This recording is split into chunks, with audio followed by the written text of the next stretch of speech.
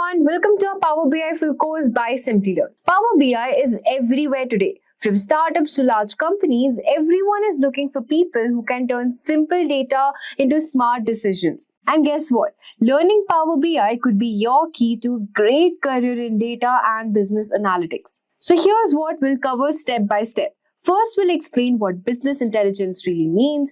Then you'll know how to create your first Power BI dashboard within minutes. We'll also show you how to clean and shape your data using Power Query and understand star schemas. You'll also get hands-on experience with DAX formulas and learn how to make your dashboard smarter using Power BI with AI. Plus, we have got top 10 business analytics skills, key business intelligence terms every analyst should know. So let's get started. And by the end, you'll be able to turn raw data into valuable insights. Also, just a very quick information, guys. If you're interested in becoming a business analyst, Simplilearn offers the perfect certification to help you achieve your goals. Now, with this course, you will learn how to solve complex business problems, and then you'll gain essential skills all aligned with IIBA Babcock V3 standards, which include CBAP and CCBA certifications. And then you'll also earn valuable certifications from IBM, attend masterclasses with IBM experts, and get hands-on experience with real-world projects and Harvard business case studies. Plus, you'll master tools like Tableau, Excel, SQL, and even cutting-edge generative AI tools like ChatGPT, DALL-E 2, Gemini, and Midjourney. So hurry up and enroll now and find the course link in the description box below and in the pinned comments. It is no surprise that business analytics and business intelligence are two of the fastest growing markets in the world. Organizations today are generating data at a rapid rate. There is a need to use this business data and make smarter decisions. Companies are looking for methods and tools to turn business data into actionable insights. This is where business analytics and intelligence can help play a critical role.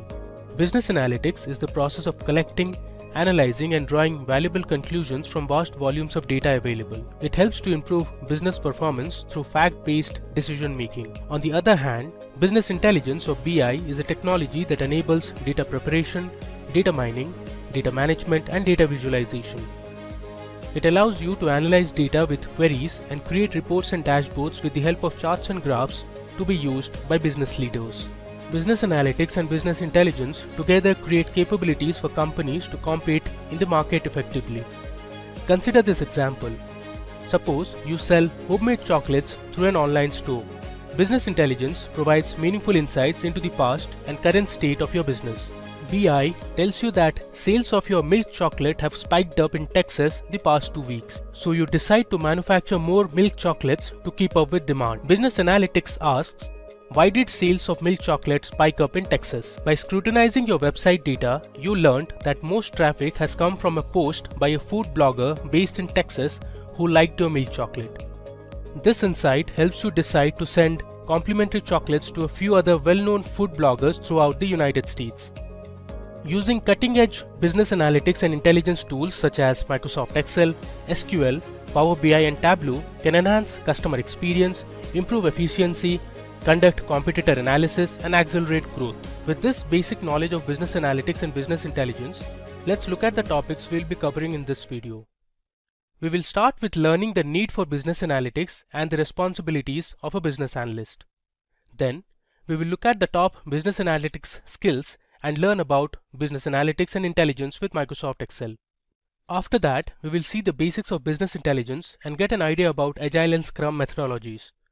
Next, we will learn to create reports and dashboards in Microsoft Excel and understand in detail how to visualize data with top business intelligence tools such as Power BI and Tableau. Let's get started. We will understand the importance of business analysts with a short and interesting story. So meet Rob. He runs a cafe in a small town far away. His cafe is one of the oldest and most popular eateries in town. Rob's cafe was hugely popular amongst customers and it was doing very well until the onset of the deadly coronavirus. Due to COVID-19, like other eateries, Rob was forced to shut down his cafe too. This took a heavy toll on his business and subsequently he lost his customers. None of his customers visited his cafe and this resulted in a huge loss for him. He knew he couldn't afford to close his business forever as it would take time for coronavirus to be eradicated. But he was lost. This situation was new to him and he didn't know how to reopen his business amidst this pandemic. After a lot of brainstorming, he recollected reading about business analysts. He remembered that business analysts are professionals who enable a change in an organization. He felt like a business analyst could help him sort out his current business problems. Hence, without wasting any time, he set out to hire a business analyst. He hired Ted, the business analyst, to help him with his ongoing business problems. Rob entrusted Ted with reopening the business. The first step Ted took was to have a discussion with Rob and understand the business problems and the objectives. That is ideally the first step a business analyst would take. On discussing with Rob, Ted learned that the business objective was to reopen the business and get at least 80% of the customer base back. In addition to that, Rob also wanted Ted to look for sustainable ways to reopen and continue the business in the long run amidst the pandemic. Ted studied the case and he came up with a few suggestions that he thought was fit for Rob's business. His first suggestion was to develop an exclusive home delivery app for Rob's Cafe. This way, Ted knew that business will improve as customers prefer home delivery in the current scenario. Next, Ted suggested that Rob has work from home meal boxes added to his menu. Many professionals are working from home currently, and having work from home meal boxes would be a good pick for such professionals in the middle of a busy day. Ted's third suggestion was to bring down the selling cost by providing discount coupons that can be utilized by customers. Having a discount will enable more customers to order from Rob's Cafe. Of course, it was not possible to get the customer base back without any sort of price cuts in the current situation. Finally, Ted suggested that Rob's staff would facilitate home delivery orders. This way, he didn't have to lay off his staff and at the same time get the home delivery running. So these were a few suggestions given by Ted. Yes, depending on the situation, business analysts can take up different approaches. So after the suggestions were accepted by Rob for the app, Ted began to make sure that the development went well by collaborating with the IT team. Ted became the intermediary between the IT team and Rob. He provided suggestions to the team, checked the app through user interface testing, and made sure that the requirements met well. The same applied to the other business requirements and changes as well. Ted held regular meetings to gauge the progress and also kept Rob in the loop and updated him with the status of the project. Attending regular catch-ups helped Rob gain an insight into the progress and give his feedback from time to time. Ted made sure that the entire case was well documented. By doing so, he could always refer to the documents in the future with similar cases as well. Ted made presentations that showed Rob the business growth after implementing the changes, and Ted always supported his presentations with data. Rob was very impressed with Ted's business approach. Such an approach not only helped Rob reopen his business amidst the COVID-19, but also helped him get 80% of his customer base back. Ted successfully brought about a positive change in Rob's business, which was highly beneficial. So that is how Ted, the business analyst, helped Rob make a business sustainable. This was the importance of having a business analyst in Rob's organization. Don't you think every organization should have a business analyst? Well, yes. Depending on the business domain and the situation, the roles and responsibilities may vary. Let's start off and have a look at a day in the life of a business analyst through a small story. So meet Angela, who is working as a business analyst in an application development firm. Her firm builds applications for clients depending on their requirements. Our next character is Rob. He is a budding entrepreneur with a vision of setting up his own e-commerce app. He plans on selling several electronic gadgets like phones, laptops, cameras, etc. on his app. So what is Rob's first step?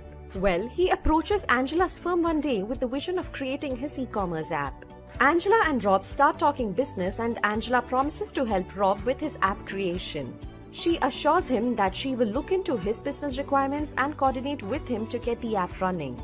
Rob is happy about it and agrees to cooperate with Angela regarding all the business requirements from his end. Angela, as we know, is the business analyst. She starts planning Rob's project and without any delay, she embarks on this project's journey. She has a set of planned steps that will help her fulfill Rob's requirements. But what are the steps she takes? Is her approach going to be effective and quick? Let's find out the answers to these questions now. Up next, you can learn about Angela's approach that helps her deliver Rob's project smoothly and without any hassles.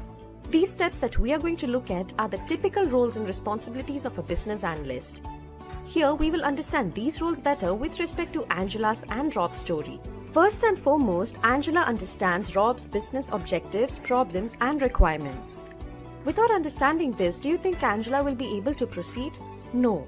Hence, a business analyst like Angela understands the problems related to Rob's business and comes up with the right solution to achieve the goals of the business. She brainstorms around what is best suited for an e-commerce app focusing on electronic gadgets. In the next step, Angela gathers all the necessary requirements.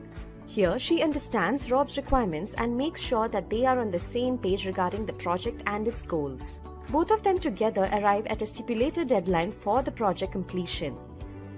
She gathers relevant information based on security of the app, the payment setup, ways to log in, cost of the products, and style, to name a few. Once Angela has an in-depth understanding of Rob's project and gathers all the necessary requirements, she starts allocating resources by keeping in mind the budget of the project. Here, she recognizes and allocates tasks and resources to the development team. BAs work closely with the development team to design the solution for a problem. Angela ensures that the development team doesn't spend their time understanding Rob's requirements. In this step, along with the development team, she finalizes the software and tools required to build the project. Angela doesn't rest until the project is delivered to Rob. She continuously monitors the progress and constantly provides her feedback to the development team with respect to the app's layout, design, and other features. She gives them suggestions in order to improve the application. In the next step, Angela collects feedback of the prototype version of the app from the users. She notes down if the prototype is fine or if it requires more work. PAs validate if the project is running fine with the help of user acceptance testing. They verify if the solution being worked on is in line with the requirements and ensure that the final product satisfies the user expectations. BAs also assess the functional and non-functional requirements. After collecting feedback, Angela moves to one of her most crucial duties, and that is building reports. Data visualization is a key skill for any BA. In order to gauge the performance of the app and get valuable insights from it, Angela builds reports using various data visualization tools like Tableau, PowerBI, and QlikView. Reports can be general reports such as detailed reports, or it can be dashboard reports such as visualized reports with multi-dimensional analysis based on display of business indicators. It is not uncommon for issues to crop up amidst this entire process. Hence, Angela conducts regular meetings with the development team and Rob to solve problems quickly. Having these meetings will help Rob understand the status of the project, and it will also help the teams proceed in the right path. Throughout this project phase, Angela makes sure to maintain transparency. On completion of the project, Angela documents and presents the project findings to Rob. Generally, business analysts present the project outcomes to the stakeholders and clients along with maintenance reports. Angela notes down all the project learnings and details in a concise manner. This will help her take better decisions in the future, and these documents will save her time while implementing the next project.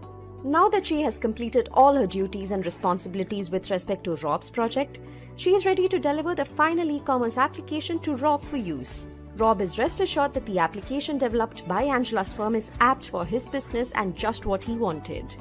Angela's streamlined approach made it easier for the project to be delivered within the stipulated time period. Rob is happy, and I'm sure he will come back to Angela's firm for projects in the future.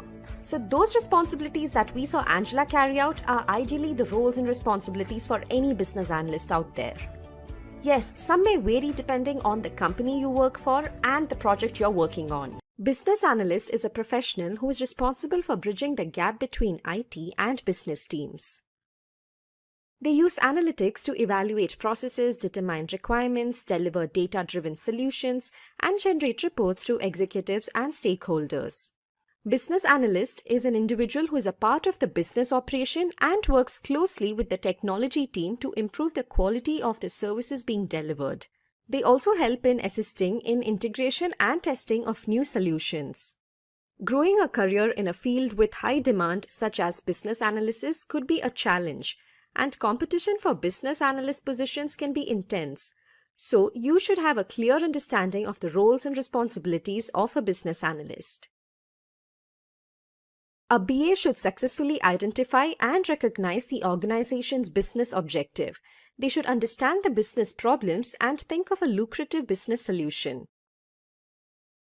They need to understand and collect the business requirements from clients and stakeholders, allocate the right resources, and improve the existing business.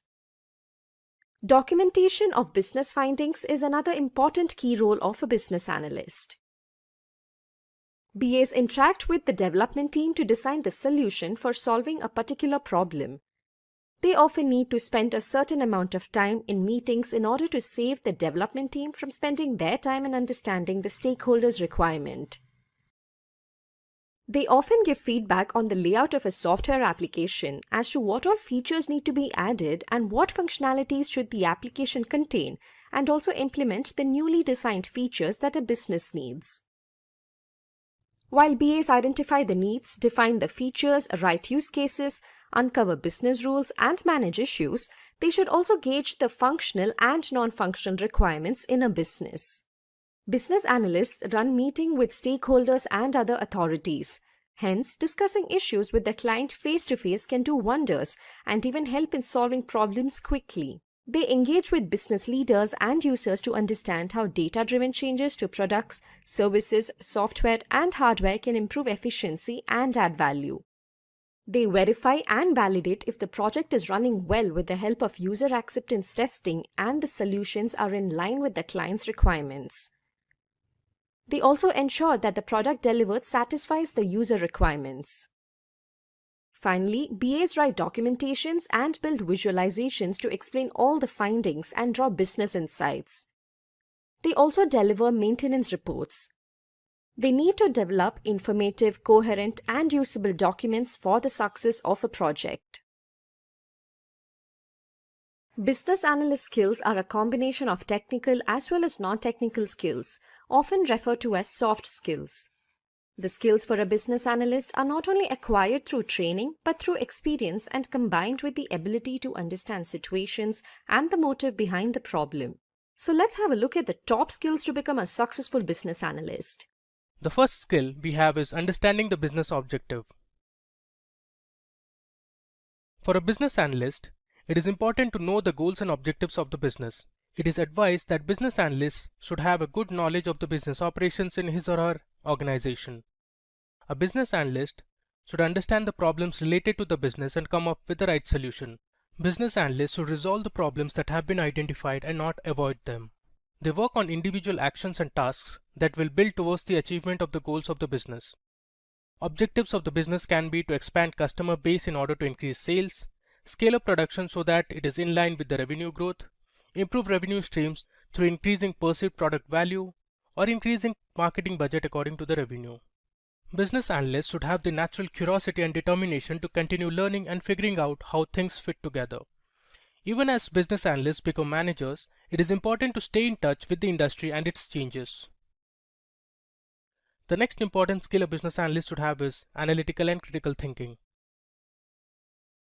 Now there is a famous quote by Thomas Alva Edison which says, 5% of the people think, 10% of the people think they think, and the other 85% would rather die than think. Business analysts are paid to think.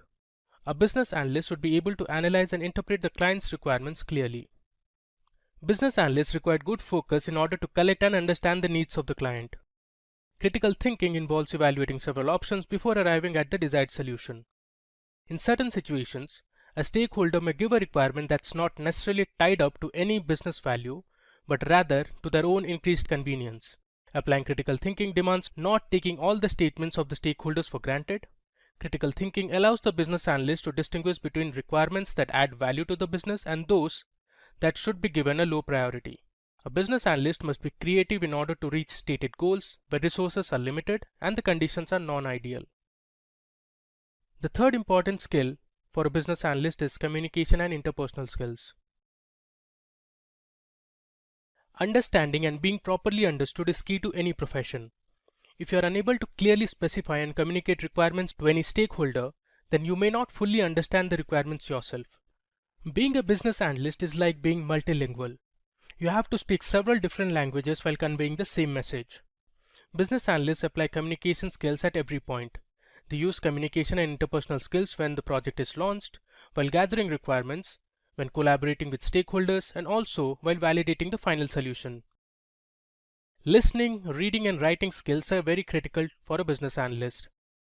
They should be capable of facilitating meetings, Business analysts use verbal and written communication to convey ideas, concepts, facts, and opinions to a variety of stakeholders. Non-verbal communication skills enable the effective sending and receiving of messages, but not limited to body movement, posture, facial expressions, gestures, and eye contact. Effective listening allows the business analyst to accurately understand information that is being communicated verbally. Fourth in our list of skills, we have negotiation and cost-benefit analysis. Being a successful business analyst requires working with and interacting with many people. These people include clients, business leaders, project team members, project stakeholders, vendors, private sector representatives, industry leaders, and so forth. Business analysts negotiate at every turn during the course of a project. At the initial stage of a project, negotiation skills are used to determine what should be included in the vision of the project. As details emerge, negotiation skills are used by all parties involved to determine which requests become requirements and which requirements have higher priority. As the project progresses, negotiation skills help to determine the functional design which fulfill the requirements. Technical decisions also require negotiation skills.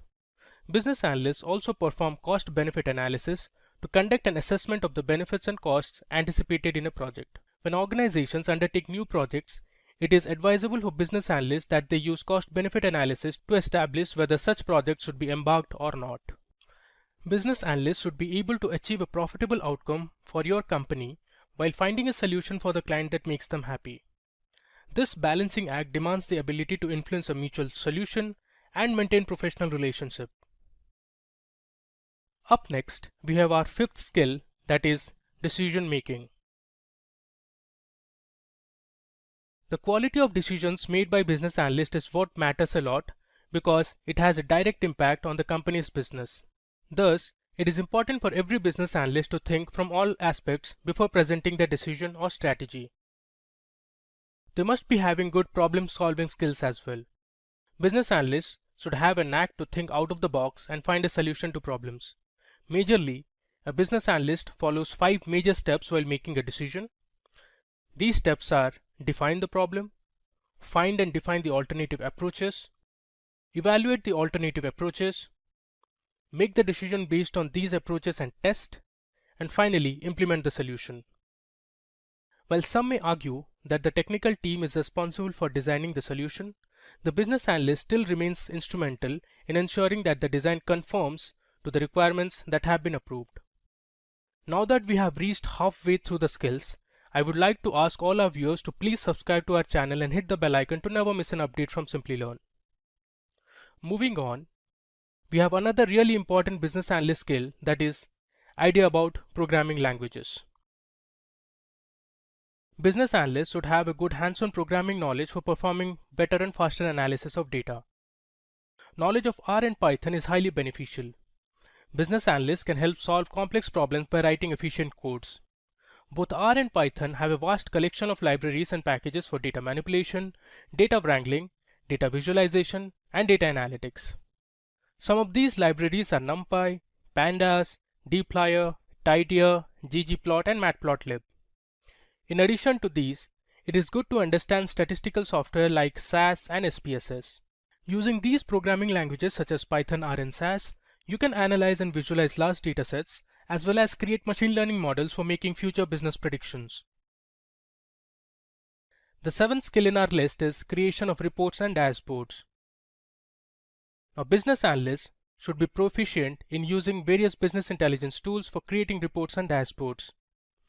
Reports created by business analysts can be general reports such as detailed report, grouped report, cross-tab report, column report, query report, data entry report, etc. Or it can be dashboard reports such as visualized report with multi-dimensional analysis based on display of business indicators. Dashboard reports are developed by business analysts to solve business decision-making problems. Different from the tabular interface of the general report, the dashboard report adopts the canvas-like operation interface. Knowledge of Tableau, Power BI, and ClickView are required to make different types of reports depending on the business requirements. Now, the eighth skill in our list of skills is database and SQL. Business analysts often work with data that is structured in nature. Hence, To store and process this data, they should have knowledge of relational databases such as Microsoft SQL Server, Oracle Database, MySQL Database, as well as NoSQL databases. Also, having hands-on experience with SQL is a must for a business analyst to access, retrieve, manipulate, and analyze data. So they should be able to write data definition and data manipulation commands such as create, update, delete, and insert. Microsoft Excel is the ninth skill in our list. Excel is one of the oldest and most popular and powerful analytics and reporting tool used in the industries for working with data. Business analysts use Excel to perform various calculations, budget analysis, and data analysis to derive meaningful insights and take decisions. They sort, filter, and create pivot tables to summarize the data. Business analysts can also create different charts and graphs using Excel to generate dynamic reports related to a business problem. Business analysts can use Excel to create revenue growth models for new products based on new customer forecasts. When planning an editorial calendar for a website, business analysts can list out dates and topics in a spreadsheet. When creating a budget for a small product, they can list expense categories in a spreadsheet, update it monthly, and create a chart to show how close the product is to budget across each category. Business analysts can calculate customer discounts based on monthly purchase volume by product. They can even summarize customer revenue by product to find areas where to build strong customer relationships. And finally, in the list of skills we have documentation and presentation. You could have all the industry experience in the world, but if it's paired with poor business analyst practices, you could be more of a risk to the organization than a business analyst with no industry experience at all.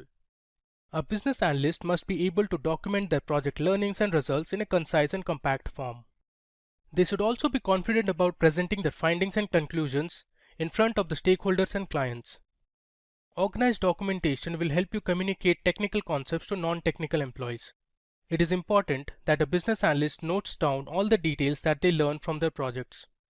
This will help them take better decisions in the future. Also, if similar problems arise at a later stage, they can implement the same solution, thereby saving a lot of time and unwanted problems. While business analysts are generally not responsible for making decisions regarding project solutions, decision-making skills are still important for understanding, gathering, and presenting relevant information to assist decision makers with selecting the optimal solution. With that, we have covered our top skills for a business analyst. If you have any questions related to the skills that we roadmap that depicts what a fresher needs to possess to become a business analyst. First, they need to have a graduation degree in a related field. Then, knowledge of SQL and relational database is very important. Thirdly, a fresher should have good hands-on experience with programming languages, and that's a prerequisite. And finally, they need to have good communication skills to nail the role of a business analyst.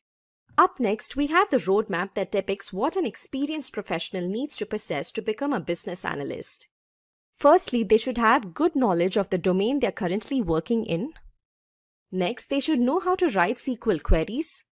An experienced professional should be good with programming languages. In addition to that, they need to have good communication and negotiation skills. Finally, they should be good at creating interactive reports using business intelligence tools. In addition to that, having a certification offered by International Institute of Business Analysis, such as Certified Business Analysis Professional, would be highly beneficial. Now let's see what Power BI is. Power BI is a business analytics service provided by Microsoft that lets you visualize your data and share insights. It converts data from different sources to build interactive dashboards and BI reports. As you can see, we have an Excel data about sales. Using this data, Power BI helps you build different charts and graphs to visualize the data. Now that we have understood what Power BI is, let us look at the important features of Power BI. First is Power BI Desktop. Power BI Desktop is a free software that you can download, and it allows you to build reports by accessing data easily. For using Power BI Desktop, you do not need advanced report designing or query skills to build a report. Second, as already discussed, Power BI supports stream analytics. From factory sensors to social media sources, Power BI assists in real-time analytics to make timely decisions. Third, support for multiple data sources is one of the major features of Power BI. You can access various sources of data such as Excel, CSV, SQL Server, web files, etc. to create interactive visualizations. And finally, custom visualization. Custom visualization is another vital feature of Power BI. While dealing with complex data, Power BI's default standard might not be enough in some cases. In that case, you can access the custom library of visualization that meets your needs. Let us jump into discussing the various components of Power BI. As you can see, there are 6 major components of Power BI. Now let's discuss them one by one. First is Power Query. Power Query is the data transformation and mashup engine. It enables you to discover, connect, combine and refine data sources to meet your analysis need. It can be downloaded as an add-in for Excel or can be used as part of Power BI Desktop. Second, we have Power Pivot. Power Pivot is a data modeling technology that lets you create data models. It also allows you to establish relationships and create calculations. It uses data analysis expression language or DAX to model simple and complex data. Third, we have Power View. Power View is a technology that is available in Excel, SharePoint, SQL Server and Power BI. It lets you create interactive charts, graphs, maps and other visuals that brings your data to life. Next, we have Power Map. Microsoft's Power Map for Excel and Power BI is a 3D data visualization tool that lets you map your data and plot more than 1 million rows of data visually on Bing Maps in 3D format from an Excel table or data model in Excel. Then we have Power BI Desktop. Power BI Desktop is a development tool for Power Query, Power Pivot and Power View. With Power BI Desktop, you have everything under the same solution and it is easier to develop BI and data analysis experience. Finally, we have Power Q&A. The Q&A feature in Power BI lets you explore your data in your own words. It is the fastest way to get an answer from your data using natural language. An example could be, what was the total sales last year? Once you have built your data model and deployed that into Power BI website, then you can ask questions and get answers easily. Now, let's see what Power BI Service is. Power BI Service is the software as a service part of Power BI. It is also referred as Power BI Online. To access Power BI Service, you need to log into app.powerbi.com. Now let me show you that. I'll go to Google, I'll open a new tab and search for app.powerbi.com. It's loading. But this is how the homepage of Power BI Service looks like.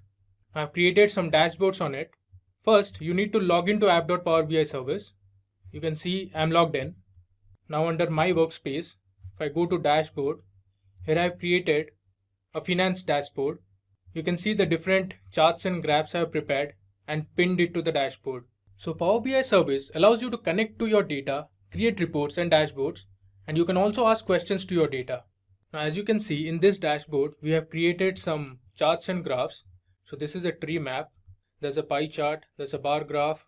Below you can see there are line charts and donut charts. It tells you the total sales that were made, the total number of units sold, the sales by product, sales by country, sales by segment, and lots more. One of the key features of Power BI is creating dashboards from multiple reports and datasets. Power BI Dashboard is a single-page visualization to tell a story. The visualizations on a dashboard are generated from multiple reports and each report is based on one dataset.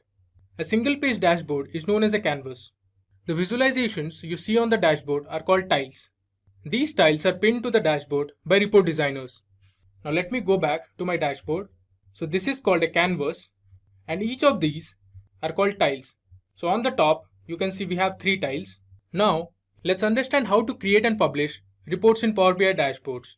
Power BI allows you to create different reports on Power BI Desktop. These reports can be published on the Power BI dashboard using Power BI Service. Here you can see there is a Power BI report created on Power BI Desktop. If you click on Publish, it will take you to the Power BI Service where you can build a dashboard. Here is the button for Power BI Publish. Once you click on Power BI Publish, it will take you to the dashboard.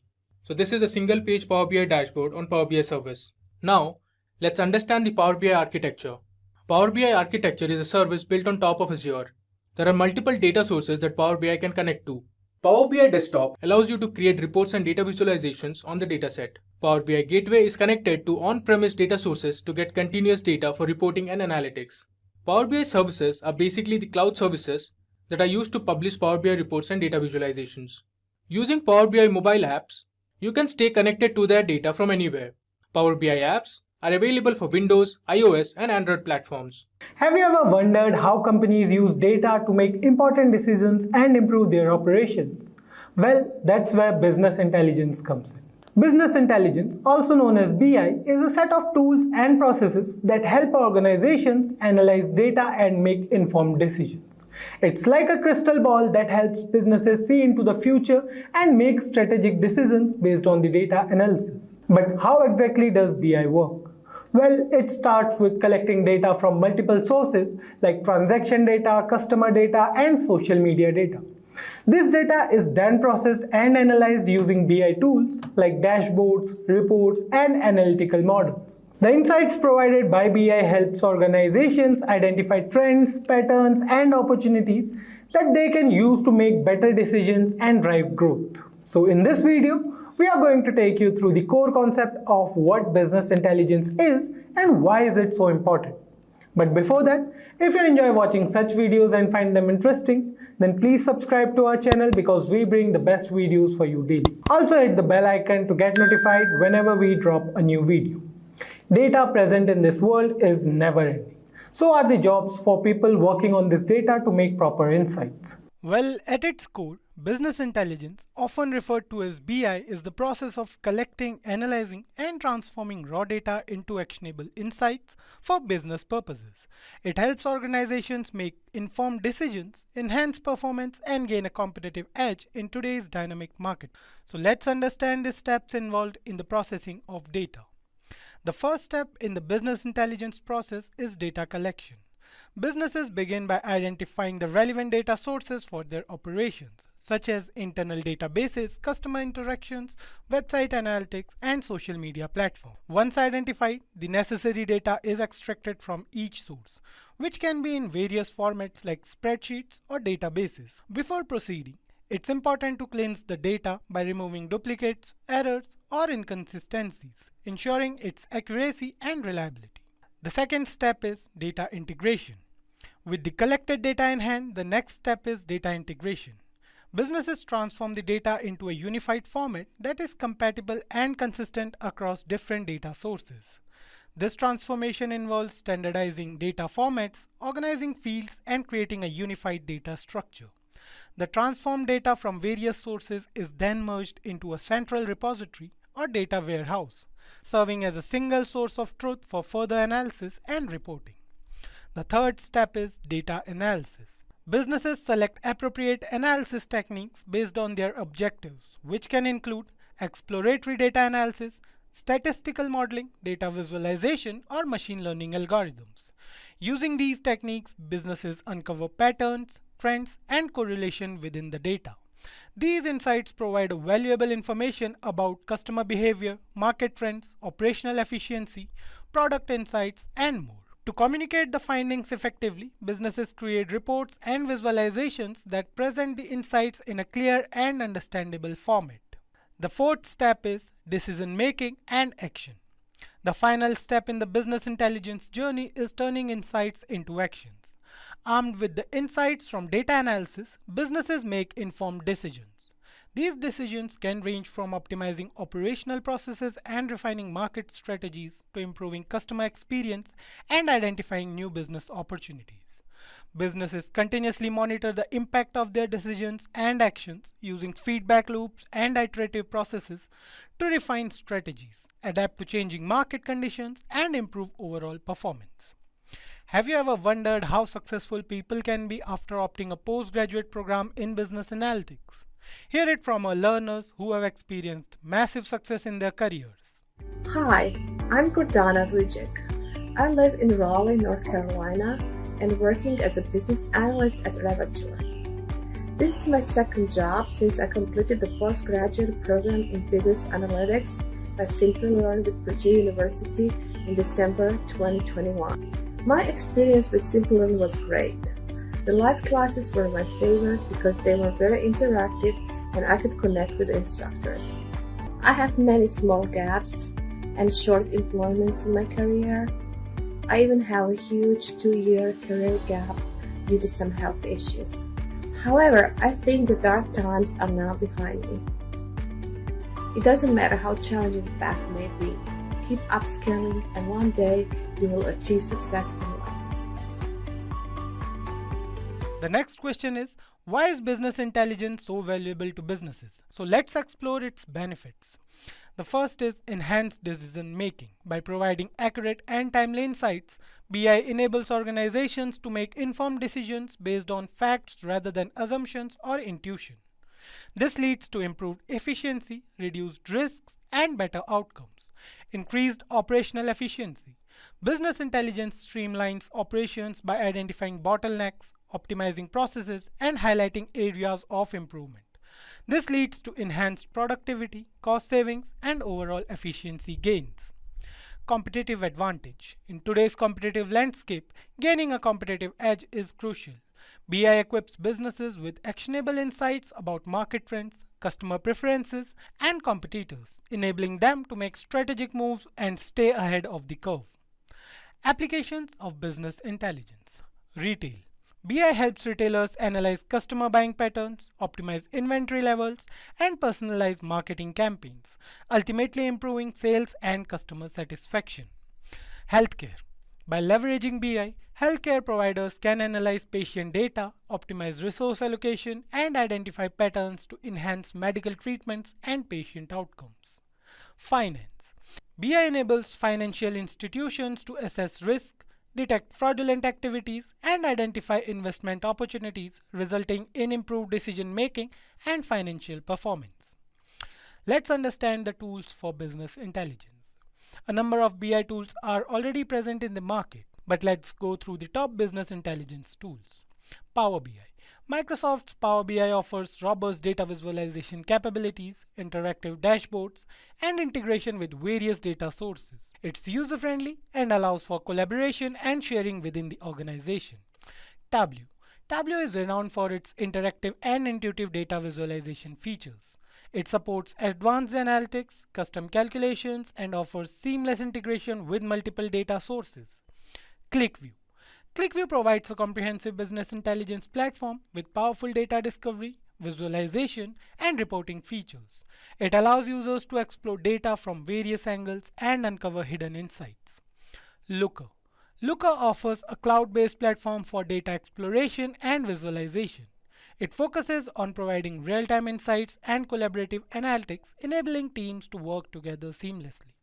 So there you have it, folks. Business intelligence is an essential tool that can help businesses succeed in today's marketplace. Let's do some practical hands-on demo with Power BI. So this is how the Power BI desktop interface looks like. On the left, you have the report view, the data view, and the model view. The report view is where you visualize your data with different charts and graphs to build reports.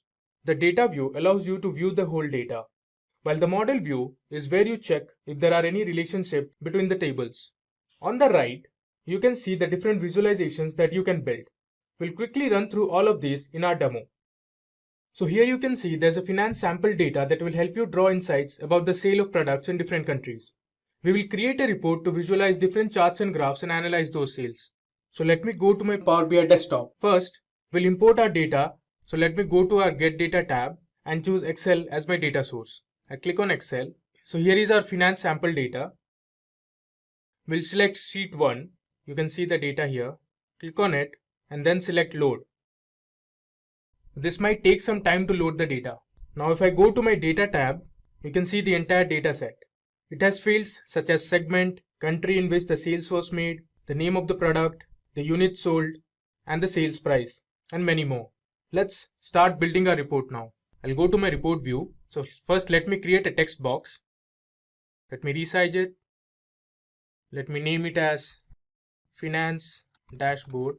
We'll increase the size of the text. We'll use font Consolas, center it. We'll also add a background to this. We use blue color, change it to white, and increase the size. Now, let me first show you how you can create a matrix. I'll go to Visualizations and click on Matrix. Let me resize it. From the Datasheet tab, I'll select Sales and drag onto Values. So you can see the total number of sales that were made. Now, let me do some formatting. So I'll go to the Format tab, click on Column Headers. Let's add a background color and let me increase the text size to 20. Similarly, under Values, we'll increase the size of the text to 20 as well. We can also click on border and choose the color of the border. May take as, let it be black. So this is a simple matrix that we created which shows the total number of sales that were made. Similarly, let me choose matrix once again. Now we'll drag on the units sold onto values. We'll continue with the same drill. Under column headers, we'll add a background. This time let's choose some other color, and under values, let's increase the size of the text to 20. Even for the column headers, let's increase the size of the text to 20. Again, we'll switch on border. Let me resize a bit.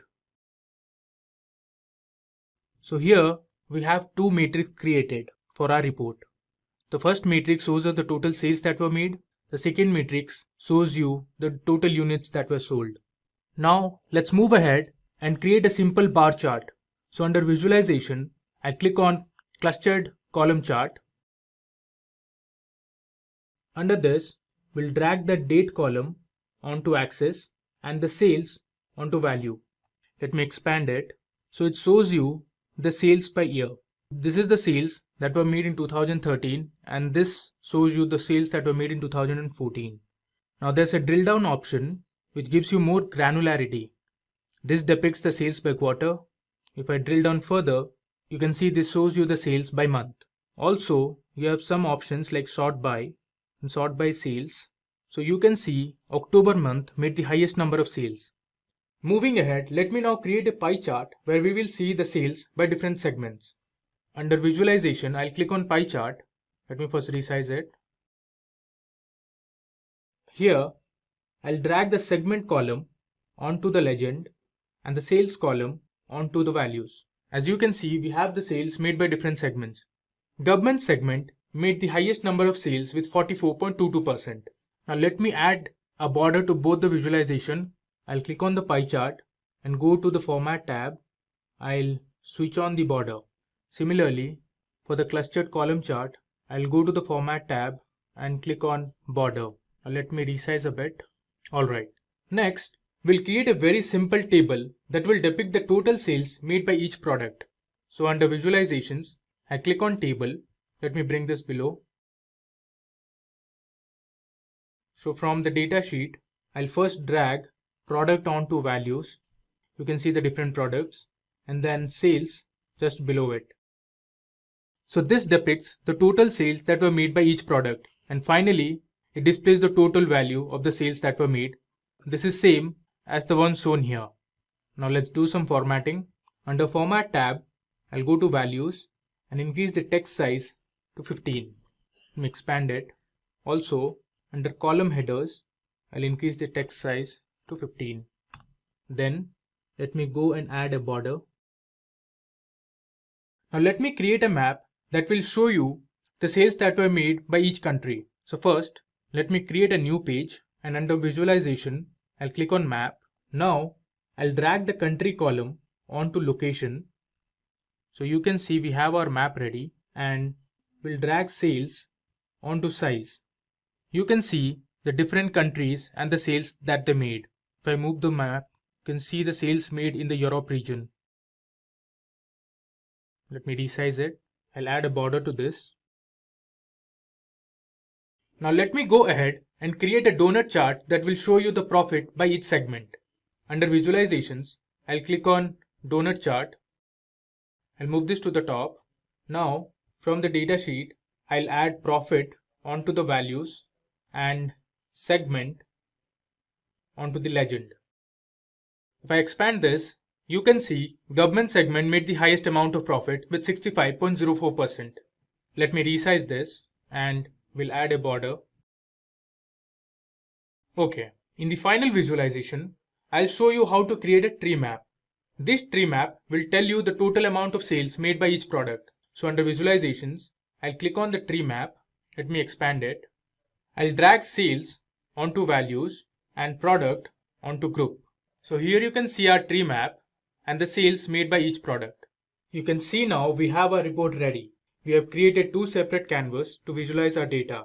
Now, if you want to change the color of these bars, you can simply go to the Format tab, and under Data Colors, you can choose whichever color you want. In Power BI Desktop, you have an option to switch your theme. This will make your dashboard or the report look more attractive. So now we are under the default mode. Let's try out different themes. That's Frontier, it's Temperature, Solar, which is a little yellowish. The one which I like is Tidal. I hope this was helpful in making you understand the basics of Power BI and how it works. You learned the various features and the components of Power BI and looked at the architecture of Power BI. Finally, you saw a demo to create a report using finance dataset.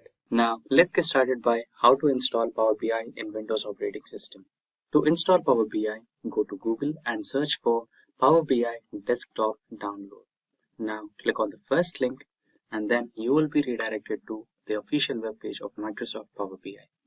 Here, you have to scroll a little towards bottom and select your language, which is English, and then click on Download. This will give you two options. So based on your processor, select one. My system is 64-bit, so I'll be selecting this one. Now download. The file will be 558 MB, so it might take a little time. Now you can see your Microsoft Power BI is getting downloaded. So if we go into the download section, you can clearly see it. So here it is getting downloaded. It might take a little time.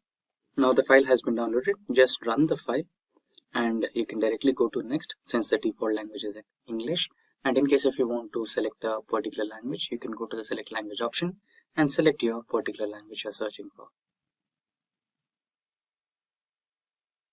It might take a while.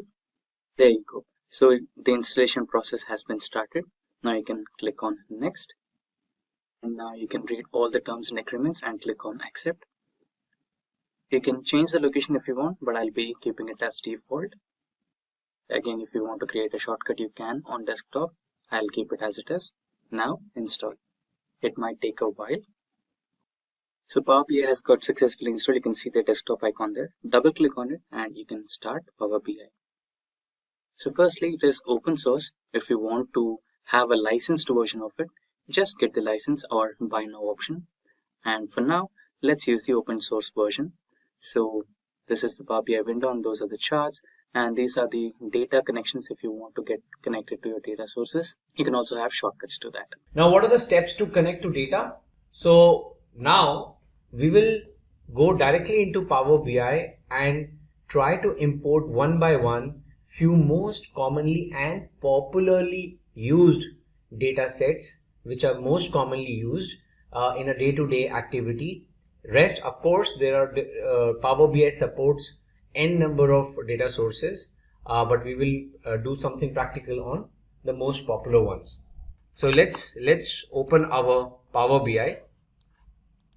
Now this is my Power BI, and first I want to show you that how can I import data directly from a web page and import the data.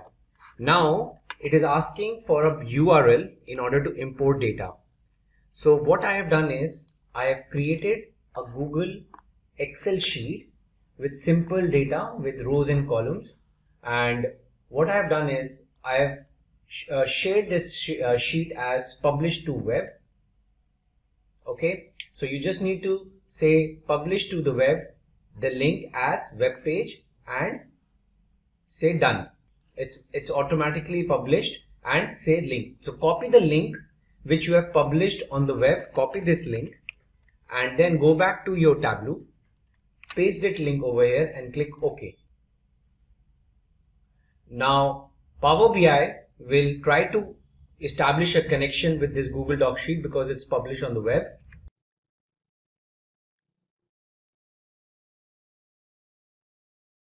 You need to wait for a while it is reading. Okay, now it has read one of the HTML tables, so I'll select this one. Now you can see it is showing me a preview of the table which is there on my Google sheet, right? It has 11 rows, so it has all showed all the 11 rows. So now I can go and transform this data because I can see my headers are there starting from the second row. So there's an opportunity for me to transform the data. So I'll go and transform it so that it looks clean. Okay, So first is I need to remove the first row, which is the null row, remove the top rows. Okay, and then I need to use the first row now as a header. So you just click this option, use first row as headers. That's it. So now if you see my row ID, order date, ship date, all my data is now ready. So I can say close and apply. Click apply changes. Now this is an example of web data import. You can go and preview your data. Right? Now the biggest advantage of this data connection is that it's a live data. So for example, I insert another row.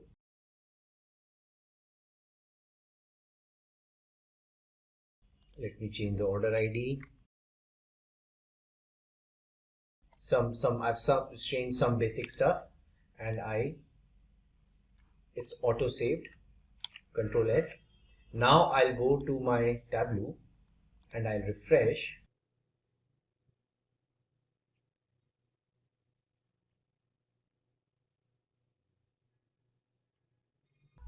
Now you can see as I refreshed my Power Query Editor, I clicked refresh all and I got my new row which is there in the live data. I got that fetched from my, okay, I got that row, the row ID number 12. So I have to say close and apply.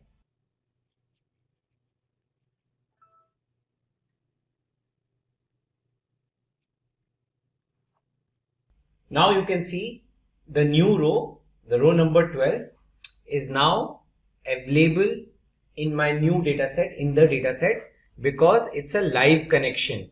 It's a live connection with the web-based Google Sheet. Okay, so this is one important way in which you can import data. Now let's try to import data from a text file. Now I have already prepared a text file called subcategories.txt. Now let me just open it in a notepad. Now it's a very plain simple file, tab separated file in which you have product subcategory ID, subcategory name and product category key. So basically to which product category this particular subproduct belongs to, right? So what I'm going to do is I'm going to go back to my get data option and I'm going to select text/CSV option and I'm going to select option mod product subcategories.txt. Okay, so now Power BI has identified that it's a tab delimited file, it has recognized the headers, etc. right, and I can now directly load this file. Okay, so now once the data is imported in Power BI, it is like irrelevant to me. It's a composite data import I am doing, right? So in my presentation, when I am talking about importing data, there are different importing modes, right? Data import can happen through different ways. Okay, one is direct query mode, in which I create a live connection to the database, which I'll also show you using MySQL and MS SQL Server. And also you can do a composite mode in which you can have data imported from Excel, plus you can have direct query modes. So you can have multiple modes to connect and create a composite data model, and that's what we are doing right now in our practical. So what we are doing over here is, one, we have imported data from the web. Second, we have imported data from a text table. Now after doing text, now our next task is to import from CSV. Let's try another one. So now I have imported product subcategory. Now I'll import a CSV file. So again I'll choose the option text/CSV, and now in this CSV file, let me open this CSV file and show you what is it. So this is a list of all my products, product key, product subcategory key, products, stock keeping unit, etc. A simple CSV file, and I'm going to import that. Okay, so now it is identified the delimiter is comma rather than a tab, and it has already recognized the headers correctly, so I'll load it. Okay, so now my products are there, product subcategories are there. For product categories now, what I have done is I have created a Excel mode now. So now Excel I'm using to import my product category. So now I have to click on the option of import data from Excel, and I'll say product categories. Select the sheet, load, and now so my products, product categories, product subcategories, though with different data storage types, but still now the data is imported into Power BI. It is a composite data model. Now another very important data type which you can import is the PDF also, right?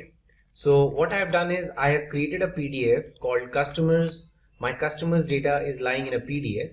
So what I have done is I have created a PDF which has data for some columns are there, like customer key, prefix, first name, last name, birth date, marital status, gender, email address, annual income, total children, etc., etc. So this is the data set which I have created in PDF. So what I'm going to do is I'm going to select PDF now and import customers.pdf, and see it has recognized my table on page 1 which I'm going to load. Okay, you can rename this as PDF table.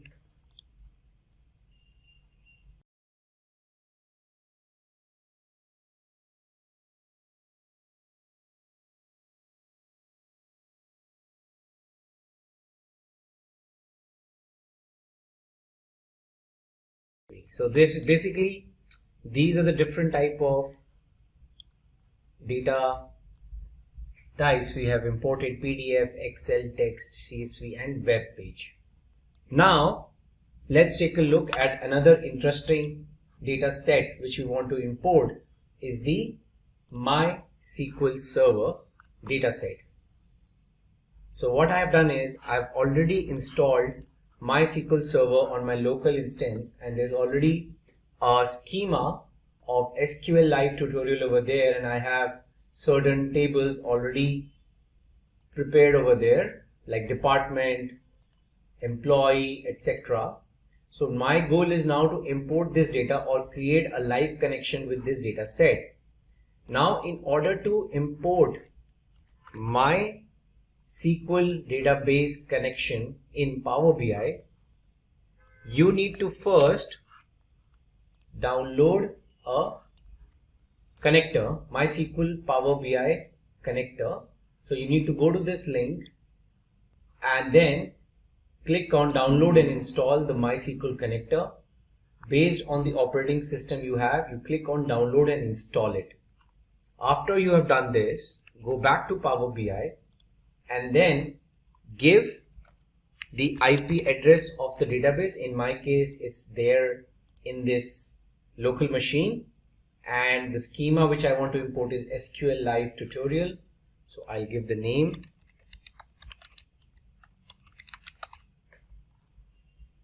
click connect. Okay, now it's connected. So now it is asking me which particular tables you want to create a connection with. I'm choosing department and employee, and I'm just loading them.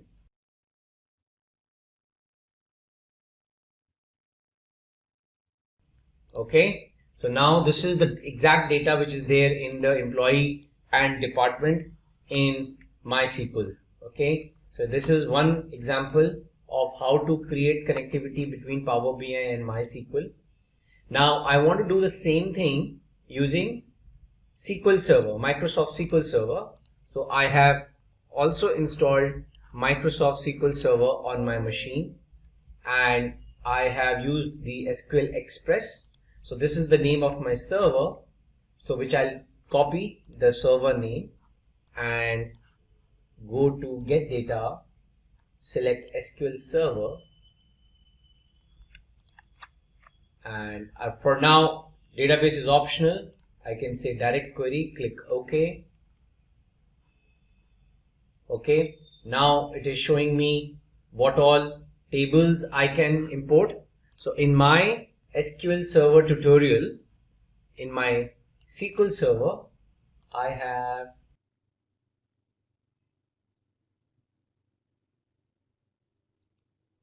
these three tables: customers, employee attrition, Olympic events. So I can use probably the customers one, which is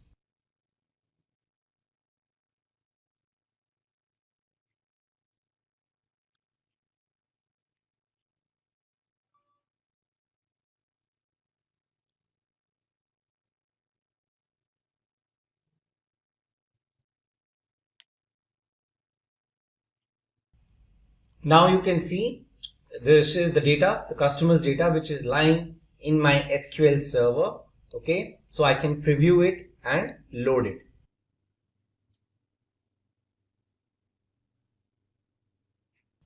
So now you can preview the data in Power BI. That this is the data. So I can rename as customers from MS SQL, and this is from MySQL, and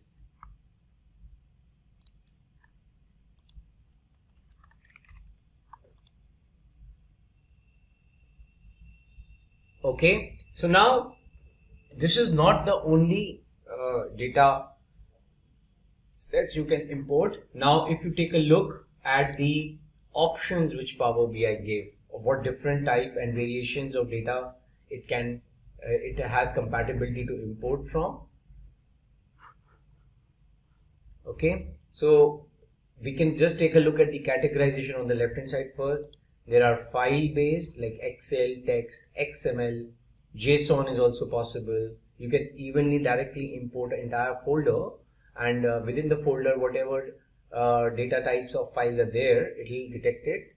PDF, Parquet, or even SharePoint folder, which is itself a Microsoft technology. Then different kind of databases, SQL Server and MySQL we just saw, but it's not only limited to this. You can connect to Microsoft Access, SSAS, Oracle database, IBM DB2, Postgres, Sybase, Teradata, and then SAP databases, Amazon, Redshift, Impala, Vertica, Snowflake, and n number of databases which are there in the market today, Amazon, etc. Then it also allows you to connect with its own Power platforms, Power BI platforms, data marts, Power BI data flows, Dataverse, etc. Azure, there are different kind of storage mechanisms in Azure, and Azure itself is a Microsoft technology, so it has a compatibility with a lot of Azure based data storages like Azure SQL database, blob storage, Azure Databricks, right, Azure HD Insight, Spark. So if you have those kind of services running on your Azure cloud services, you can even import them over here.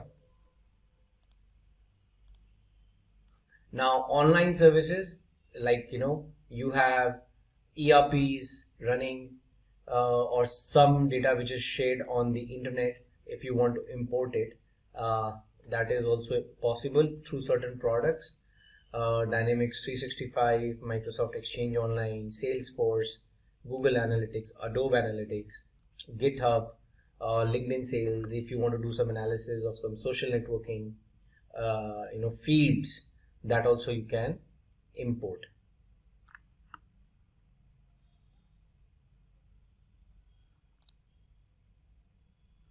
Then other miscellaneous are also there: web-based, Hive, R script, Python script, if there's something to import, get data from. Google Sheets, like we saw one example in our video right now. So there are multiple options available. Now once you have imported the data which is relevant to you, in our subsequent sessions we will see how to create relationships, but just giving you a glimpse that whatever data you are importing, Power BI auto detects certain relationships and it will create for you, but then you can go and manually also change. So this is the composite data model which is getting created in the backend while you are importing the data. You can easily go and manage these relationships, either keep them as is, you can delete and create new ones manually. So there is no limitation in that.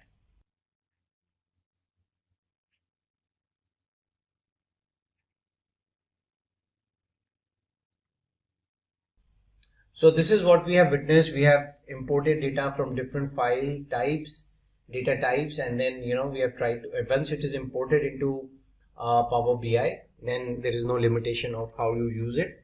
You can create visualizations across different data sets and then create your standard reports.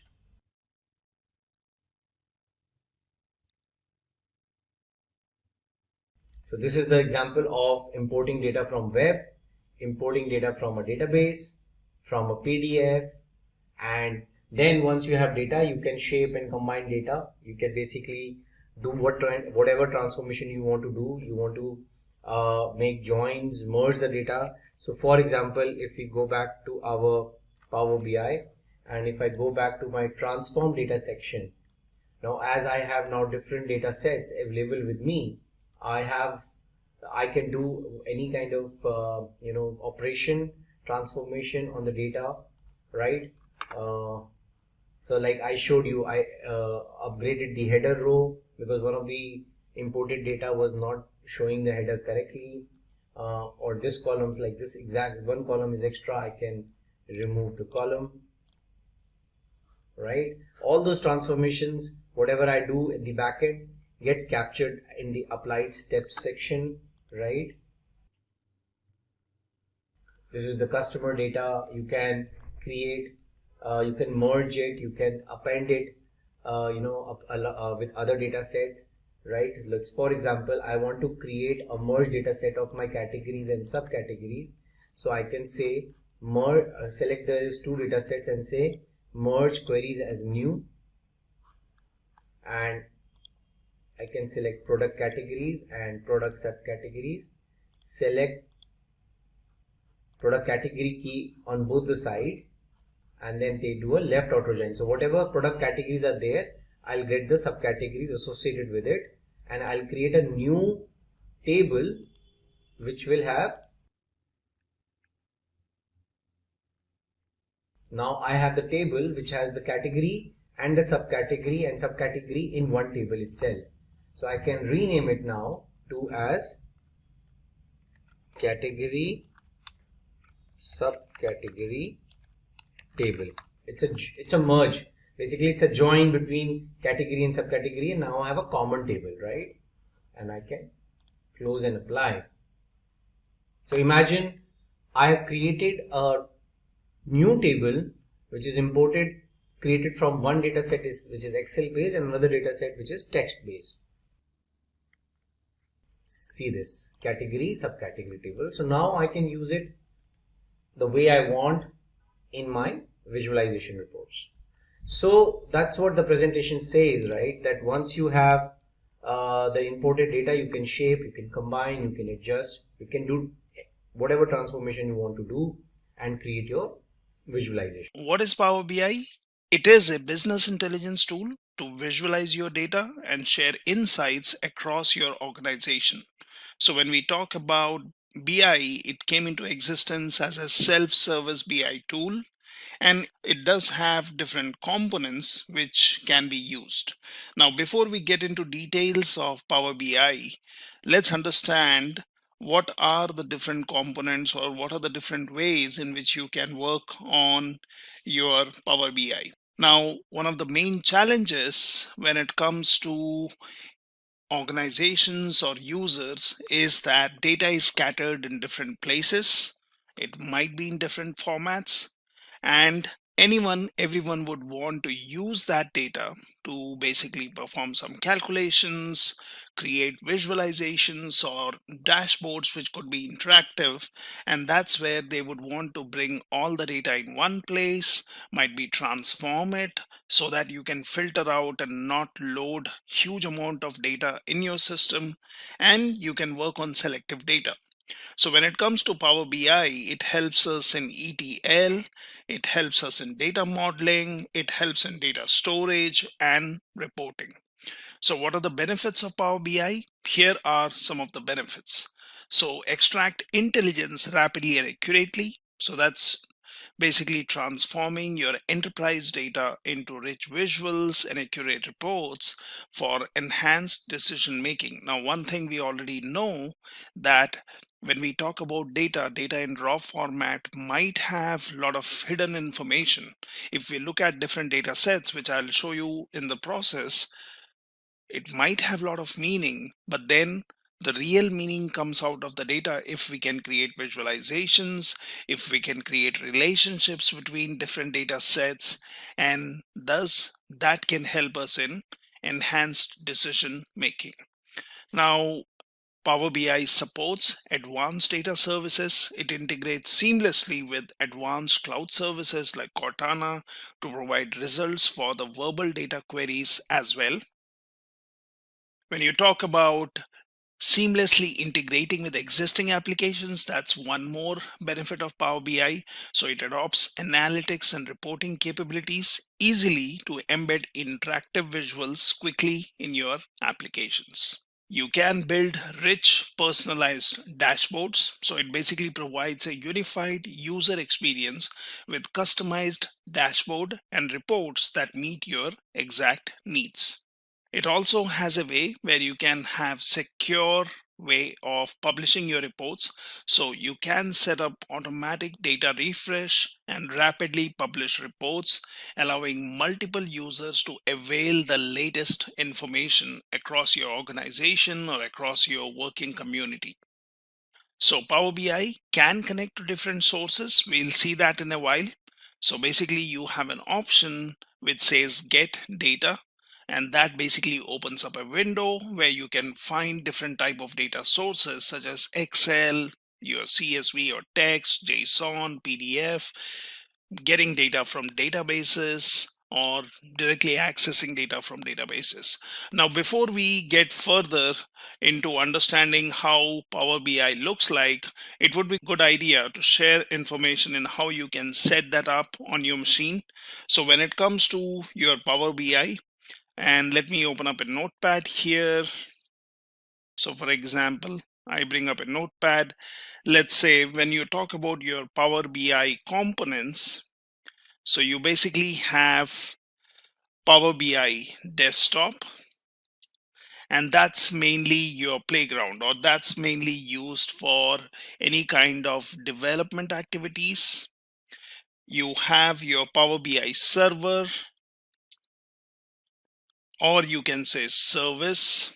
Now this one is where you would make reports online and share or make them available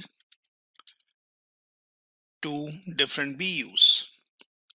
Now that's one more component of Power BI. And then you also have your Power BI mobile, which is mainly for viewing the information, or I would say viewing reports. So these are the three main components. We can also look at the licensing information of these. So these are the main. So Power BI desktop is something which you can set up on your laptop or on your machine.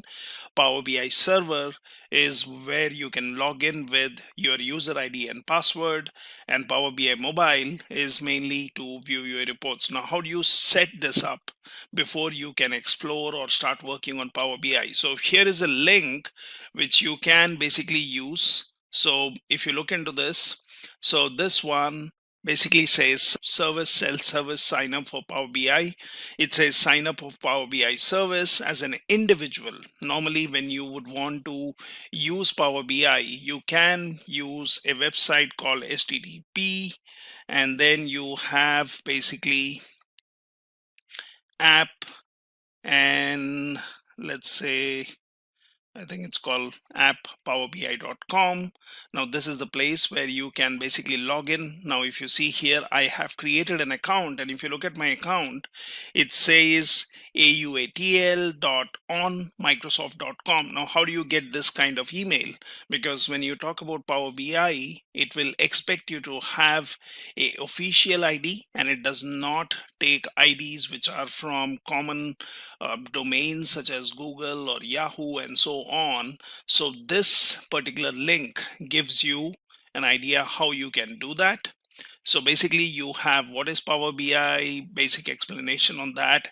It says signing up for Power BI service. So Power BI desktop, it's a totally free download. And then you have mobile apps, also a totally free download. And here it says that what kind of email addresses it supports.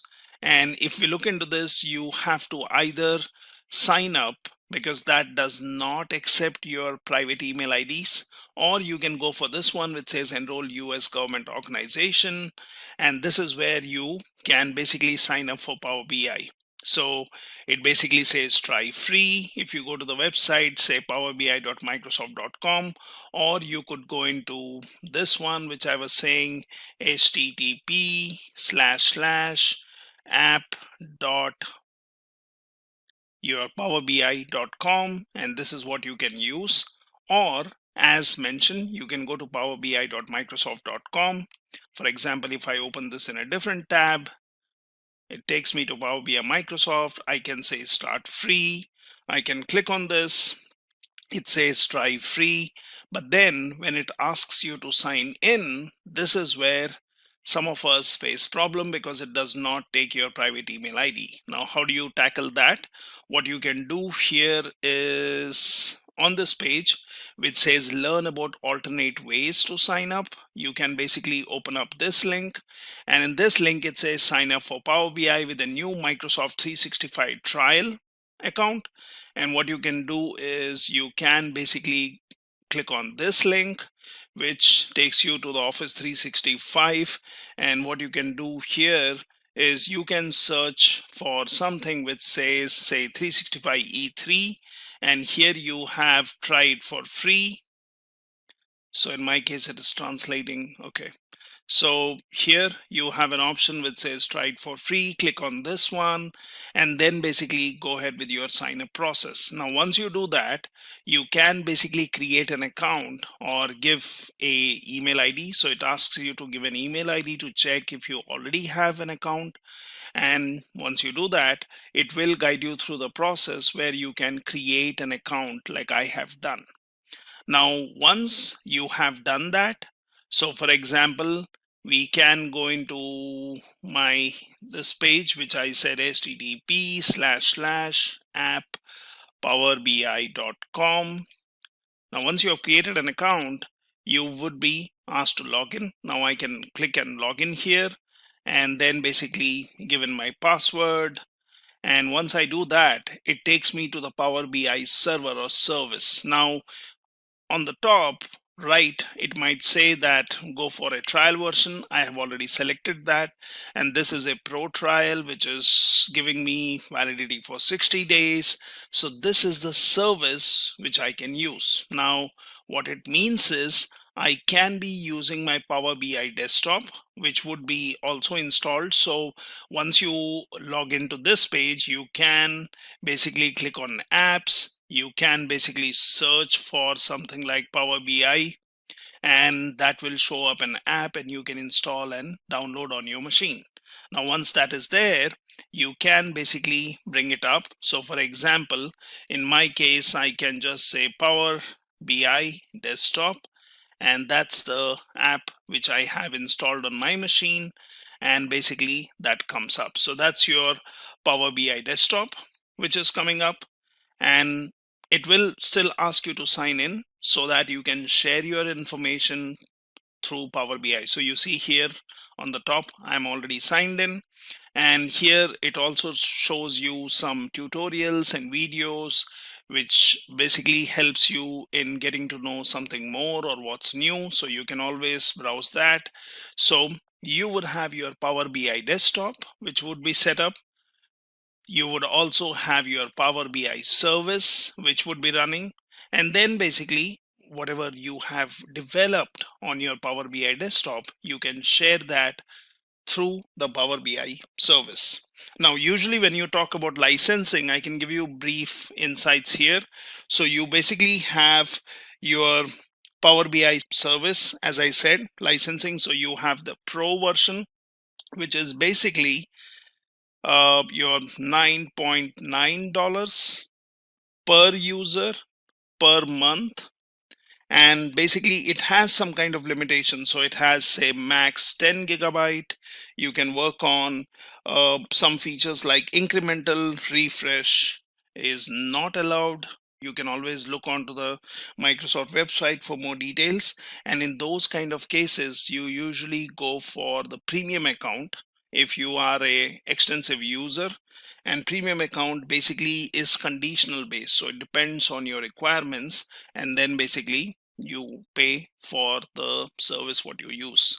So that's mainly about your servicing. Now when you talk about your server and service, as I said, it is basically making your reports online and sharing and making them available to different BUs. So that is the highlight. So when you talk about sharing reports, that's one of the things. You have anomaly detection, that's also possible here. You can talk about automation of reports. You have security, that is, you can go for role based or role level based kind of security implementation. All those are some of the features of your Power BI server and service. So it is good to know and basically have your desktop and Power BI service set up. Now once you have that, then you basically have your Power BI. Now when you talk about your Power BI, it basically helps you with various things. So this is how easily you can have it set up, and then basically you can explore this. So for example, as I was saying, Power BI can connect to different data sources. Now I do have an option here which says get data. I can click on this and that shows me all the different data sources. I can even click on more if I am interested in looking what more Power BI desktop tool helps me to do. So it shows me all the different ways in which you can get the data. You see here the servers, so the database services, your folders, your different formats. You can click on file formats or databases. You can look at Power Platform. So if basically you are connecting to a platform and getting some services, you can connect to the cloud, that is Azure. You have online services, and then you have other options. So these are all the ways in which you can get your data. When you talk about visualizations, you see a lot of visualization options here which can be used once your data is loaded, and I will explore and explain more about this. So you have something called as insert, wherein you can go in for different visuals or different types.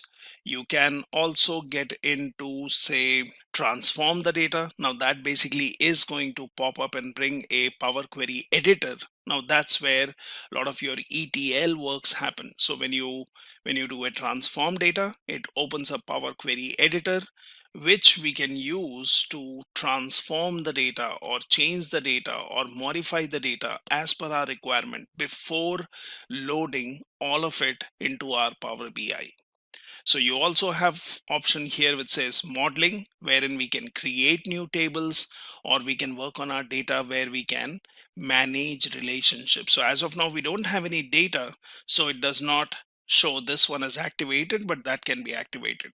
This is where you can view your reports. So this is, in short, exploring your Power BI. We'll see what are the different options which we can use here.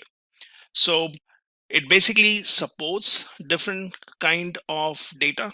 So when we look at the visualization pane, that basically allows us to create different kind of visualizations here, and we will understand that. So you can basically visualize on your different data and create different kind of charts, graphs, maps, and basically derive insights from your data.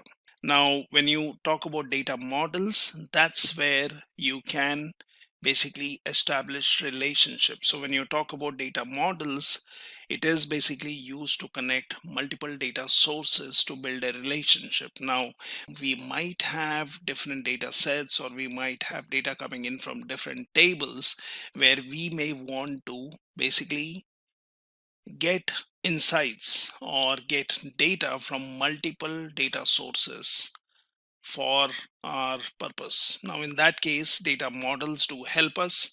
So for example, if you have two tables, let's look at the standard tables. So you have products lookup table, and you also have the sales table.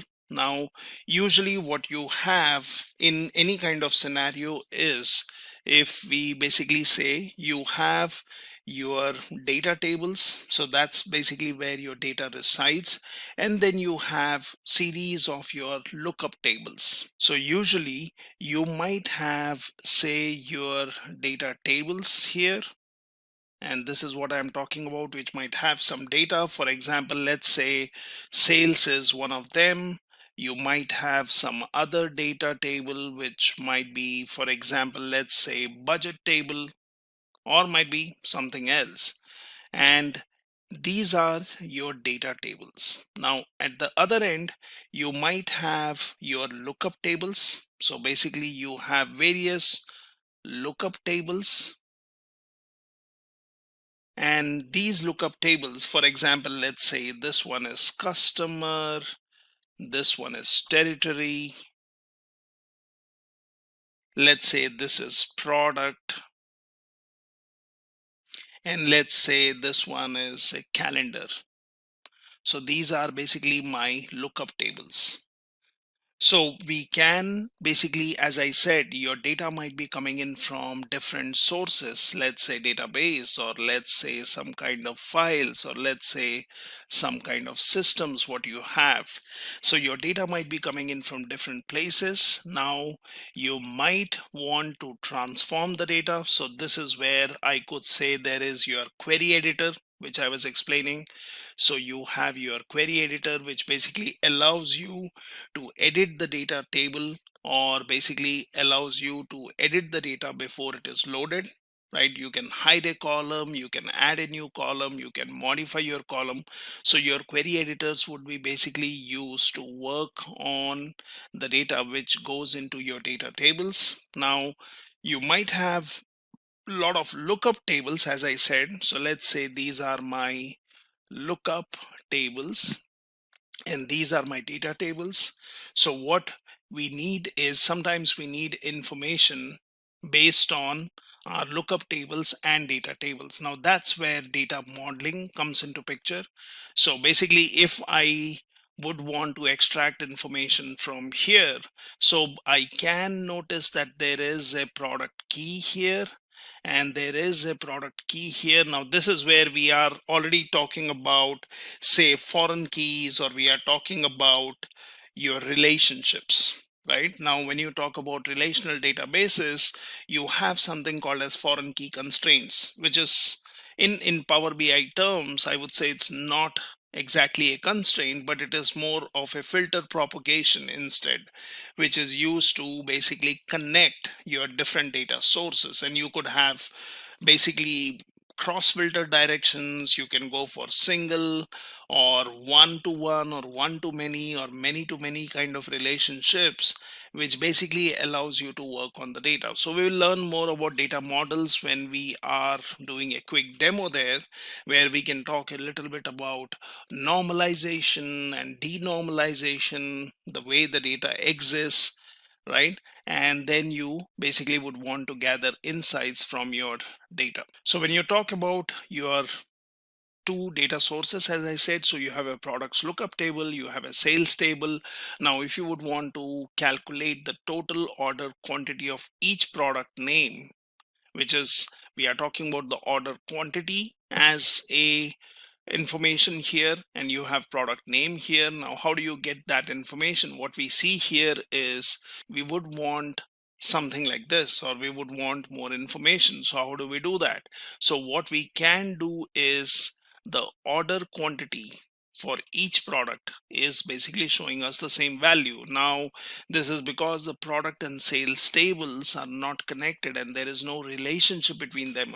Even if you would want to take two sources and just get information out of them, Power BI would complain that there is no relationship established between them. So what we do is we create a data model. So what we do is we build a relationship between both the tables using a common key column which exists in both cases. As I said, there is a product key here, there is a product key here. So that basically allows us to have a relationship between these two. Now that could be one to one. This could also be related to other tables. So it could be one to many. You could have many to one. So all those relationships are possible. So product key is basically used to create a relationship. You see the arrow mark, and then there is also this star which can basically mean one to many. Now when the product key is used to join these two tables or form a relationship, then we can look at the product names and the order quantities, which basically gives me a total. Now that's the basic use of your data models. Now what about this DAX? So basically data analysis expressions. Now that's a library of functions and operators that can be combined to build formulas and expressions in Power BI Desktop. Usually when we work on our data sources, when we would want to connect them, it automatically shows us these data analysis expressions. However, this gives us extension. It basically gives us more power to work on our data. Now, sometimes instead of working on DAX or DAX expressions, it would be good to go for better data modeling and have the relationships established better. And sometimes when the relationships are established, you could use your DAX, which basically gives you more power on working on your data. So your values are calculated based on information from each row of a table. It appends values to each row in a table and stores them in the model. It increases the file size. So that's what happens. Now you can right click on any column to add a new column. And for example, in this one, it shows that there was a quantity type calculated column, which was based on the calculation what we see here on the top in the expression bar, which says what kind of calculation was performed, and that basically gives us the value for quantity type, and that is basically added here to our existing data. So that's the power of DAX and Power BI. So you also have something called as measures. So DAX allows you to create new calculated columns and measures. So basically here, if you see, we are working on AW underscore sales, and then we have selected quantities sold. And what we are looking at in the report is we can basically right click on any table name to add a new measure here. So we have added what we call as quantity sold as the measure. So values are calculated based on information from any filters in the report. We will see this, how this can be done. And that basically here, the measure does not increase the file size. It does not create new data in the table themselves in comparison to what we were seeing earlier, that is your calculated columns. So these are your type of DAX functions. So DAX allows you to create new calculated columns and measures. So you have date and time, which basically allows you to work on date and time data or fields. You have logical functions which allow us to create new filters or add more filters to our data. You have text functions which basically allows us to say transform the data into a lowercase or an uppercase, or basically get the length of a string, or concatenate two fields, or basically do a filtering based on some criteria, or replacing some content. You also have statistical functions which can be used. You have information functions which can be used. So these are different types of DAX functions which we can use in Power BI. So we will learn more on Power BI through a quick demo where we can use some data sets, and those data sets could be found on internet, although I can also upload that on a GitHub link and you will have access to those data sets. So let's learn about Power BI through a quick demo by uploading some data sets and playing with those data sets. Let's look at a sample data set and let's upload it. And as I explained, while uploading, let's also transform the data so that we can have selective fields or selected data loaded here instead of loading the complete data set. And then let's see how we can visualize this or how we can use the information in this data set. Now, what we can do here is we can click on Get Data, and then we can choose one of the data formats which we would be looking for. So for example, I can go for Excel and basically click on this. Now here are some of my data sets. So let's look into the folder here, and these data sets are also available on my GitHub link, which I'll share with you later. So here we have something called a superstore. Let's click on this, and here I already have a data set which is global superstore, or I also have selective data. So let's select this one, click on open. Now that's basically connecting to my data source, and that will show me what does that Excel sheet have. So it has different tabs, which is orders, people, and returns. So let's select orders, and that basically gives me a preview of the data which I have. And if you scroll all the way to right, it shows me city, state, and then country. And if you see here, we do see information of all the countries. Now this can be huge amount of data which we would want to look into. But say for example, my use case is that I'm interested in looking for the data for United States and as a country and all its states. So we will do that when we do a transform. Now we can also select the returns tab, and that shows me these three fields. However, the first row should have been the heading of this particular data set, and we will transform that. Now I can go ahead and click on load, but that will load all the data. So instead of that, let's go for transforming. So let's click on transform data. Now once you do that, it brings you your toolkit, that brings you your Power Query Editor, which allows you to transform your data. So for example, we have data from returns tab or returns data source, as you see here. So we see column 1, column 2, and column 3, and that also shows the type of the data here. It also gives me a quick small option here. Let's select this, and then I can say use first row as header.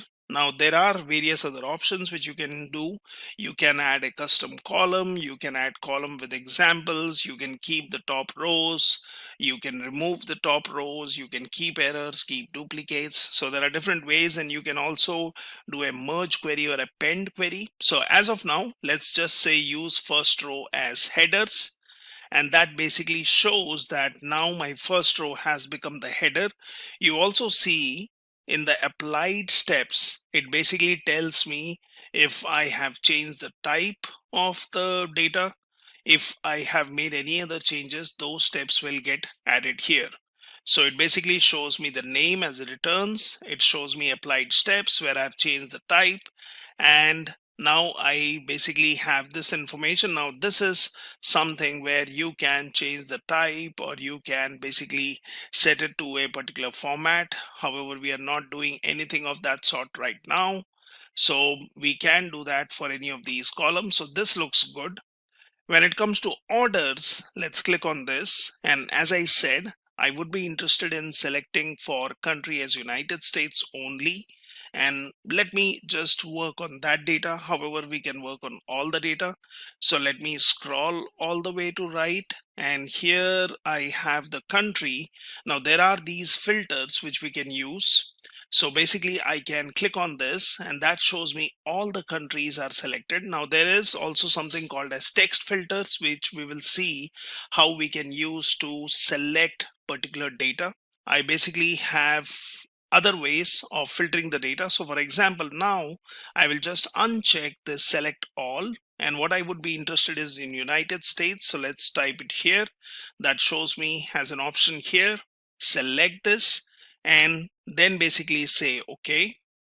So that should basically now filter out, and it shows me the data is United States only, and then you have different states and rest of the data remains. So if you look at the applied steps, it tells me that there are filtered rows. Now we have done the basic transformation for this data set on these two data sources, that is orders and returns. So here you have an option which says close and apply. So close the query editor window and apply any pending changes. You can click on this and it says apply.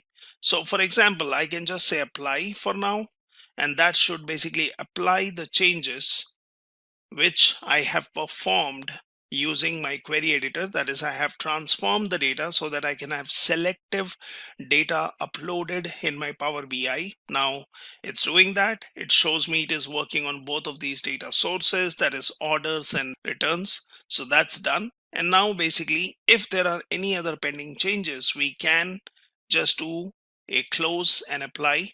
So that basically has closed, and now you would see the data appearing here. So I have uploaded the data as per my preferences. Now if you click on the data tab here, so it basically shows you your data fields. It might take some time to populate, but if you see in the country field now, even if I click on the filter, it just shows me United States. Now that's what we wanted. So we have already uploaded this data in orders. You can always expand the option here, which shows me all the fields which are there in this.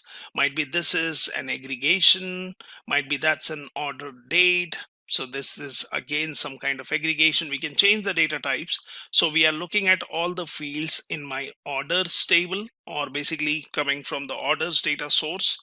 I also have returns, which shows me 3 fields, and that shows me the data which is returned, order ID and region. So the column names are applied correctly as we want, and that basically looks fine. Now we can also look at your model. So when you click on model, it shows me these two. However, there is no, as of now, relationship established between them.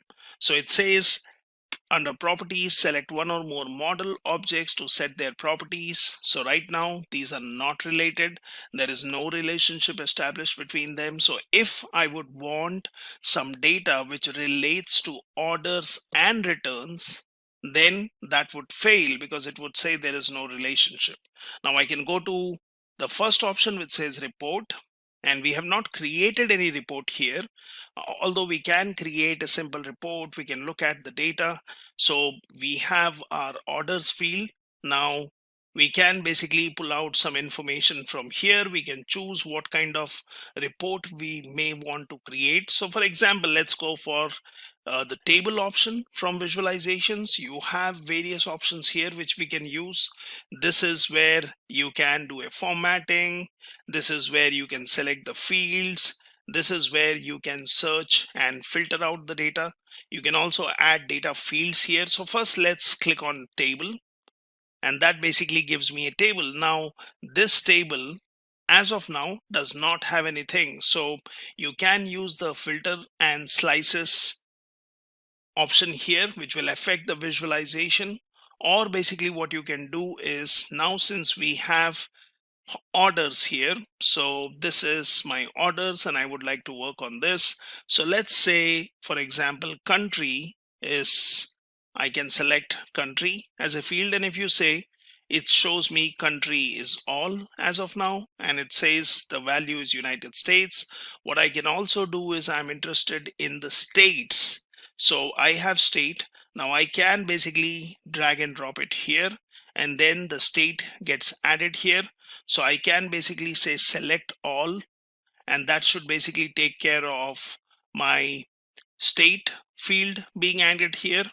So state is all, country is all. Now we can basically look at something else. So might be let's choose sales, and I can just drag and drop sales here. So that basically says if you would want to have any kind of advanced filtering, which says filter type, so go for advanced filtering is less than or equal, or you can also go for advanced filters. So that's fine as of now. So we have added some fields here, and that's basically my data here. So let's go for filters here, which basically should select all my fields. Now, if you see, the visualization shows my country, sales, and state, which we had either by selecting the fields and dropping them here, or you can in this section where it says fields. So you can, for example, let me show it again. So I can just delete this. I can click on the table option. I can just drag it here. I can basically make it bigger, and I need to add data to this one. So it says add data fields here. So now let's say country is what we are interested in. We are also interested in states. So let's drop that here, and let's say sales. So this is also what I'm interested. So I'm looking at one specific country. I'm looking at sales per state. And when we look at sales, it basically tells me that this is a summation. So you will basically get the total sales which have happened. Now we are looking at this data here. We can always go to formatting. We can click on grid. We can basically increase the font here. We can change the grid color. So for example, let's make it, for example, blue. So I can just select this, and it should basically allow me to have the grid color as blue. Now I can go in for the grid thickness. I can go for row padding, outline color. So we can basically make it a little bit more readable. And then we can basically increase the font size here to look at the information. And you have other options here. So what would you want to do with column headers? So I can basically have the font color, background color is fine. Do you want to have an outline? Do you want to have a change in font? What is the text size? Might be we can make the heading a little bigger. And then basically you also have, we already have our data here, and this basically looks good. And this is basically one of my visuals which I have here, and this has given me some information for sales. And basically I can scroll this. I can also make it bigger. So I could select a particular field if I'm more interested in looking at the information for a particular state. Now I can add more fields to this. So this is my one of the reports which I have created. Now what I can do with this report is I can basically have more data fields. I can add filters to this. I can basically look into all the data here by just clicking somewhere in the grid, but somewhere outside. If you select a particular row, then that data shows up. Here you have an option of focus mode, which you can go for. You can look at the other options which says export data. Now, if this is the data which you are interested in, you can export it. You can always do show as a table if you are interested in. You can do a sort by country, sales, or state. So for example, let's do a sorting by state. And that basically gives me the data which has been sorted by state information. Now we could obviously have the information here, so I can then change the order so it shows me alphabetically. This is the information which I have. So I've created a simple visualization using the data which I have.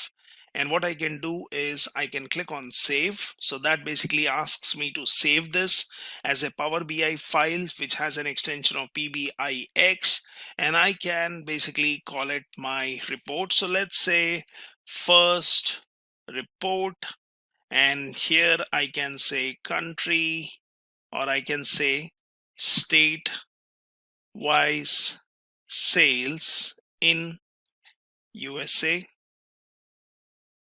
Let's say USA, and that basically is my first report.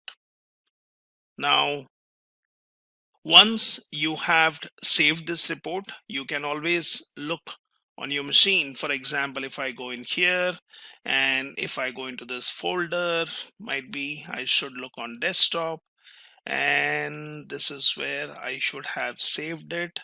So it shows me first report state-wise. That will open up in Power BI, and we have created a simple report which we have basically used by taking our data. Now I can also do is I can publish this if I would want to share this information. So publish this report online in Power BI service.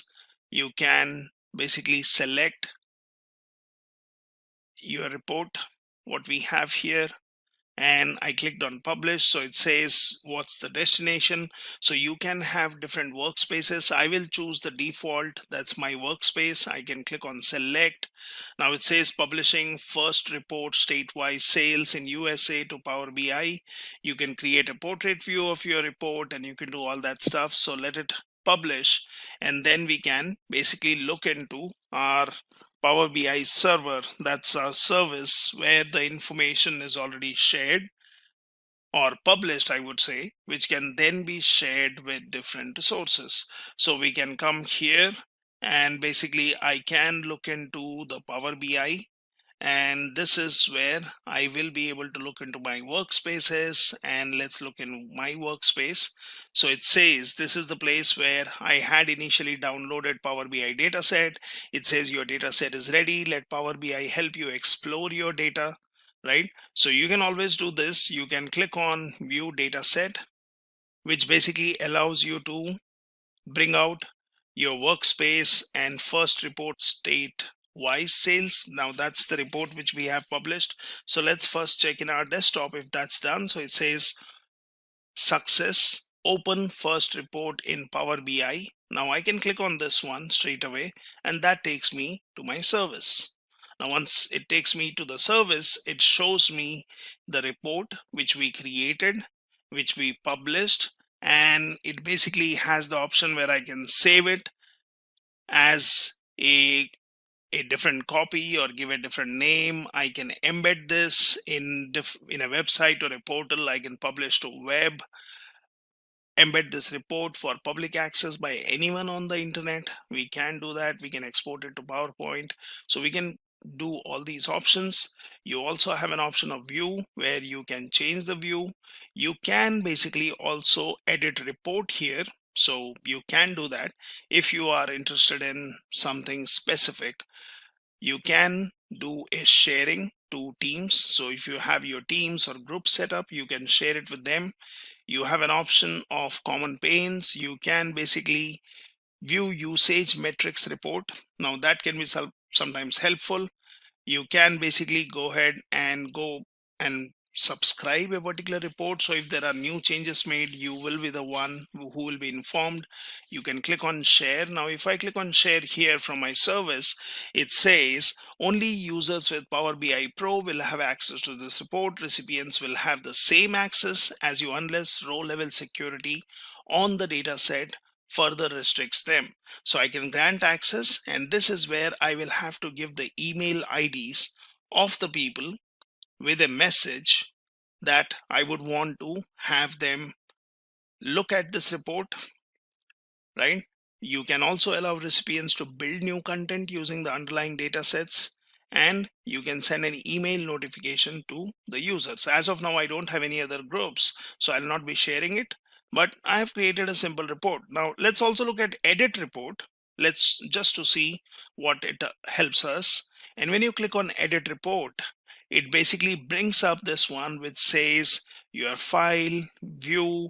It gives you the filters. It basically allows you to add data fields to this. So it is basically giving access to these data sets which were in my desktop. It is basically allowing you to give or create different visualizations. Now here we have the data which we are looking at, and if say for example somebody is interested in filtering the data, so you could do that. So you could click on filter here, and that basically applies. This is the filter we have. Now country is fine, sales might be, I can click on sales and I would say, okay, let's look at sales which is more than a particular amount. So we can say is greater than, and might be, I can give a number here, so I can say 30,000, and basically I can say apply filter. So right now I'm applying filter and I would look at the values, which also shows me the total value is changed. So you have not only created a report, you have published it, and now from the service you can edit it. So I'm looking at particular data here, and then basically I can click on file and I can save it, or I can say save a copy of the report, and let's say I will call it the same name. So I'll say first report underscore state wise sales, and I will say modified. So let's do a save, and the report has been saved. So now you're looking at the data here. So that is basically giving you information. So when I click on my workspace here, I can click on reports, and that does show me my previous report. It shows me the modified report. It gives me an option of looking at the usage metrics report. So say for example you want to click on this one, and it will basically give you the usage metrics. So let's click on this one, and that basically shows me the report usage metrics which is generated. So views per day, unique viewers per day. You would want to look at the different platforms, who was using it, views by user, and this can be sometimes useful if we would want to look into this one. Now I can go back to my workspace, I can click on reports, and that basically took me to usage metrics. I could be sharing it, I can analyze in Excel, I can look for quick insights based on this data what we have. You can basically look at the related information. You can also look at the settings of this one. And basically this is how you have your data report here. Now that also shows me the data sets option. So which basically gives me the data sets which can be used to create further reports. And we have our data here. So for example, if I click on create report, it basically gives me these data sets and we can continue working on this. So this is how I have a simple report created without basically working on two different data sources, but I have selected some data here, and then I can basically add details to this. So for example, now if we look at orders and say for example this is the data I have, and say you would want to add some fields. So let's go to returns and say for example I would be interested in looking at the products. So might be what I should do is I should replace the report here. Instead of country, it would be interesting to look at the product which we have, or basically customer ID. So we can look at customer ID, we can look at the order ID, which would be interesting to see if there is a particular order, what was the sales which was generated, and if there were any returns which were happening on that. So for example here, when I have these, let me cut out country as a field, and I will basically take order ID and place it here.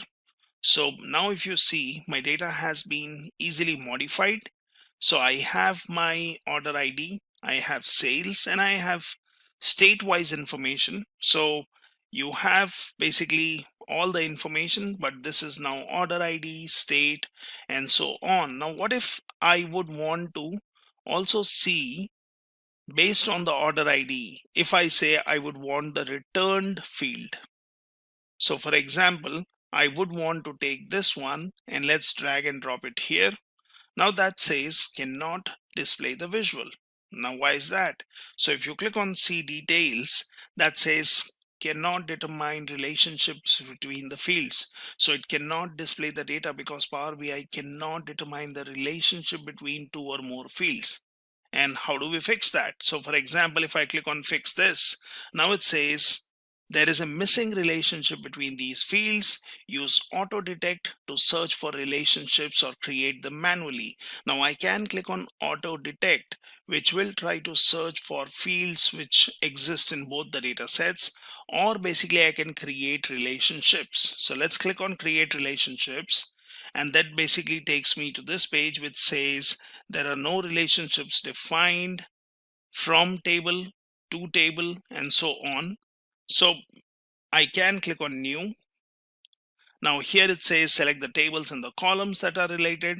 Now I can say orders. Now those are my fields where you have order IDs, and it automatically shows that returns also has an order ID field, although all the values might not be same. But this is how you can create a relationship. And it says the cardinality says many to one, so you can have basically many to one relationship. You are saying cross filter direction is single, so make this relationship active, and it has already helped us basically identifying the field. So I can say okay. So it says now these two tables should be related or should be connected based on order ID. So here we have this, and let's basically say close. Now once that is done, if you see, I have order ID, I have returned, I have sales column, and I have state. And if you see in returned, I do have a value of yes, which shows this particular order ID had generated some sales, and it was for state Alabama, and it was returned, and the value is yes. So if you scroll down, you basically see all the values. Now we can add different filters where we can say I would want only yes and no. Now this is again an interesting report. So let's go in also into the formatting, and what we can do is we can look at, say, the grid option. If we would want to basically say vertical grid, and let's say on, and it says vertical grid color. So let's select this. Might be I can try doing a black here. It puts it in the right nice table format, and that basically looks good. So you have sales, returned, and so on. And this is basically the order which I'm seeing here. So for example, if I would want to change the order, and if I'm saying, okay, I would like to look at sales and returned and so on. So we can be doing that. We can come here and say, for example, I have sales and returned. Let's try moving the sales column over here. Might be state is an information which we would want in the beginning. So let me also move the states all the way here. So it gives me state, it gives me the order ID, sales, and if there was a return which was happening on that particular product. So easily I've modified my report. Now what I can do is I can just save it, and I can do the same thing. So I can publish it, I can basically continue using it, or I can work on a new report. So let's continue learning, and now here we will also see how you can load some data and perform some transformations and basically get multiple results or multiple tables or multiple data sets which can be then further used for reporting. So Power BI does give you a lot of options. Now here you have an option, as we saw earlier, that is get data, or what you can do is you have an option where you can create new data also, which says enter data. Now this is something which can be easily used if you have relatively less number of fields. So you can basically add more columns here, and you can basically add values. So for example, if I would just call it something like scientist ID, okay, and then I can say scientist name, and then basically I can say domain, and then I can say, for example, let's say year of joining, and I can keep adding the number of columns here. I can delete the columns, right? And I can give this and I can say country. So that's it. And now we have created these five columns, which we have given some names, and we can start entering some values. So I can basically say, let this scientist ID be 2234. I can give some name. So let's give Peter, let's say domain, and I can say biotechnology.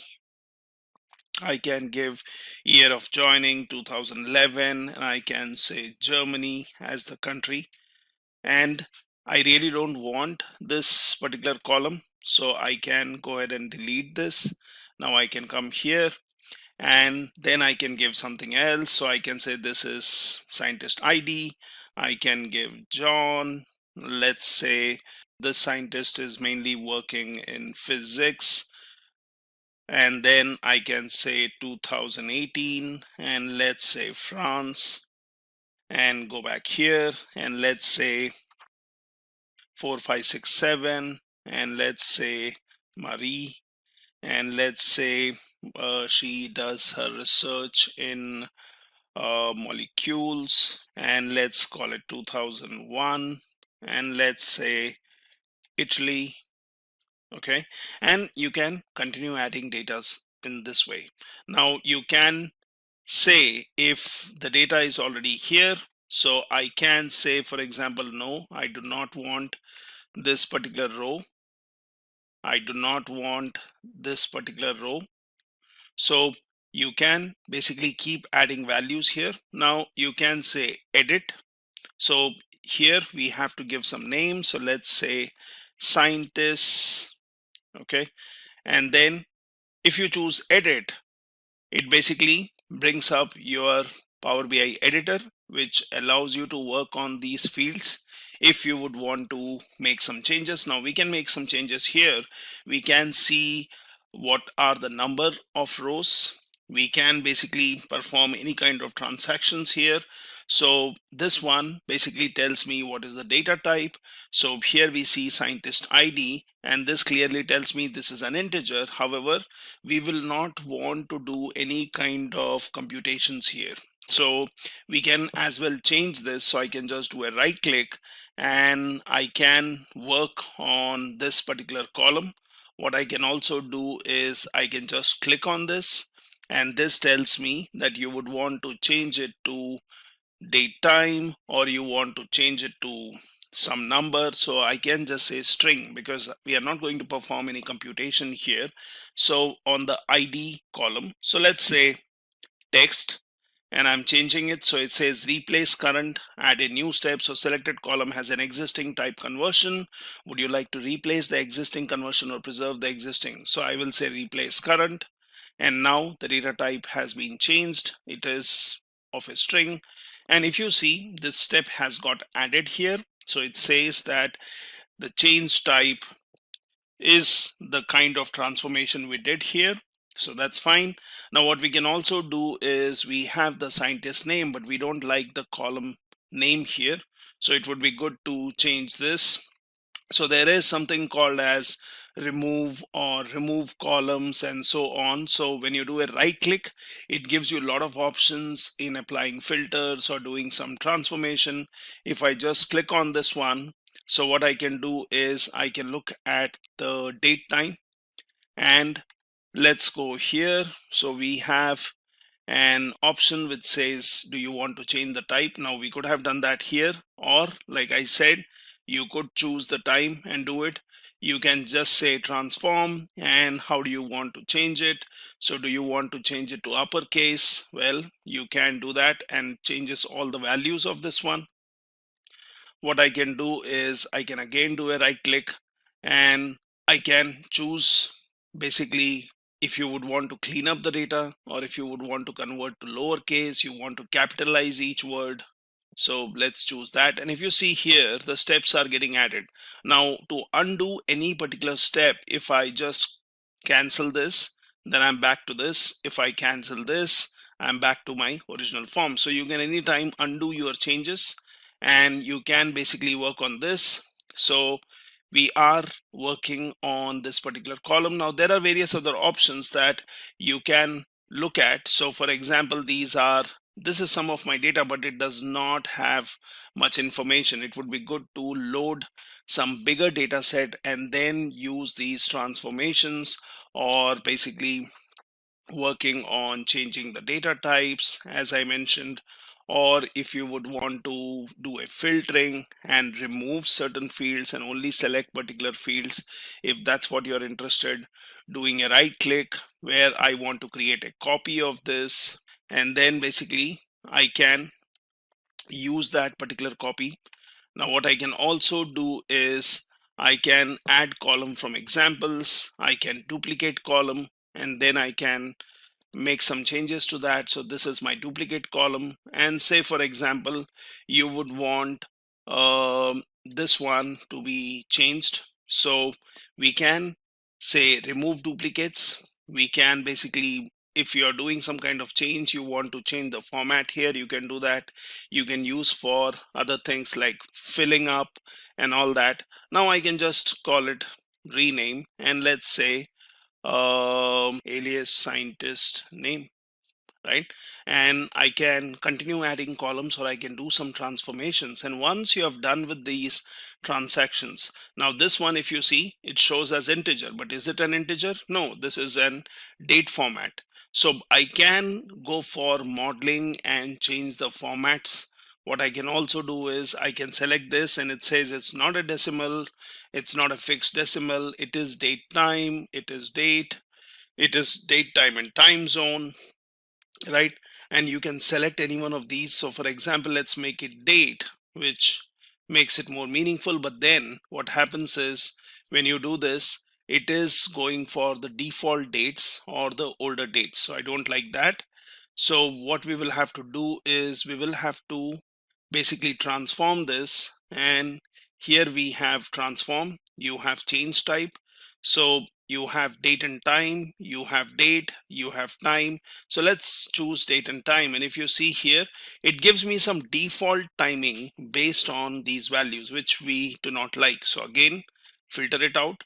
But what we can do is we can just make sure that this is changed, or you want to make it a string, because we are not going to do any computation here. So I can keep it as date, but then if I have more fields like month and days and so on, then you can do that. So here it also has the option. So when you have selected this, you have an option called transform, and transform also has various options which allow you to work on these.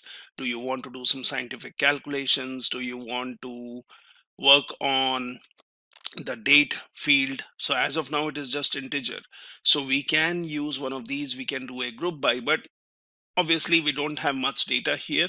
So as of now, let us retain this. I can just change this to text, and that's okay, because we are going to look at this later.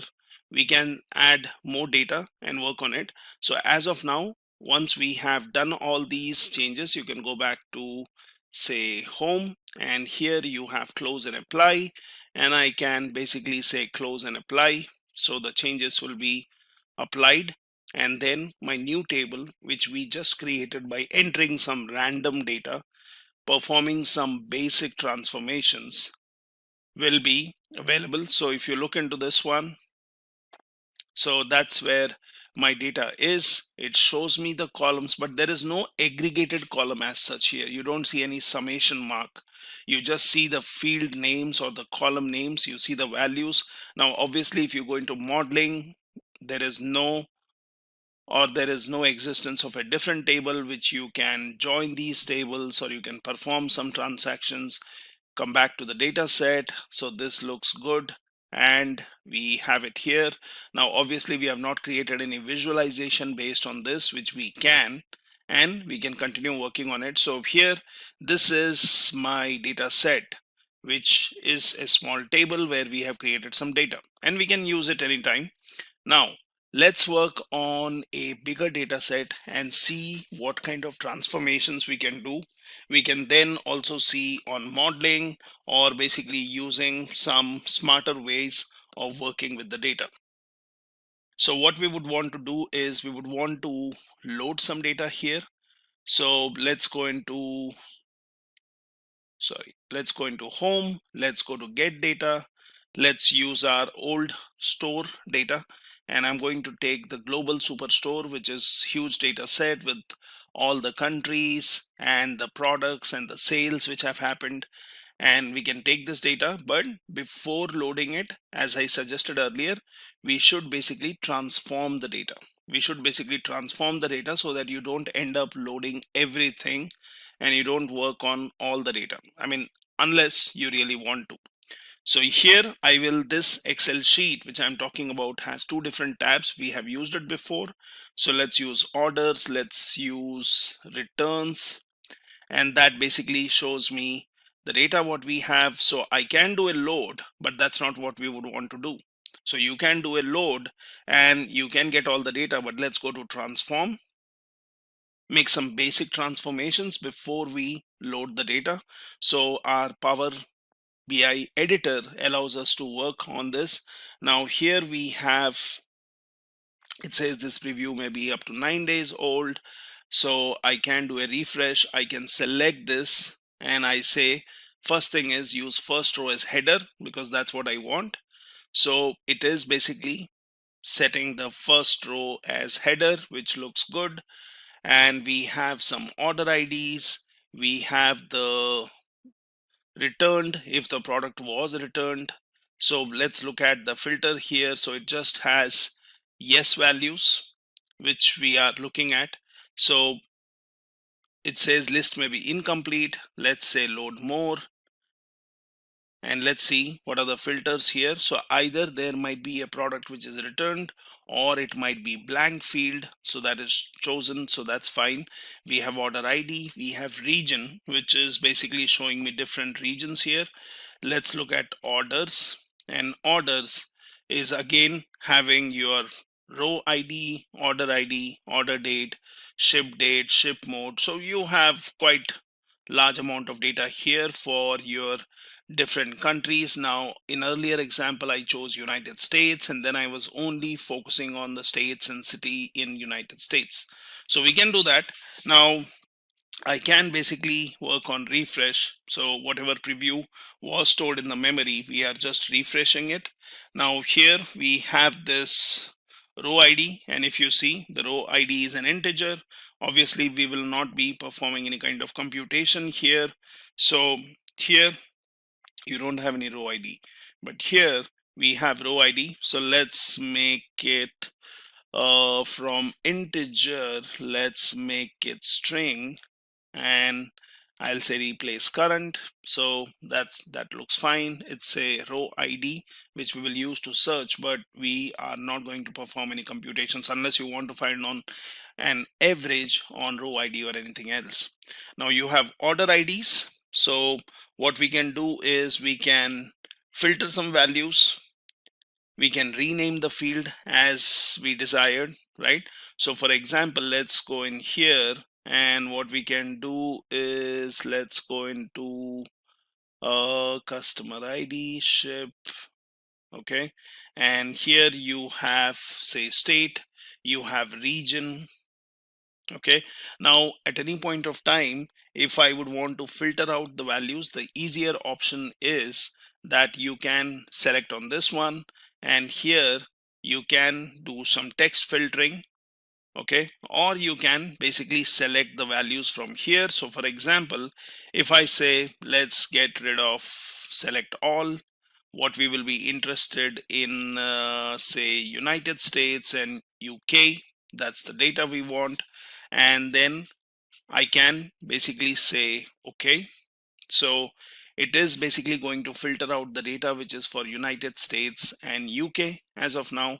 Now what we can also do is, how about doing some more filtering before we basically work on this? So let's go in here, and we are looking at United States and UK related data, and let's look at it is sometimes good that you can basically work on the data here. So for example, I go into orders.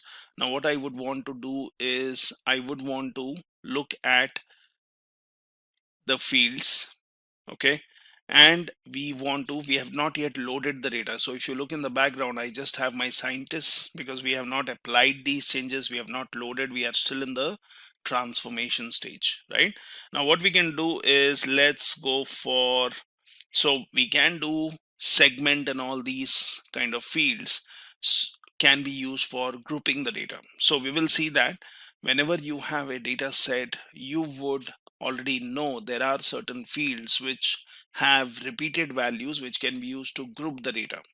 And we can do that.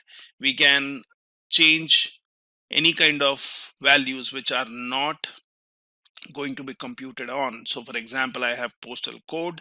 I can use this, but again, we are not going to find a postal code which is greater than something, right? So integer is not the valid type. Let's change it to text. Okay. And if for example I would want to look at this, so I have done some changes here. Okay, and this shows me null. So for example, let me just revert this back and let's make it a whole number. Okay, so there are certain columns or rows which do not have some values, and we can basically get rid of those values. So as of now, we can do a filtering here. So let's keep the postal code as integer, or let's change it to text, do a replace content. And now what we will do is we'll scroll all the way right. Might be I'm interested in technology category, so that's what I'm interested in. So what I can do is here I can do some filtering. So I can basically choose technology. Now the easier way would be, since these are categories and there are only 3 categories, we really don't want to go and apply text filters here. But if you had something like an office supply and office inventory, then you could have done some text filter. So let's not do some text filtering here. What we can do is I would be interested in technology, so that's the field I'm interested in. So now you are only having data which is related to technology. Okay, and you have some product names. So this is where we want to do some kind of filtering. So we can rename the field, we can select some fields. So let's, for example, let's go for any of the field which I think might have more entries here. So for example, let's go for Canon wireless or Canon image, right? So let's go for product names, and I will say let's go here. Now I could have done a transformation, but that's not what we want. We want to do some filtering. So let's go to text filter, and here I can say begins with, I can say ends with, I can say contains. So let's go for contains, and it says enter a value here. So you would want to keep the rows where the product name contains something, and it gives you some suggestion, right? So where you are seeing in some values here. So for example, if I would have selected this, then it applies the complete thing, but that's not what I want. So I will get rid of all this and I will say it contains Canon. Now I can go for advanced filtering also, okay, wherein you can select advanced and then you can give different columns and what do they contain, what kind of values you're looking for. So you can do that, but we will not go for advanced in one step. Let's go for basic and let's say okay. And now I should get all the products which are Canon, and you have different products. So this is one kind of filtering I've done. It tells me what is the category of this. It is machines, it is copiers, it is obviously belonging to the technology category. We are looking at the market which is for this particular data. when you look at the country, we are still focusing on United States and United Kingdom, that kind of data, right? So we have filtered the data. We have done some selection based on the data here. And what I can do is I can then basically rename a particular field. So I can do that. I can say I'm interested in sales, which is the data here. We can basically look into the quantity. So sales is something which we are interested in, but might be we are interested in sales which are more than a particular value. I'm not interested in lower amount of sales.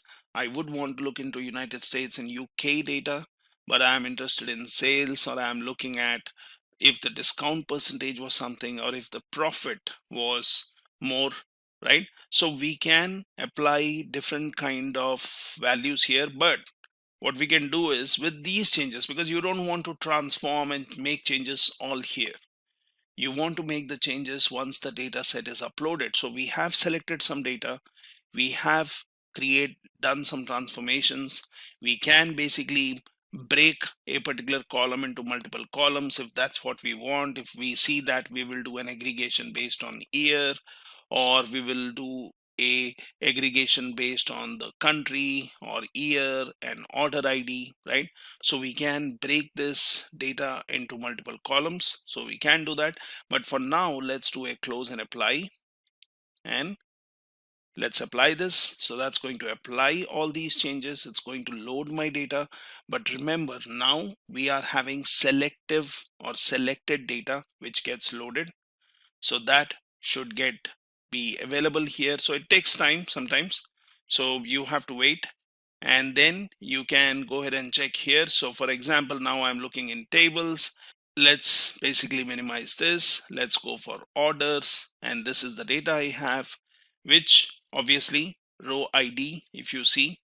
So you have all the row IDs, and again you can do filtering here, but this is where you have already loaded the data. The data is available, and then you can start working on the columns here. So we have this. If you closely see, we see this summation mark, and this basically means that these are my aggregated columns, or these values are measures which can be used for calculations. So we can see that we can create our own aggregations. So we can do that. We can rename the field as we have seen. We can filter out the data. So we have all the fields showing up from orders. And let's also look at the returns, which basically has the columns, the order ID, and your region. So it basically shows the region here, where was the product returned from, and we have this information. So what we are doing is, when we were doing a text filter in the previous example, remember it was case sensitive, okay? And you have to take care of, when you're doing a text filter, you have to give a field which exactly matches as it exists in the content. Now, okay, this is the data we have, and let's look at the order column, right?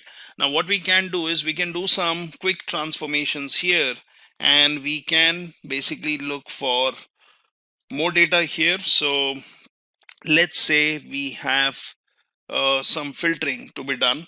Now I can do a filtering based on my products.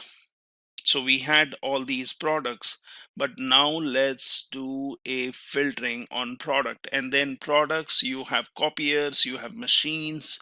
So you have mainly two categories, right? And when you look at machines, it basically talks about your PC, something. So let's look for machines, and here we have basically the copier fields, which are more. So I can basically go for filtering here, and that's the data we have. So we don't want to really unselect any of these here, but what I'm doing is I'm saying text filter, and let's go into this one now, and let's say contains. Okay, so I'm saying contains, and then I can basically say let's say copier. Now that's what I'm interested in. And show rows where product name contains copier. Okay, now you can give a AND condition here. So if you would want a specific copier, if you are interested in, okay, let's also say contains, and let's go for laser also,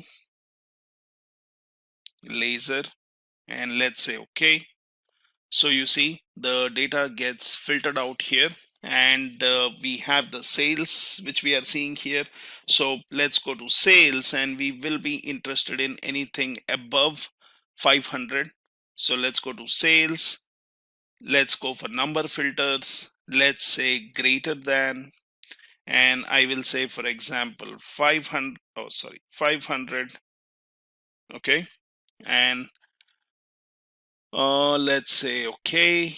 So that basically filters out the data. And then I am also interested in quantity, where I would want the quantity to be more than 1 or more than 2. So for example, so let's go in here, and you can basically choose what is the filter you want. So you can apply any number of filters. Now you have the filtering here. You can always click on the filter, and if you want, you can just do a clear filter and the filtering will be gone. So you have all the data, right? And this is the particular data we have. And here I have, say for example, product name. Now I can keep the filter because I'm interested only in these values, or I can filter out. So this tells me that when we did a AND, it is basically going for laser and copier, right? So let's say, for example, clear all filters, the thing is gone. What we can do is, let's go here, go for text filters, say contains, and here I will say it can be a copier, okay, or, so last time we did a and I'll do a contains laser. So let's choose this. That gives me more entries. So either the product name has copier or it has laser. It has the quantity, it has the product name, and we have all this detail here. Now what we can also do is we can do some transformation on the product ID. So for example, you have product ID or order ID.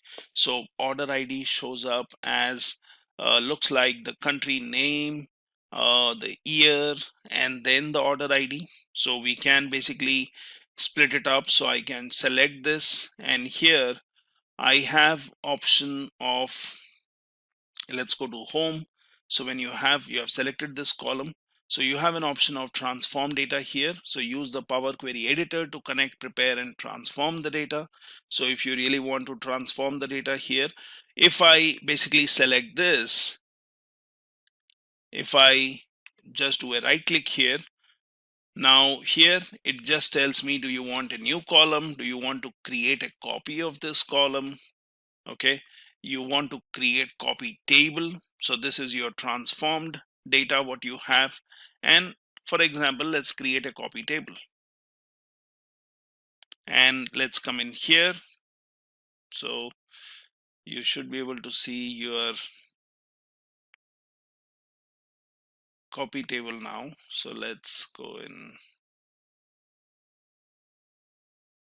and select this one.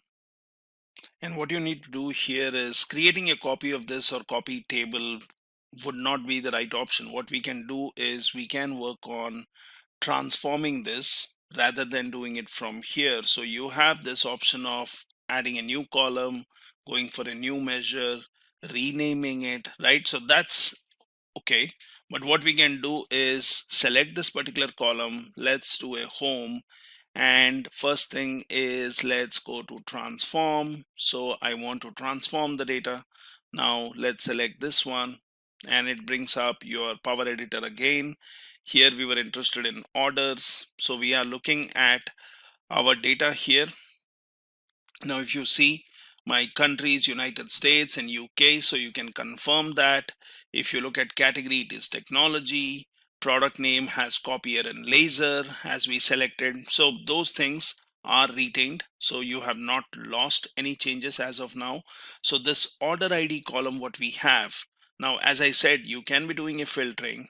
Okay, you can select this particular column, and then you have other things which can be used to transform here, like you want to change the data type, you want to use first row as header, you want to replace some values. Okay, you want to run some merge queries, you want to do some analytics. So all these options are here. Now what we can do is, while this column is selected, I can do a right click. Now there is an option called transform, which is basically going to help me in changing the data here. Okay, now I can basically duplicate the column, so I really don't want to work on this column itself, but it would be good to have a duplicate column on which we can work on.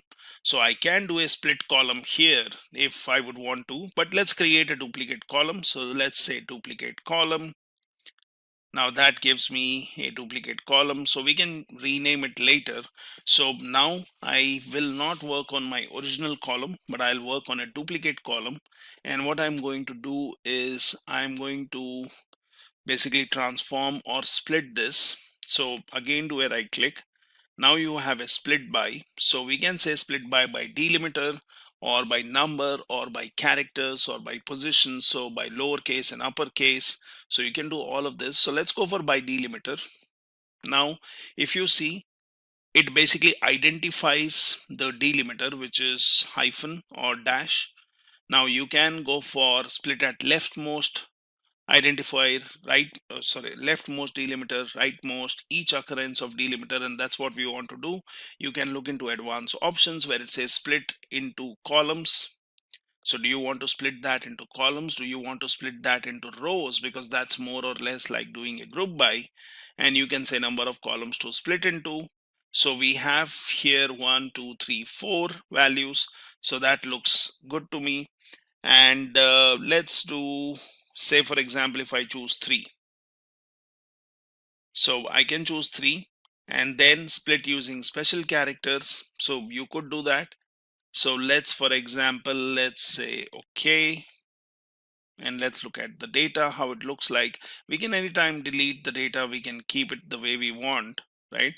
So what we did was we created a copy of the column, then we did a split, and what we have seen is we just have 3 columns.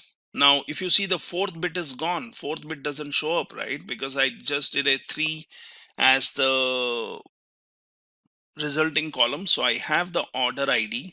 Okay, and we can check if there is already an order ID column. So we have order ID, but that has the complete order ID, year, and the relatively product ID.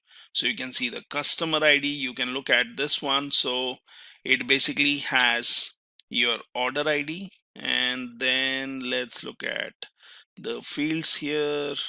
So we have the product ID, which says TECMA. I'm looking at the first one, 3700, and that has in no relation to the order ID, right? So we can make sure that there is nothing which is conflicting with our entries. Now once that is done, so we have order ID, which can be used to categorize the data.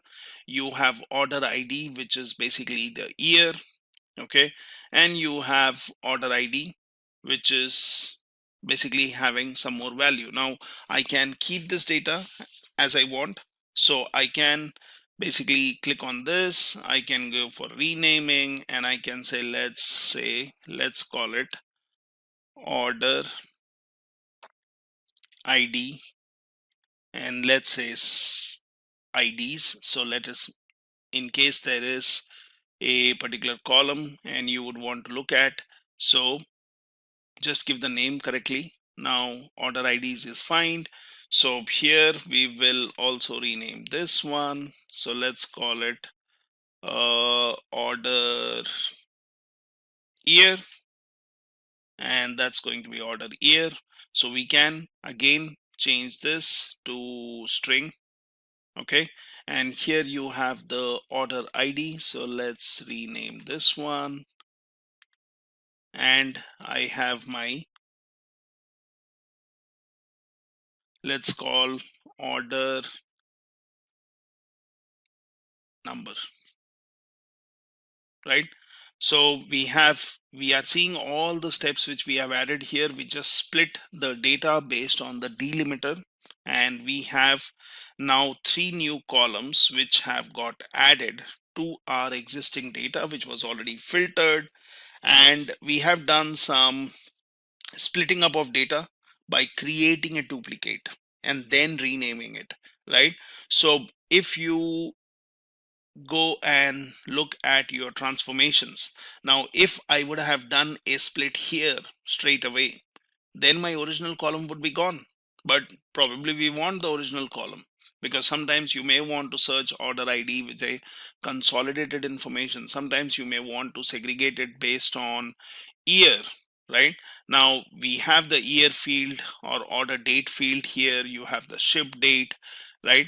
But then might be you want to just aggregate based on year. You don't want to really spend time in aggregating or extracting the month and day and so on. So these 3 columns can be useful. Now what I can also do is I can merge the columns if I want. So we have split the columns, but what I can do is I can say select, select, select. So using your control and now do a right click. So you should have an option called merge columns, right? Now this is something which is we would want to merge. So let's say merge columns, and let's say, do you want to keep a separator? So yes, I want to keep a separator, but might be this time I will give my separator is a colon, and then what is the merge column name you want to create. So let's call it something like order, okay, year, and then let's call it num, right? So sometimes renaming the fields to a name which makes more sense or based on your naming convention is good. So let's do a merge. And now what I have done is I have done merging of those columns. So I split the data, I merged the columns, and now if you see the columns which I had created, those columns are gone because you did a merge. You did a merge, and now you have the fields which are either earlier you had something which is separated by a hyphen, and here you have something which is separated by colon, right? Now anytime if you want, you can unmerge this by removing this step, right? And you can get rid of this merge column. So if for example I would do that, so I have my data back, right? I have my data back. So what we could have done is we can select this, okay, and then what we can do is like what we did earlier. So you can basically go for removing the columns, okay. You can do a merge column, okay. You can select one by one and create duplicate of those, and then you can merge them, right? So all the possible options are there. So you can, the best option would be to create a duplicate of these columns and then basically merge them as per your convenience.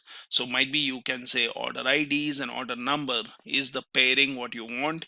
Year is something which you don't want, right? Because we already have the date field.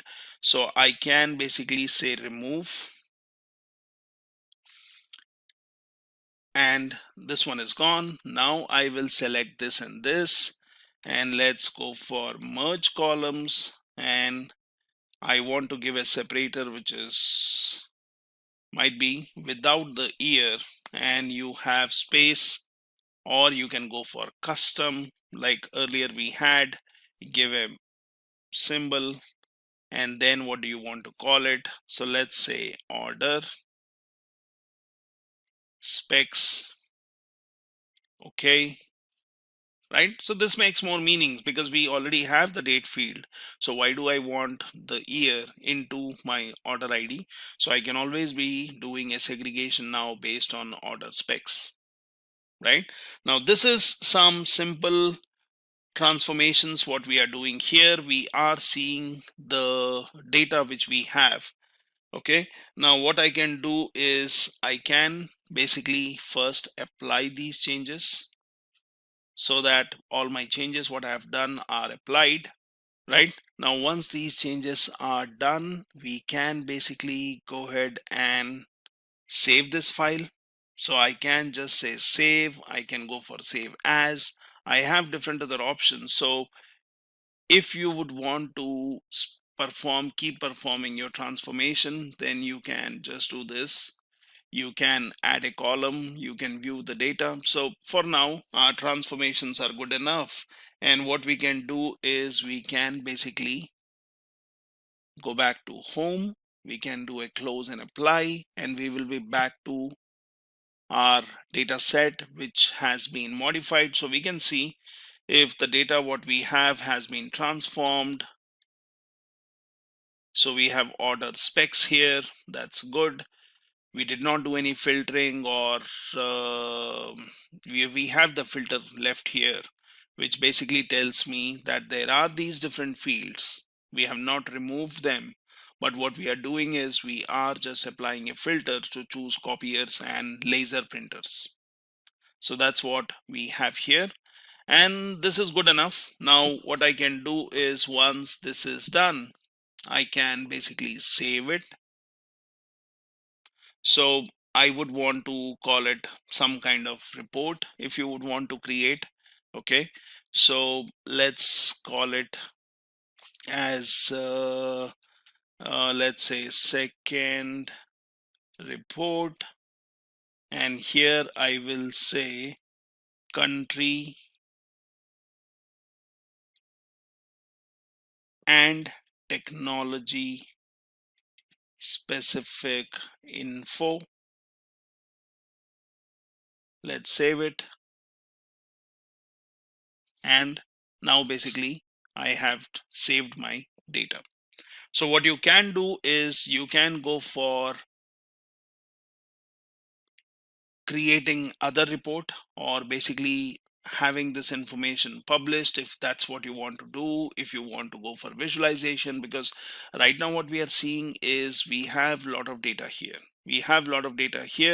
It shows me there are these tables or data sets which we have worked on, that shows me here in the models, but there is no relationship in them.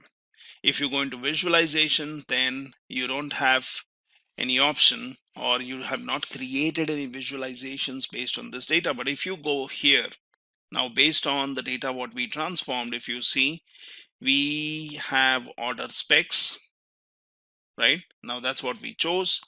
We basically have other fields. So you have ship date, you have aggregated columns which can be used for visualizing, and we can work on this. So I can come back here, and what I would be interested in is this data set is fine, but I want to do some grouping. I want to basically have some selective data in this, and for that what I can do is let's go for ship mode. Now this is something what we have. So we are in this data field. Now we have this transform. So let's go back to transform again, and let's choose our orders. So that's the data we have. And now if you see here, this is huge amount of data. What we want is we want to group them based on the shipping mode. So here you have an option called group by. So I can select this. I can go in here. I can basically work on, okay, get rid of duplicate values, but that's not what we want to do. You want to do a group by. So as I said, you can do a group by from here, or you can choose from the transform option above and you can do a group by. So let's do a group by. Now, how do you want to group the data? So I'm saying I want to group the data here based on shipping mode, or which is the other column you want to use to do a group by. So let's go for shipping mode. And what is the new column name, right? So we want to basically find out that you want to go for ship mode, but that's not enough. I mean, I can do a ship mode and I can do a grouping by, but you want to just count the rows. No, that's not what we want to do. So let's go to advanced. So ship mode is fine. So that's your grouping, right? But then what we also want to do is we want to do a grouping based on, say, sales. So here, for example, let's go for sales. Okay. And what should we call this? So might be we can say shipment wise sales, whatever you would want to call. So you can basically get the operation. Do you want to really count the rows? No, we want to basically do a summing, or we want to might be find out an average price, right? So let's do a sum. Okay, and here I would want to do a summing based on, say, for example, sales. So this is what I'm going to use for getting a count of the sales. Now grouping by might be we will change this. Instead of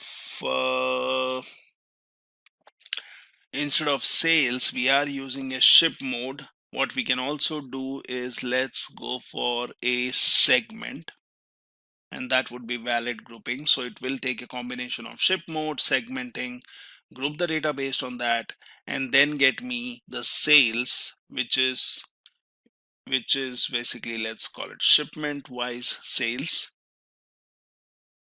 So it gets a sum. So let's do a okay, and that's my more relevant data which I'm looking at. So I'm looking at the ship mode, I'm looking at what is the segment, and then I'm looking at what is the total sales there.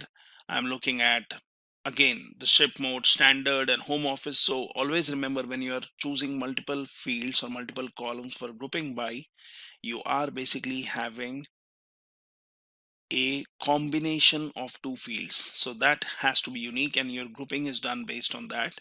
So now you're looking at the sales wise, and this is something as an important information what we have. So we have done some transformation, and what you can do is you can use other ways, like you can use pivot to get individual values from it. You can run on merge queries, which is basically running some merge queries and merge the query with another query in this workbook if you have. So you can go for this. Now I can basically go for apply and close. So just to add to the group by step, what we did was, if you see here, I have removed the group by filter, which we just did a couple of minutes back. And what I have done is, instead of transforming your complete data set, you can basically create a copy of it. So for example, I can just do a copy, and then I can come here and do a paste, and I have done that, and I'm calling it order summarized, but this is my complete data. Now what we will do here is we will basically go ahead and do a grouping by, again, like what we did earlier, based on your shipment, based on your segment, and based on the sales. So that's what we are looking for. So let's go for the ship mode, and we go for group by, and here you would want to go for advanced to ship mode, and this one I will go for segment. So that's fine. Now we want the new column name, so let's say shipment wise sales. So I want to do a summing, not the counting of rows, and I want to do a summation based on sales, like what we did earlier. And then you say okay, and that basically gives you the data here.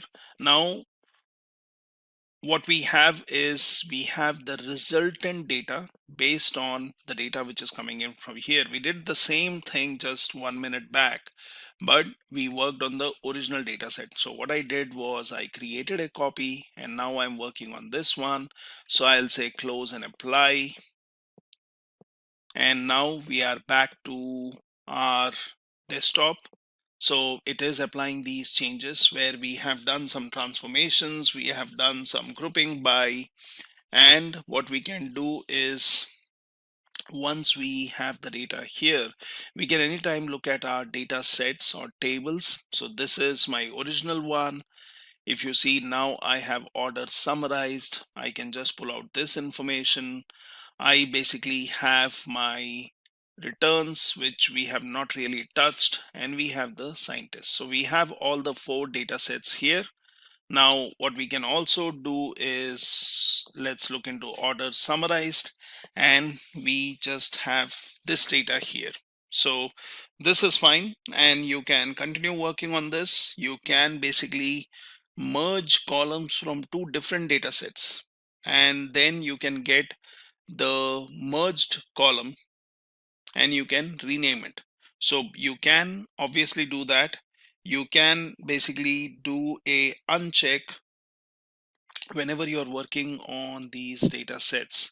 So what you can do is, if you would want to work on transforming, for example, let's go back here and say I want to do some transformation on it. So how did we do it? We just did a transform, and you can go back to transform.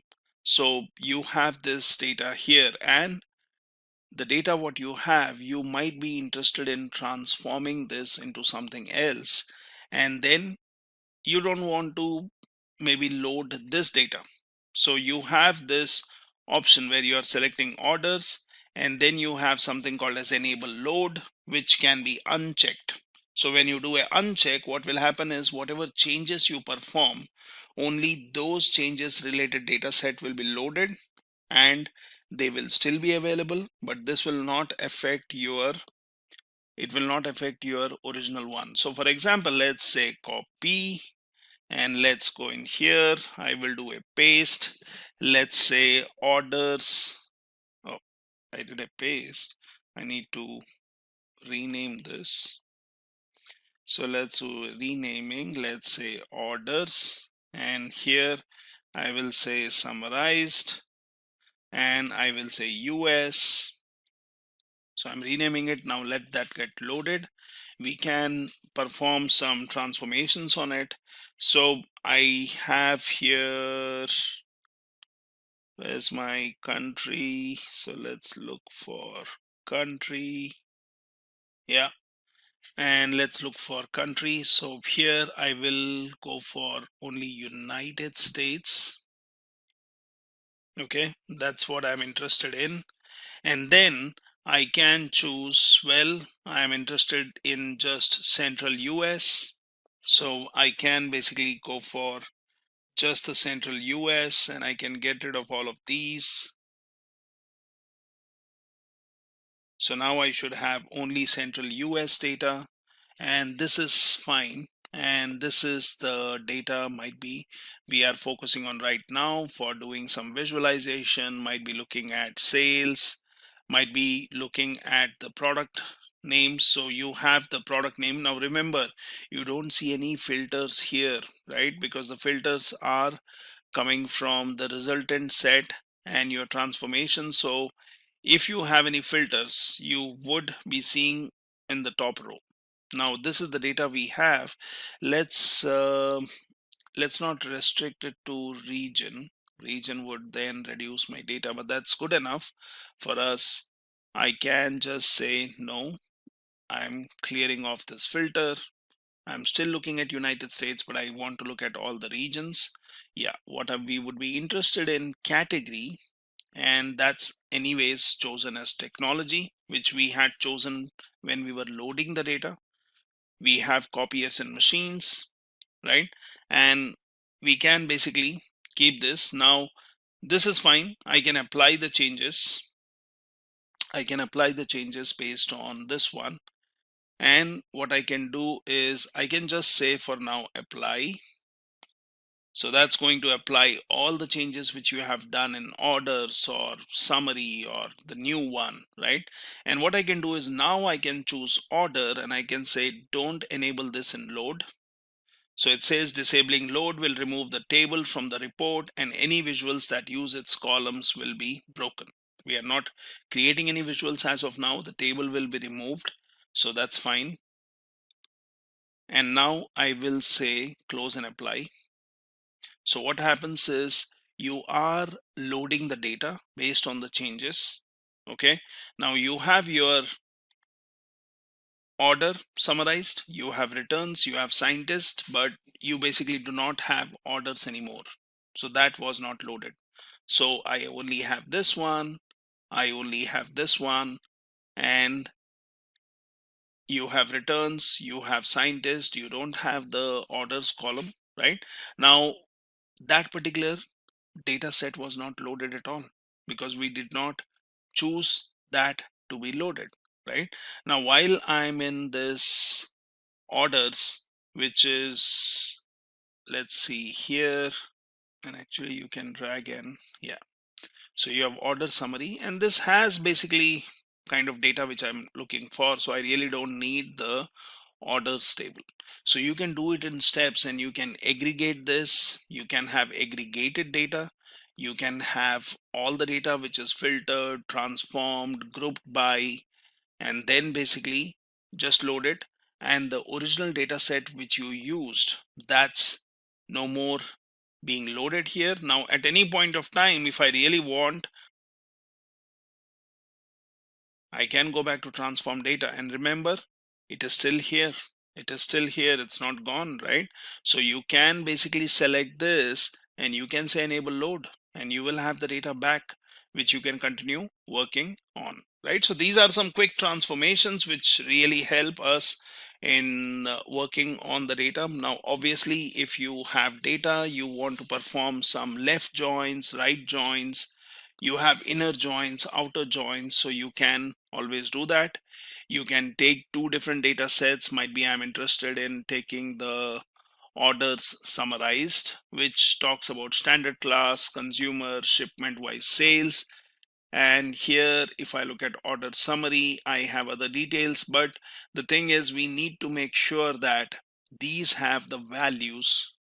Say for example, the segment column here and the segment column here can really be used to join these two tables. So if I create a relationship or if I create a join, I can basically merge the data.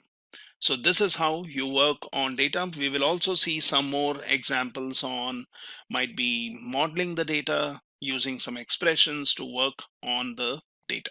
So we already looked at creating a report, selecting particular fields, and then publishing the report onto your Power BI service. Now this is the report which we had created, which says state, order ID, sales, and then I also added this returned field, and that was basically by creating a relationship between order and returns, which we can also have a look in model. So this is the relationship which is created. If you just place your cursor here, it tells me that we have a relationship between order ID of returns and order ID of orders, and that basically allows me to join the data, bring it in my one report. Now this is basically your data sources you can look at, and if you click on your visualization, so that shows you your report. Now what we can also do is we can make it interesting. Now we would not want to scroll through the fields to see wherever or what was the order or what was the order ID which was returned. Now I can do a sorting, I can filter out. What I can also do is I can use this option which shows slicer here, and that basically allows me to work with this data. So we have this report here, and basically, as I said, you can click in here, it shows the data. Now what I can do is I would want to filter out information or slice the information using your returned, either being yes or having a field which has no value. How do we do that? So basically I can drag and drop the returned here as a field which comes from returns. Now that basically shows me only the value as yes, but I do know that there are some fields which are blank. Now how do I add filter to this? So I can click on this one, and then I can click on slicer.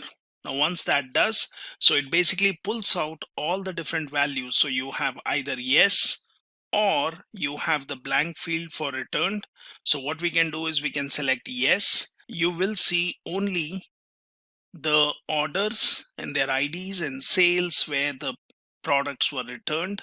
So that gives me 108,118, and I can select blank. So that will basically get me all the orders or products which were not returned. Now this is a simple way wherein I can add a filter to, or a slicer to my report, to basically give viewers a choice of selecting different fields. And you can add any number of slicers. You can basically say I would want particular kind of information. So for example, if I go into orders, and we know we have the state. Now I do have the state information here, and basically I can, if I would be interested, I could filter this out in my report itself. I can sort it, I can look it in a different order. What I can also do is, how about bringing in state here and basically dragging it here. So that gives me the state option. It is giving me a visual, which is basically giving me a geographic location of all these points. So yes, that can be good. What I can also do is I can keep this, which basically shows me the state map.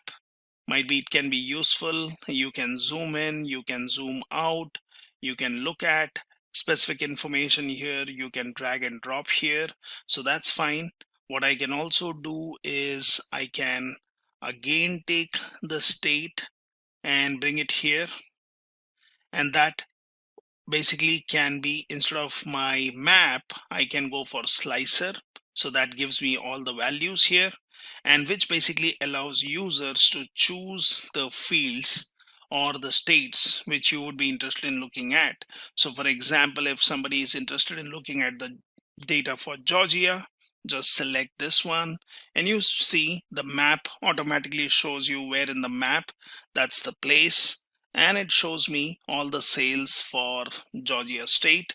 Now I can also basically select yes, and that shows me which were the orders which were basically returned. So that gives me a quick overview of state-wise, what is the geographical location, if the orders were returned, or might be I can just click on blank and it shows me the non-returned orders. I can again go here and uncheck the Georgia option, and that shows me all the states. Now once you have done this, this looks like a comprehensive report which can be useful for the viewers, for your management team, and so on. So we can just do a save, and that basically is saving my report. So I have this report. Now what if I publish this report? So I can just do a publish, and when I publish, it says okay, workspace. So let's say select, and then it says replacing this data set may impact two reports. You already have a data set named by this one. View the impact. I would say replace, or I will say view impact. So that basically takes me to the Power BI service, because sometimes we may have some reports which we have already uploaded, and updating an existing report might basically affect my existing report. So it basically shows me the impact analysis. It shows me one workspace. There are two reports. They have not been added to dashboard, but these are the ones which will get modified. So let's, for example, as of now, go ahead here and let's look into my Power BI. So go back to your desktop, and I'll say no, I don't want to replace. So click on cancel. So I do not want to publish it. What might be what I can do is I can try saving it as a different report. So let's say save as, and now I will basically say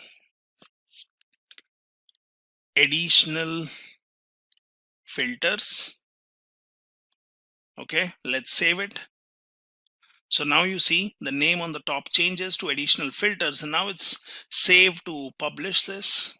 And now I can go ahead and publish it. Select your workspace, and basically it says this is the report being published with our additional filters, with a map which gives a geographical area showing us the information. And then basically what I can do is, once it is done, I can look into my Power BI service like we did earlier. You can do a filtering. We can basically query this data we can share it with other users who might be interested in looking at this particular data. Now this says it is done. So it says get quick insights, and might be it's a good an option to look into what kind of insights it gives you. So click on that. See the beauty of Power BI, where it tries to search for any kind of insights which it can gather from the kind of report which you have built.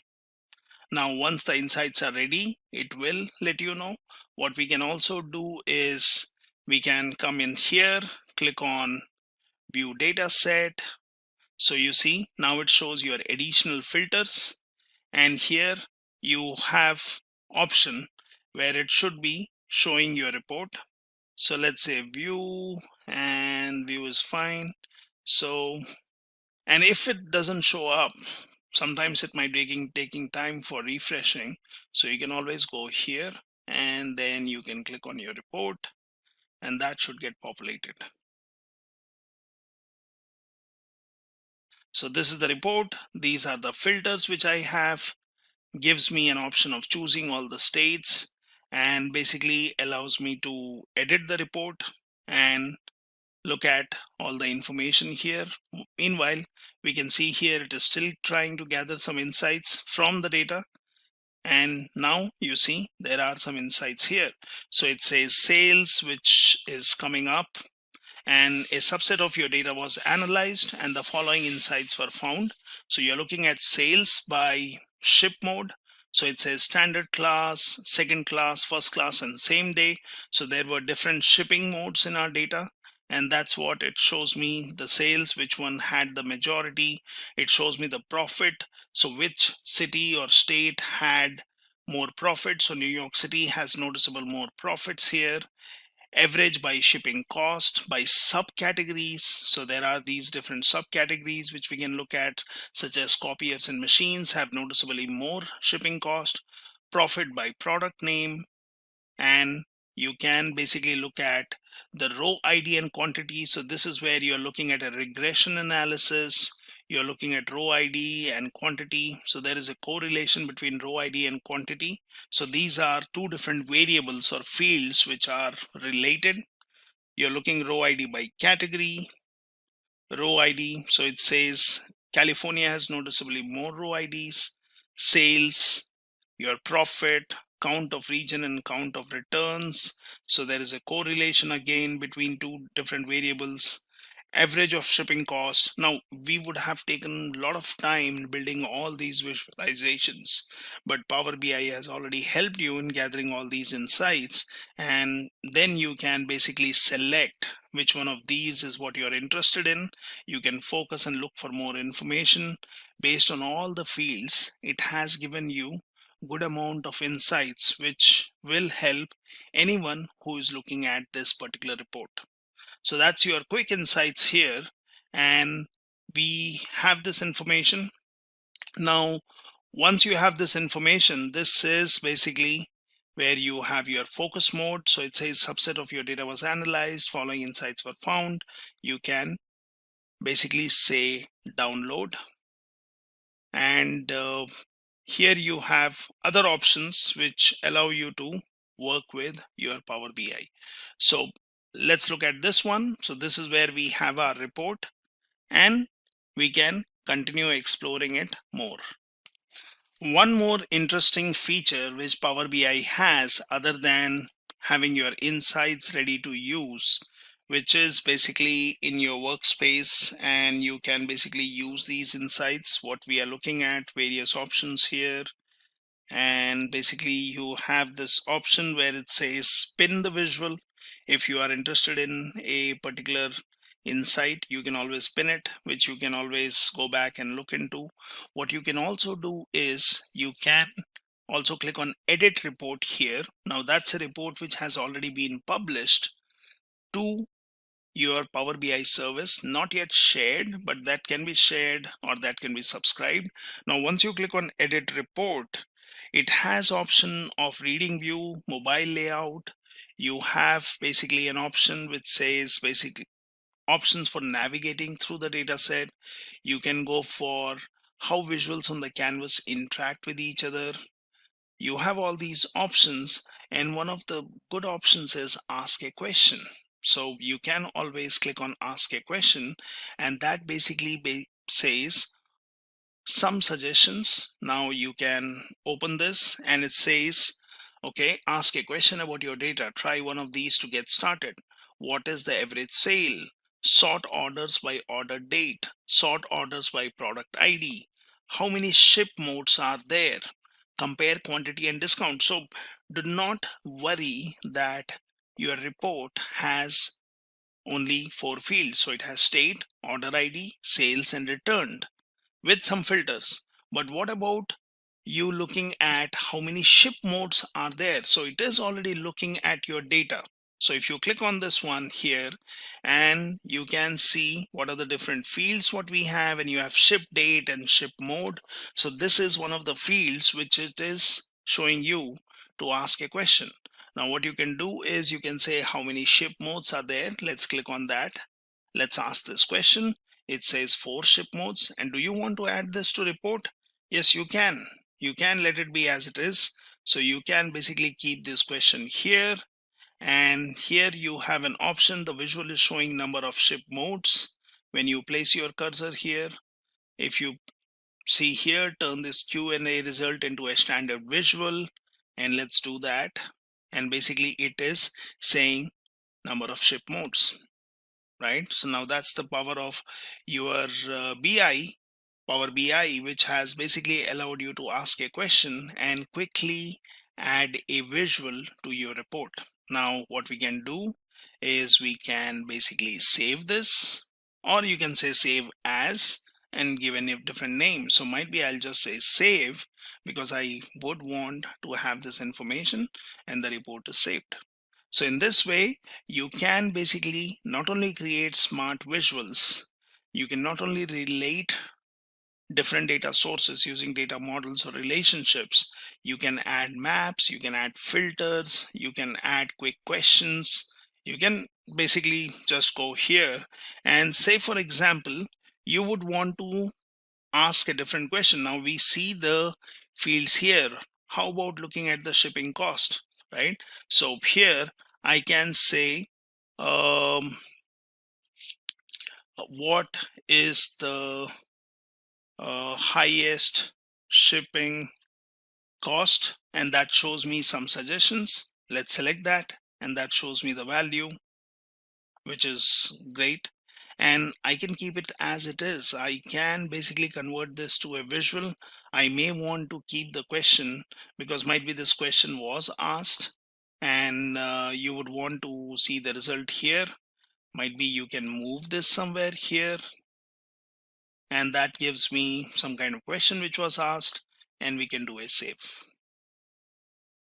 And that's my report, which has been saved in my BI service. The data set is still there. You can basically go ahead and share this. How to connect different data sources with Power BI. So in this session today, we will see how can you connect different type of data types, data sets like Excel, PDF, CSV, etc. to import in Power BI for your data visualization needs. So what's in it for us today? We will be learning how to connect to data, different data types, data files like Excel, PDF, then what are the different data importing modes, and then I will also show you practically different sets, how to import them in Power BI and use it for your visualization purpose. Now what are the steps to connect to data? So now we will go directly into Power BI and try to import one by one few most commonly and popularly used data sets which are most commonly used in a day-to-day activity. Rest, of course, there are Power BI supports n number of data sources, but we will do something practical on the most popular ones. So let's open our Power BI. Now this is my Power BI, and first I want to show you that how can I import data directly from a web page and import the data. Now it is asking for a URL in order to import data. So what I have done is I have created a Google Excel sheet with simple data with rows and columns. And what I have done is I have shared this sheet as published to web. Okay, so you just need to say publish to the web, the link as web page, and say done. It's automatically published, and say link. So copy the link which you have published on the web, copy this link, and then go back to your Tableau, paste that link over here and click OK. Now Power BI will try to establish a connection with this Google Doc sheet because it's published on the web.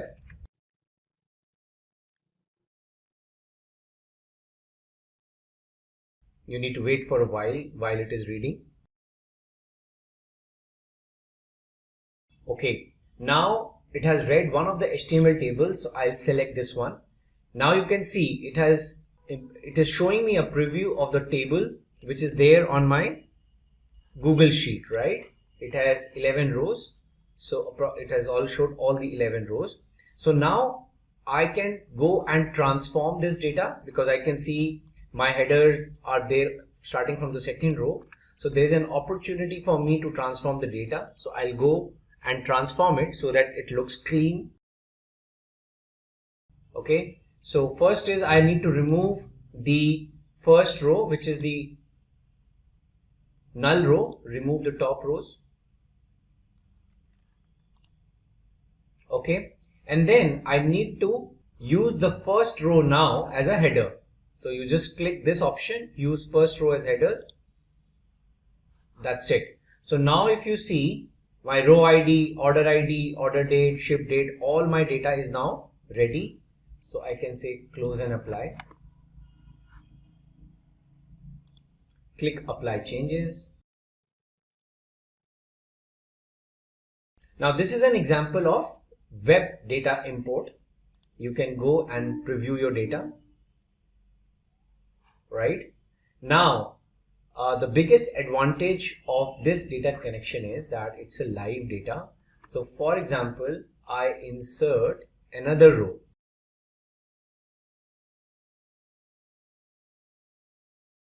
Let me change the order ID. I've changed some basic stuff, and it's auto saved. Control S. Now I'll go to my Tableau and I'll refresh.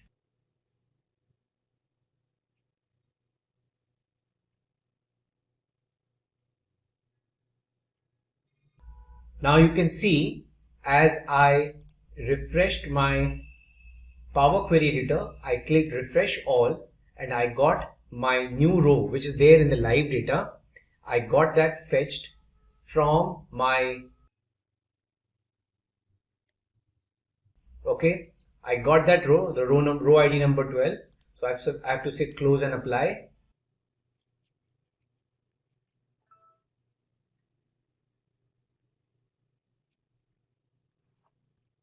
Now you can see the new row, the row number 12 is now available in my new data set, in the data set, because it's a live connection. It's a live connection with the web-based Google Sheet. Okay, so this is one important way in which you can import data. Now let's try to import data from a text file. Now I have already prepared a text file called subcategories.txt. Now let me just open it in a notepad. Now it's a very plain simple file, tab separated file in which you have product subcategory ID, subcategory name and product category key. So basically to which product category this particular subproduct belongs to, right? So what I'm going to do is I'm going to go back to my get data option and I'm going to select text/CSV option and I'm going to select option mod product subcategories.txt. Okay, so now Power BI has identified that it's a tab delimited file, it has recognized the headers, etc. right, and I can now directly load this file. Okay, So now once the data is imported in Power BI, it is like irrelevant to me. It's a composite data import I am doing, right? So in my presentation, when I am talking about importing data, there are different importing modes, right? Data import can happen through different ways. Okay. One is direct query mode, in which I create a live connection to the database, which I'll also show you using MySQL and MS SQL Server. And also you can do a composite mode, in which you can have data imported from Excel, plus you can have direct query modes. So you can have multiple modes to connect and create a composite data model, and that's what we are doing right now in our practical. So what we are doing over here is, one, we have imported data from the web. Second, we have imported data from a text table. Now, after doing text, now our next task is to import from CSV. Let's try another one. So now I have imported product subcategory. Now I'll import a CSV file. So again, I'll choose the option text/CSV. And now in this CSV file, let me open this CSV file and show you what is it. So this is a list of all my products: product key, product subcategory key, products, stock keeping unit, etc. A simple CSV file, and I'm going to import that. Okay, so now it is identified the delimiter is comma rather than a tab, and it has already recognized the headers correctly, so I'll load it. Okay, so now my products are there, product subcategories are there. For product categories, now what I have done is I have created a Excel mode now. So now Excel I'm using to import my product category. So now I have to click on the option of import data from Excel, and I'll say product categories. Select the sheet, load, and now, so my products, product categories, product subcategories, though with different data storage types, but still now the data is imported into Power BI. It is a composite data model.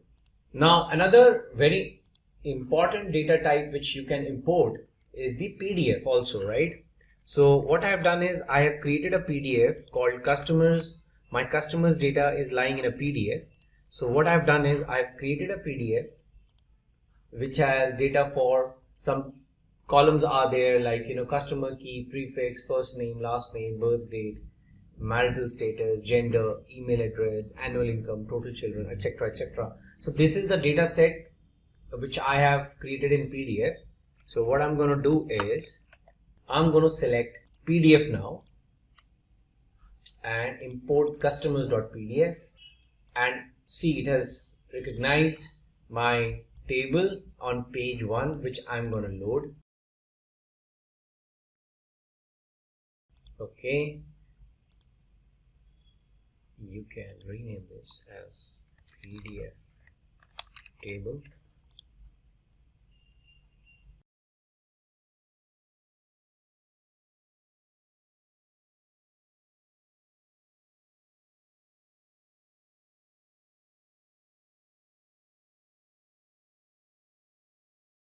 So this basically, these are the different type of data types we have imported: PDF, Excel, text, CSV, and web page. Now let's take a look at another interesting data set which we want to import, is the MySQL Server data set. So what I have done is I've already installed MySQL Server on my local instance, and there's already a schema of SQLite tutorial over there, and I have certain tables already prepared over there, like department, employee, etc. So my goal is now to import this data or create a live connection with this data set. Now in order to import my SQL database connection in Power BI, you need to first download a connector, MySQL Power BI connector. So you need to go to this link and then click on download and install the MySQL connector. Based on the operating system you have, you click on download and install it.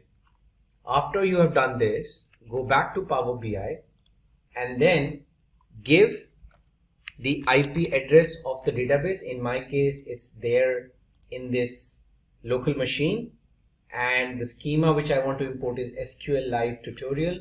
So I'll give the name.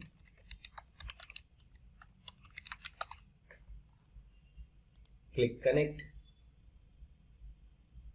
Okay, now it's connected. So now it is asking me which particular tables you want to create a connection with. I'm choosing department and employee, and I'm just loading them.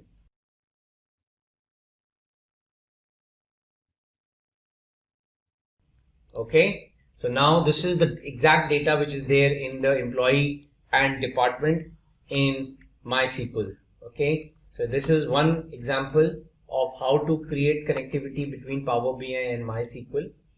Now I want to do the same thing using SQL Server, Microsoft SQL Server. So I have also installed Microsoft SQL Server on my machine, and I have used the SQL Express. So this is the name of my server, so which I'll copy the server name and go to get data, select SQL Server, and for now database is optional. I can say direct query, click OK. Okay, now it is showing me what all tables I can import.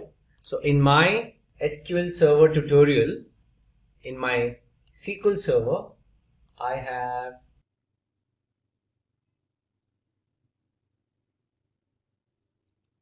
have these three tables: customers, employee attrition, Olympic events. So I can use probably the customers one, which is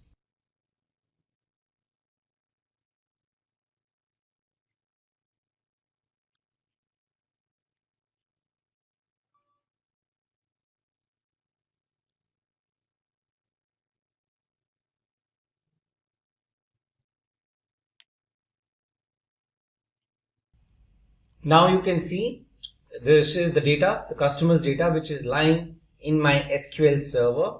Okay, so I can preview it and load it.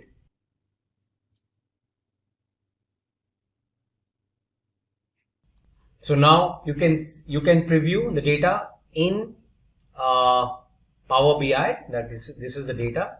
So I can rename as customers from MS SQL, and this is from MySQL, and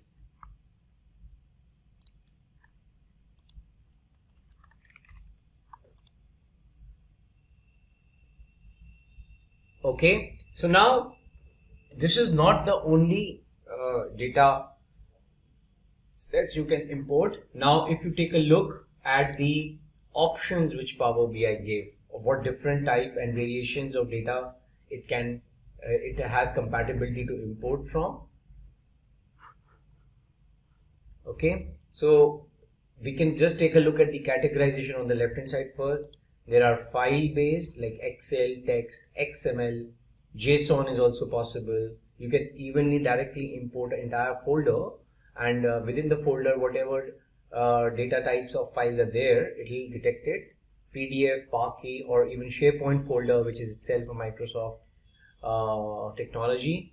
Then different kind of databases, SQL Server and MySQL we just saw, but it's not only limited to this. You can connect to Microsoft Access, SSAS, Oracle database, IBM DB2, Postgres, Sybase, Teradata, and then SAP databases, Amazon, Redshift, Impala, Vertica, Snowflake, and n number of databases which are there in the market today, Amazon, etc. Then it also allows you to connect with its own Power platforms, Power BI platforms, data marts, Power BI data flows, Dataverse, etc. Azure, there are different kind of storage mechanisms in Azure, and Azure itself is a Microsoft technology. So it has a compatibility with a lot of Azure based data storages like Azure SQL database, blob storage, Azure Databricks, right? Azure HD Insight Spark. So if you have those kind of services running on your Azure cloud services, you can even import them over here. Now online services, like you have ERPs running or some data which is shared on the internet. If you want to import it, that is also possible through certain products. Dynamics 365, Microsoft Exchange Online, Salesforce, Google Analytics, Adobe Analytics, GitHub, LinkedIn Sales. If you want to do some analysis of some social networking, feeds, that also you can import.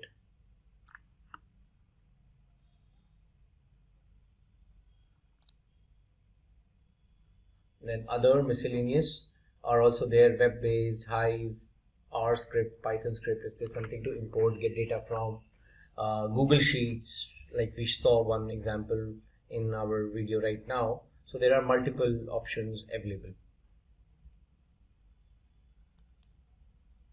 Now, once you have imported the data which is relevant to you, in our subsequent sessions, we will see how to create relationships, but just giving you a glimpse that whatever data you are importing, Power BI auto detects certain relationships and it will create for you, but then you can go and manually also change. So this is the composite data model which is getting created in the backend while you are importing the data.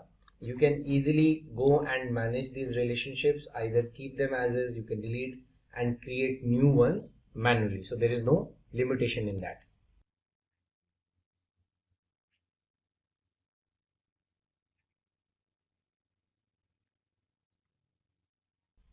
So this is what we have witnessed. We have imported data from different files types, data types, and then we have tried to, once it is imported into Power BI, then there is no limitation of how you use it. You can create visualizations across different data sets and then create your standard reports.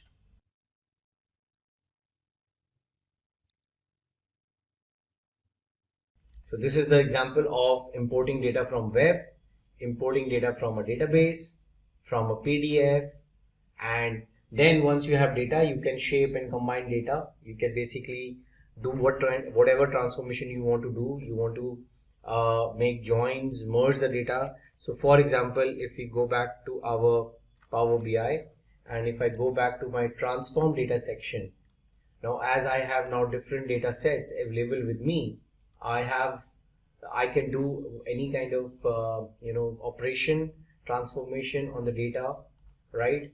So like I showed you, I upgraded the header row because one of the imported data was not showing the header correctly, or this column, like this exact one column is extra, I can remove the column, right? All those transformations, whatever I do in the backend, gets captured in the applied steps section, right? This is the customer data. You can create, you can merge it, you can append it, with other data sets, right? Let's, for example, I want to create a merge data set of my categories and subcategories. So I can say select these two data sets and say merge queries as new, and I can select product categories and product subcategories, select product category key on both the sides, and then they do a left auto join. So whatever product categories are there, I'll get the subcategories associated with it, and I'll create a new table which will have, now I have the table which has the category and the subcategory in one table itself. So I can rename it now to as category subcategory table. It's a merge. Basically, it's a join between category and subcategory, and now I have a common table, right? And I can close and apply. So imagine I have created a new table which is created from one data set which is Excel based and another data set which is text based. See this category, subcategory table. So now I can use it the way I want in my visualization reports. So that's what the presentation says, right? That once you have the imported data, you can shape, you can combine, you can adjust, you can do whatever transformation you want to do and create your visualization. Data modeling in Power BI. Now today we will discuss how to create relationships and different kind of data models within Power BI based on the structure of data you're importing. Okay, so what topics we are going to cover today? We are going to talk about different types of data modeling, and the most important part and aspect of data modeling is the cardinality. The cardinality which you basically decide after reviewing the nature of data and after you've imported it, what kind of cardinality you have to basically highlight, right? And there are different type of cardinalities which you might have heard earlier also if you are from PL SQL background, like 1:1, 1:many, etc. We will talk about that.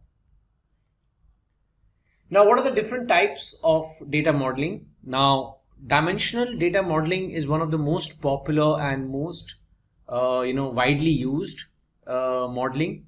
In dimensional data modeling, you have master data, like for example, customer data, date, store data, product data. So these are like, less frequently changing data sets. So there is an organization, right? And you have set of customers, their email ID, phone numbers, etc. that will change less frequently as compared to the sales transactions, because transactions are happening every day, every minute. So sales is a more fast changing data set in dimensional modeling, which is in the terminology of data is also called as a fact, and customer, store, product, which are like more of static data and less changeable data, is sometimes called a dimension.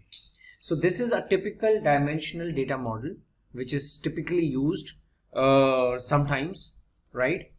And then there is another model which is relational model. This is a typical model which we have been using in database design, like primary key, foreign key relationships.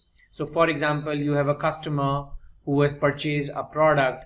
So probably the customer might have the details of the product which he has purchased, and you will make a join between customer and product table, and even you can make a join between product or product type or customer or product type. So customer table will also have a key to the product type. So this is less conducive for reporting, but it is more of a transactional relational model.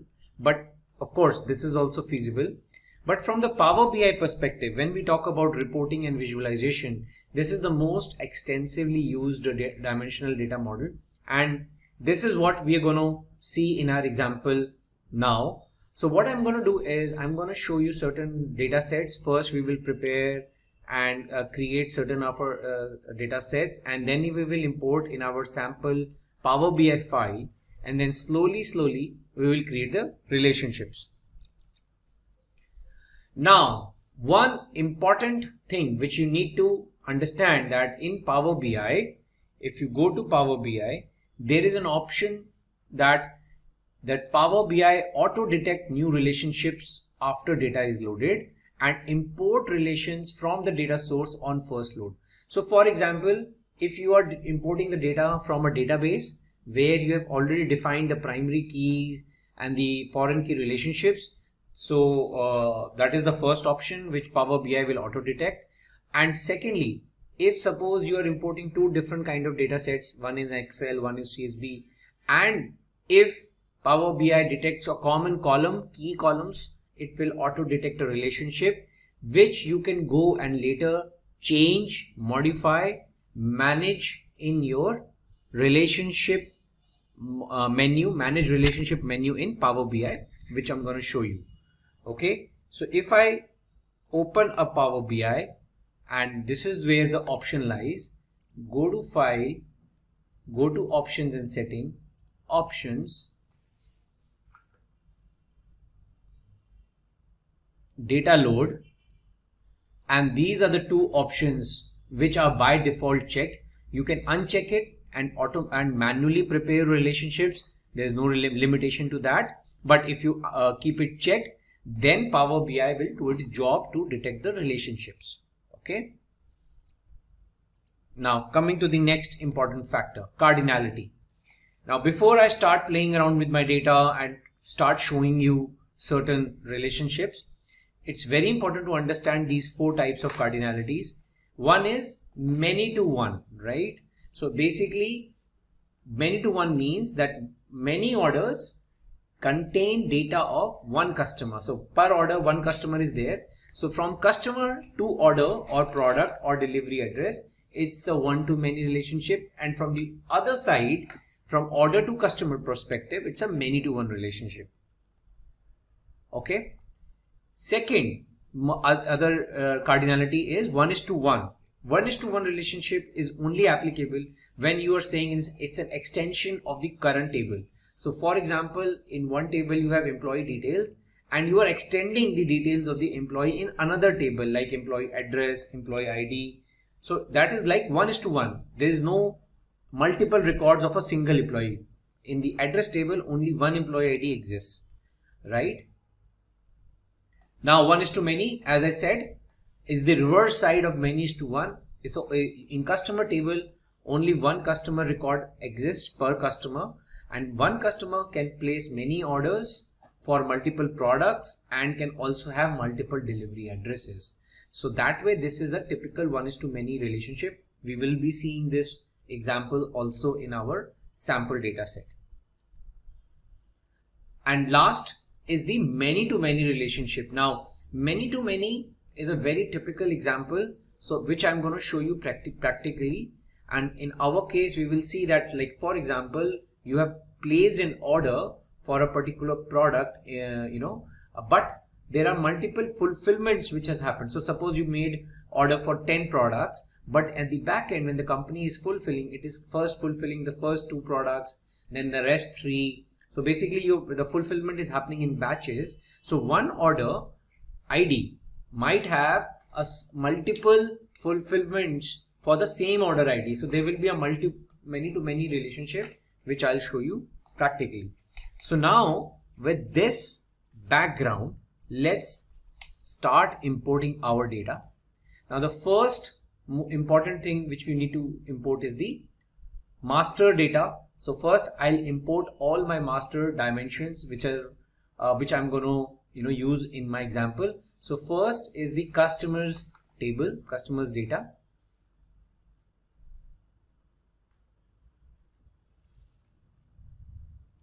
So this is the customer details like customer key, prefix, first name, last name, birth date, marital status and gender. Some redundant columns are also present, but we'll remove it.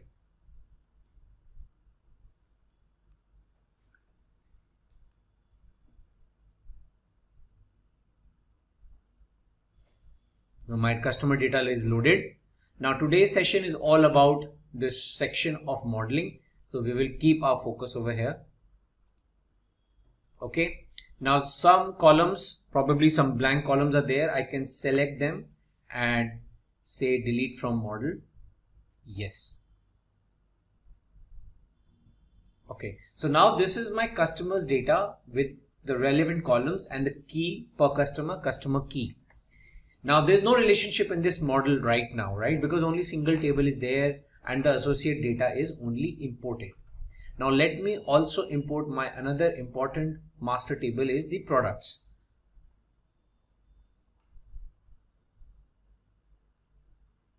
Select the product data, product key, product subcategory, product SKU, product name, model name, product description, color, size. So just see all the relevant information only specific to the product is available. So I'll import it. Okay.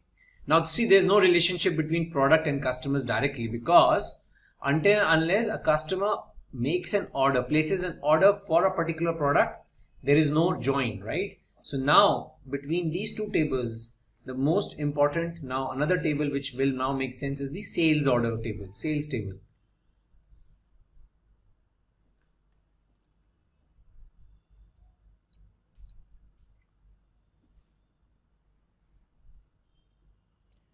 Now I am assuming that Power BI have auto detected the relationship. Now you can see that because I've already ticked that checkbox. Now let's see what relations Power BI has auto detected. Let's first check the relation between customer and sales. I'll double click this join. Now what it has done is it has created a join of many to one between sales and customer. So what does that mean is that one customer can place many orders, right? And that it has detected by the quality of the data and the data sampling which Power BI has done. You can also reverse this relationship. Here I can select customers and I can select sales. Now it has become one to many. So that you can also do manually. So that is what I said. Whatever Power BI has detected, it is up to the discretion of Power BI internal configuration and algorithm, but you can go and change it. So this is now you can make, this is by default active, so we want to keep it active. One customer, many sales orders. Cross filter direction means that only from customers to sales is the filter applicable, not reverse. I'll come to this with my another example, but first let's change the relationship. So 1:many means from one customer and many sales orders. Similarly, let's see what has happened at the product side of the relationship. Similarly, Power BI, many sales orders for one product. You can, for simplicity's sake, you can say products, sales, product key is the join. Now just focus one more thing. Please also see the column on which the join is the grade column, grayed out column. Product key is also here and product key is also there, and it is what we wanted. So 1:many relationship from product to sales table and active. Now looks fine. This is something which is looking logical, and probably now we can proceed further to create a report. Now let me explain the cross filtering with an example. Now, for example, I want to check in a report that what is the count of products which a particular customer has ordered. Okay, so what I'll do is I'll select the product count of product name. Now if you see, and for each customer, in front of each customer name, the count is coming as 293, 293. It is getting repetitive because there is a one-way filter direction filter between customers and sales and products, right? So this join is single-sided. It means that from customer to product, you can't find a relationship because it's a single side cross filter, right? What does this, if I change it to both, it means that it is equal to a join between product and sales, and every product detail now is appended to the sales table. So if I want to make you visualize this, you need to go here. I'll first open my sales table. We can also open it here. Let's make click this OK. Now if I click OK, you can see the single arrow is changed to double arrow. It means it's a both side filter. So when you say a both side filter, it means that implicitly within Power BI, you can imagine that all the product columns now will get appended because of both ways filter you have applied. And if you go to your report now, see the change of the numbers now 40, 20. So the total count of products across all my customers come out to be 293. Now the report looks correct. If I change the relationship from back to single between product and sales, then you can't make a join between customers and product. Basically, you can't derive the product count from the product table. See this. If you have to live with it, then you would have to go to the sales table, get the product key and get the value of count of product key, but that is not correct. Okay. So if you want a report in which you want the count of product name, and even if you want a count of distinct product name, so this will not come correctly. You would have to go and change the direction of the filter, which is from single to both. So this is a typical example there where you want to use a two-directional filter. Now let's proceed further and import other data set in order to show you another example. Now I want to show you an example of 1:1. So I have another table which is called customer details. So the key in this table is again customer key, but only email address, annual income, total children, education level, etc. Other details of the customer is there.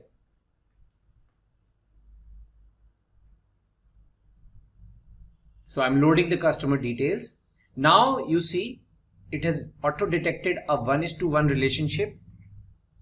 Now what is the meaning of 1:1? Means one customer key only has one entry in customer details. There is no multiple entry. So if you click this button, it's a 1:1 and the cross filter can be both or single, doesn't matter, because one customer will have only one value. You can make this as active.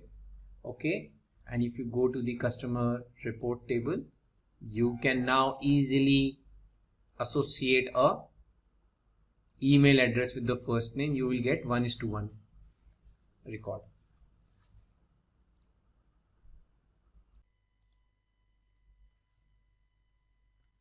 So now you can see that with 1:1 relationship, with the first name, I have associated the email ID, and for each email ID, there is a associated first name with that. So this is an example of 1:1 relationship.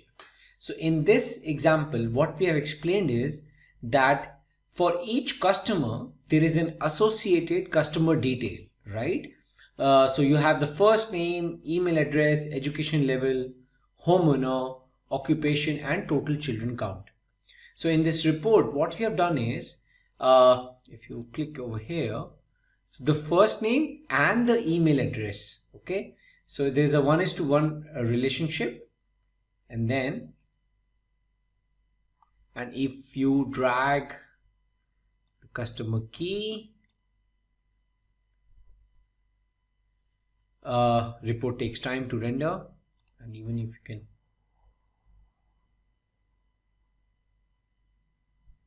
so this is the reporting output. You have the customer key, first name, associated email address, and the count of product names which the customer has ordered. Now this is an example of 1:1. Now I want to show you an example of many to many. Now for that, I'll import my fulfillment data set.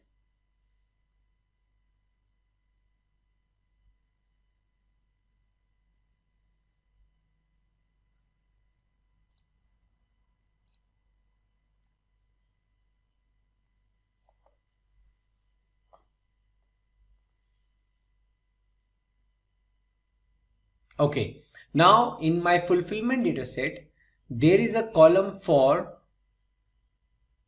order number. So basically what I'll do is I'll drag order number from here to here. Okay, so now what has Power BI detected?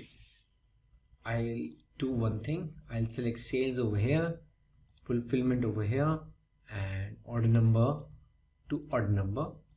Okay, so it's a many to many relationship. So it means that per order I have created multiple batches to fulfill that particular order.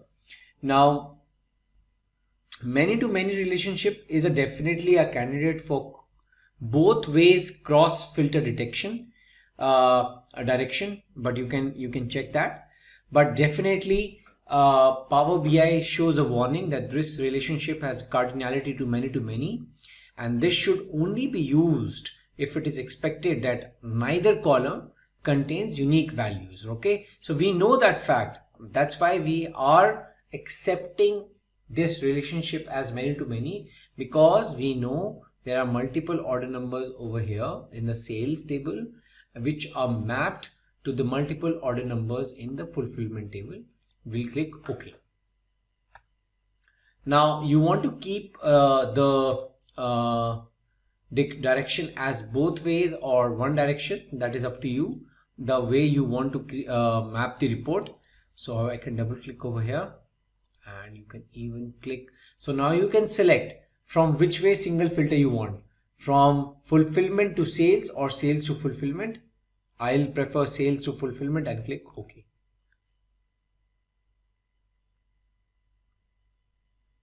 Okay, now we have all our different kind of relationships over here, which we have tried to shortlist. One to many, many to one, one to one, which is this example, and many to many. Now if I show you further relationships which you can keep on adding, like for example I have the example of territories. Now in which particular territory the sales was done, so I can map it over here.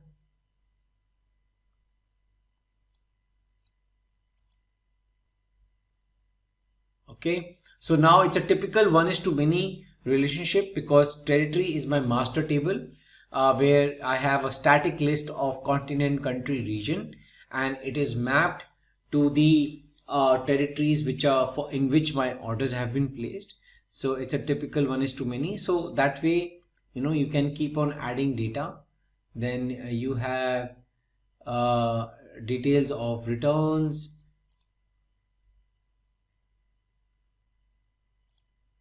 Now this is another transactional table which is about the orders which have been returned rather than being returned by the customers. So you have a product key, so automatically Power BI has detected a relationship between the product key and the product table, right? And even if you can join the territory key, in which territory the return has happened, right? So mostly the most common relationship which you will observe is the 1:many, because as I told earlier, the most common relational model is the dimensional model.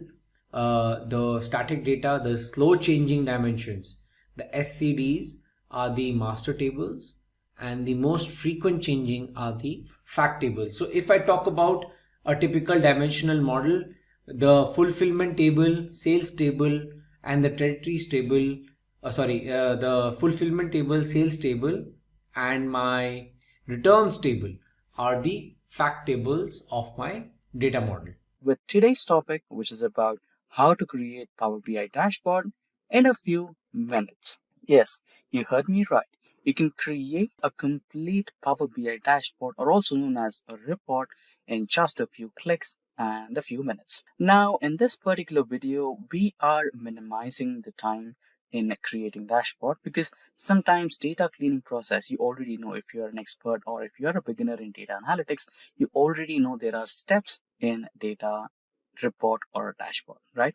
First, you load the data from a source. It can be cloud, PDF, Excel workbook, CSV, or anything. And after that, you do some data cleaning, right?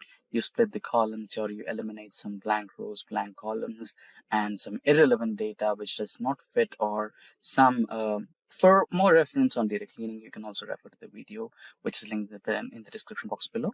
And so, right, that's the process. So basically, you import the data from the source, clean it, transform it, and then load it, and then create a dashboard, right? So in this particular video, we have the completely cleaned data set, which is really available for creating a report, which will be also linked in the description box below if you want to follow us along. So with that, let's get started, right? So that's how it goes. Now let's have a look at our data. So our data has some row ID, order ID, order date, ship date. So basically, you can totally understand this particular data set is about sales report, right?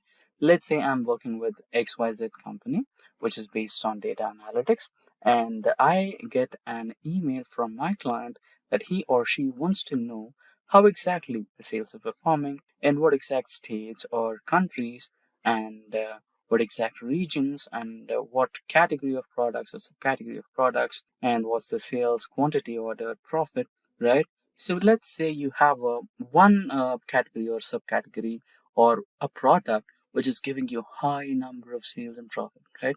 You want to improve more, you can increase the price. Or let's say you have some product which is not performing so well, right? So you can offer some discounts, let's say like 50% off, so that you can move out the product from your store, right? So some basically, if you analyze the data and you come up to a decision where which product is performing in which region or state or country, and which product is performing in not performing in which region, state or country, right? You can come up with a strategy for sales and improve your revenue. So that's the entire process, right? So with that said, so this is the data we have, and let's quickly jump onto Power BI and get going with creating a report or dashboard within a few minutes, right? So here we are on the Power BI desktop. So here, absolutely, you can see you can import data from Excel, you can import data from SQL Server, you can import data from a blank table, or use some sample data. Apart from that, you can also get data from a different sources as well, right? See, we will be trying to do some automation, right? So regarding the automation, we can also go through another video from Simplilearn, which will help you understand how to automate the process of data transformation, cleaning, and uploading. So you can just give the file location here, the folder. So I'm going with the folder here. So it will give me a new window. You can go to browse, and I think I have my folder in downloads, and Excel datasets. Excel. I think I'll be having that named as sales report. Yes, just click OK, and you have the sales report here. You can have a quick preview of the data. So here you have the options: combine, load, transform data, right? You can just directly load, because I've said you that this particular data set is completely clean and is ready for reports, right? So you can just select the data you want and just load, right? I'm doing it this way because let's say for let's not let's say we have the data here in a form, in such a form that the data is from last 3 to 4 years, right? So let me select it this way. So in this case as well, it will take the Excel file, and even if you add some more data to it, it will apply the changes to it, right? So let's say we have the data for the last 4 years: 2020, 2019, 2021, 2, and 3. And since 2024 is not completed yet, we are not taking that data. Let's say we enter into 2025, then the new data for 2024 gets updated and loaded onto the same data table. And you don't have to process the data once again, clean it, transform it, load it. No, that's not gonna happen. You can just load the data, you can just drop the data on the Excel spreadsheet, and your dashboard or report will reflect the new changes automatically just by refreshing your dashboard, right? That's the automation you can do. So what exactly automation is? The process where human effort is not involved, and the computer or your any tool does the job for you, is called as automation, which reduces a lot of time of yours, and you can use that valuable time to plan on the strategies to improve your revenue, right? That's the overall motto of data analytics. Now that's the preview of the data. I'm just going to directly load it. I'm not going to transform it, because it's completely clean and transformed data and ready for reports. So here you go, and you can close. If there are minute errors, you can just close it. And if you want to check your data, you can go to your data here, and you can have the sample data right here, right? If you check the order date, not ship date, sorry. ship date can enter into 2023 as well, right? So here you have 2020 and the other dates, right? So you will have, okay, let's go to the data filter. So you basically have 4 years, not 2024, right? So that's the way. If you just add the 2024 data, it will automatically reflect in the visualization. Now, all that we need is create a dashboard or report which will help us analyze some data, right? So let's get started. Just double click on the report section, and here you'll have icon or wizard which will ask you what exactly you're looking for. Preparing Q&A. So I want region-wise sales, and I want it in a bar graph. There you go. You have the region-wise sales in bar graph. Press on OK, and you have it. And you can place it somewhere in the corner. Then if you want another one, double click, and you want category-wise category sales, and let's take that in pie chart. Category sales pie, and here you have it. Press on agree and accept, and you have it over here. And year-on-year sales in a line graph, sales by date, or sales by date line graph. Here you have it. Accept that, so that you can identify which is the peak performance year or peak performance date for us, which gave us the highest number of sales in a certain region, right? So here we have it. You can place it, you can customize it, right? And now let's go for subcategory. Double click, and subcategory, I think we have a hyphen or space there. Sales. The type of chart you want, you can go with the donut one. Select that and agree. So you have a subcategory wise sale, and now let's go with region wise. I mean the country wise, right? So let's go to the data again here. So here we have segment city, state, country. Okay, let's go with country now, right? Country sales map chart. So whenever you have a region or state or a country involved, go with map charts. It's the best way to represent, right? So we have considered European nations over here. So for that reason, we have the European states here. And now we can let's go with the data once again and have a look what else we can do. And shipment mode, right? So you have the shipment mode as well. So you can identify what type of shipment mode customers are majorly preferring. Shipment mode, bar graph, agree. So basically, I think we have 3 types of shipment mode. Let's check the column name of shipment mode properly. Ship mode. It's not shipment mode, it's ship mode, right? So let's type again. Ship mode, bar graph. Okay, shipment mode sales, bar graph. There you go. So agree, accept it. So you have standard shipment is the most preferred one. Now we have this, so let's add some KPIs here.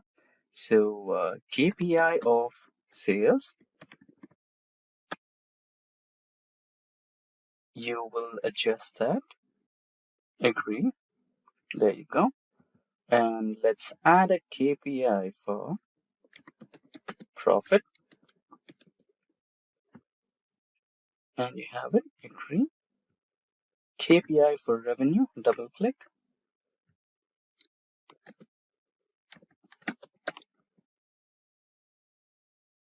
Let's check if we have a column called revenue. Quantity, discount, profit, right? So let's go with quantity and discount. So revenue is not added, so it's okay.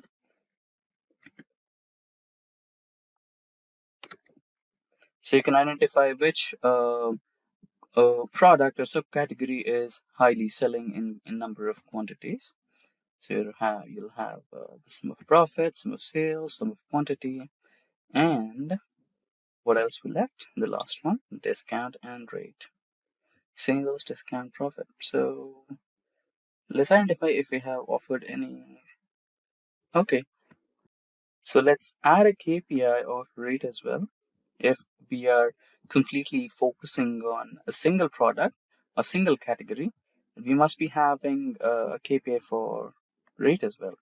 Double click somewhere, KPI on rate. There you go. Accept it. And you have the completely formatted dashboard or sales report ready for a meeting. Let's close all these so that we have a better visualization, and you can just go to the slideshare mode or fit to the page mode where you can have it. That's good. So this is how you create a completely fully functional sales report or sales dashboard just within a few clicks and just within a few minutes. Let's say I want the sales report only for central region. Click that and it's completely interactive.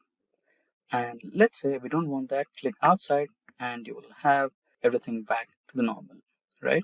And let's say I wanted to focus on a particular category, technology category alone. I have the sales happening and the subcategory of sales and what are the products over here, right? You'll have that, and which is the country happening to ship the most of them, and what's the shipment more preferred by them, and highest performing date or year. So here you can see 2022 June was the highest performance for sales, and the lowest one is somewhere here in March 2020 or something, right? So that's how you can create a fully interactive dashboard or report based on sales data in a few minutes and in a few clicks. And that brings us to the end of this tutorial on the topic how to create a completely functional sales report or sales dashboard in a few clicks and in a few minutes. Today we will learn how to use Power BI with AI. For that, let's consider a small problem statement, or in other words, a simple use case.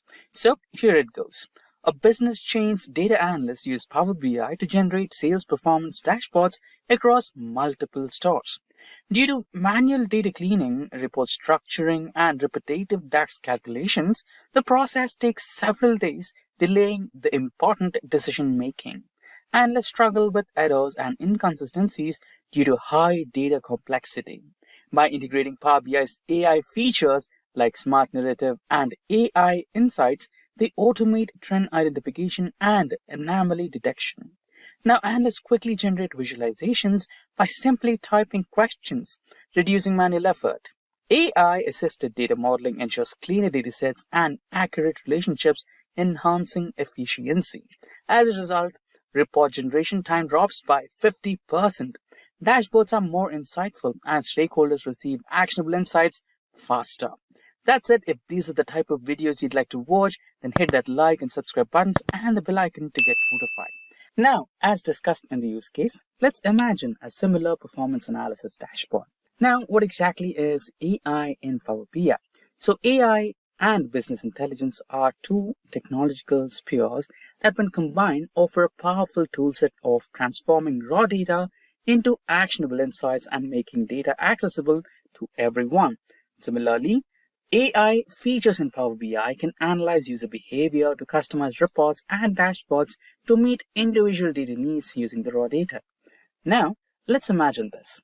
Suppose there is a significant growth in business and you wanted to identify the reason behind it and replicate the same idea across all categories.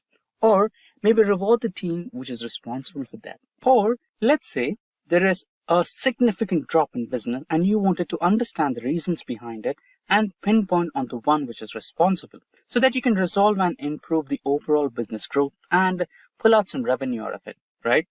Now, if you are doing it manually using Excel datasets, or even if you're doing it with Power BI datasets, you might end up creating a lot of Power Queries, tax expressions, and also if you're working on Excel, then you end up creating a lot of pivot tables, and it might be a manual task and will consume a lot of time, right? Or in case if you're in help with AI, then the matter of days could turn into the matter of minutes, and you will have the exact data or information you're looking at, and you can resolve it in a matter of minutes or hours, maybe after a business decision has been made. Now, let's go through a practical demonstration on Power BI for this. So before that, let's have a quick look on the dataset that we will be using today. So this particular one, which is the auto sales data for 2024, is the one we will be using today. So we have all the columns: order ID, order date, and delivery date, state, dealership, pin code, region, and the names of the products, and the fuel type, leads, revenue, profit, and cost to company, everything, right? So this is the cleaned data that we have today for our data analysis. Now we will be identifying the key areas that led to the quarter-on-quarter growth, or if you drill down a little bit more, then we can also identify the month-on-month growth, or in case if there is a drop in month-on-month or drop in quarter-on-quarter, we can also identify what is the reason behind it, where is the loss coming from, which car product or which dealership, or what might be the reason. Is it about the season or the customer or the dealership? We can drill down a lot of information from it, right? So this is the overall idea of how to utilize AI in Power BI. Now let's quickly switch to Power BI. Now we are on Microsoft Power BI and we have already loaded the data, which is here. This is the preview of the data that we are going to work on. Now let's go back to the report view and pull out a visualization. Now I'll be trying to proceed with the bar graph. Now let's pull some data. So I'll go with the order date and drag and drop it to the x-axis. Now let's go with the orders, and that will be in our y-axis. Here you go.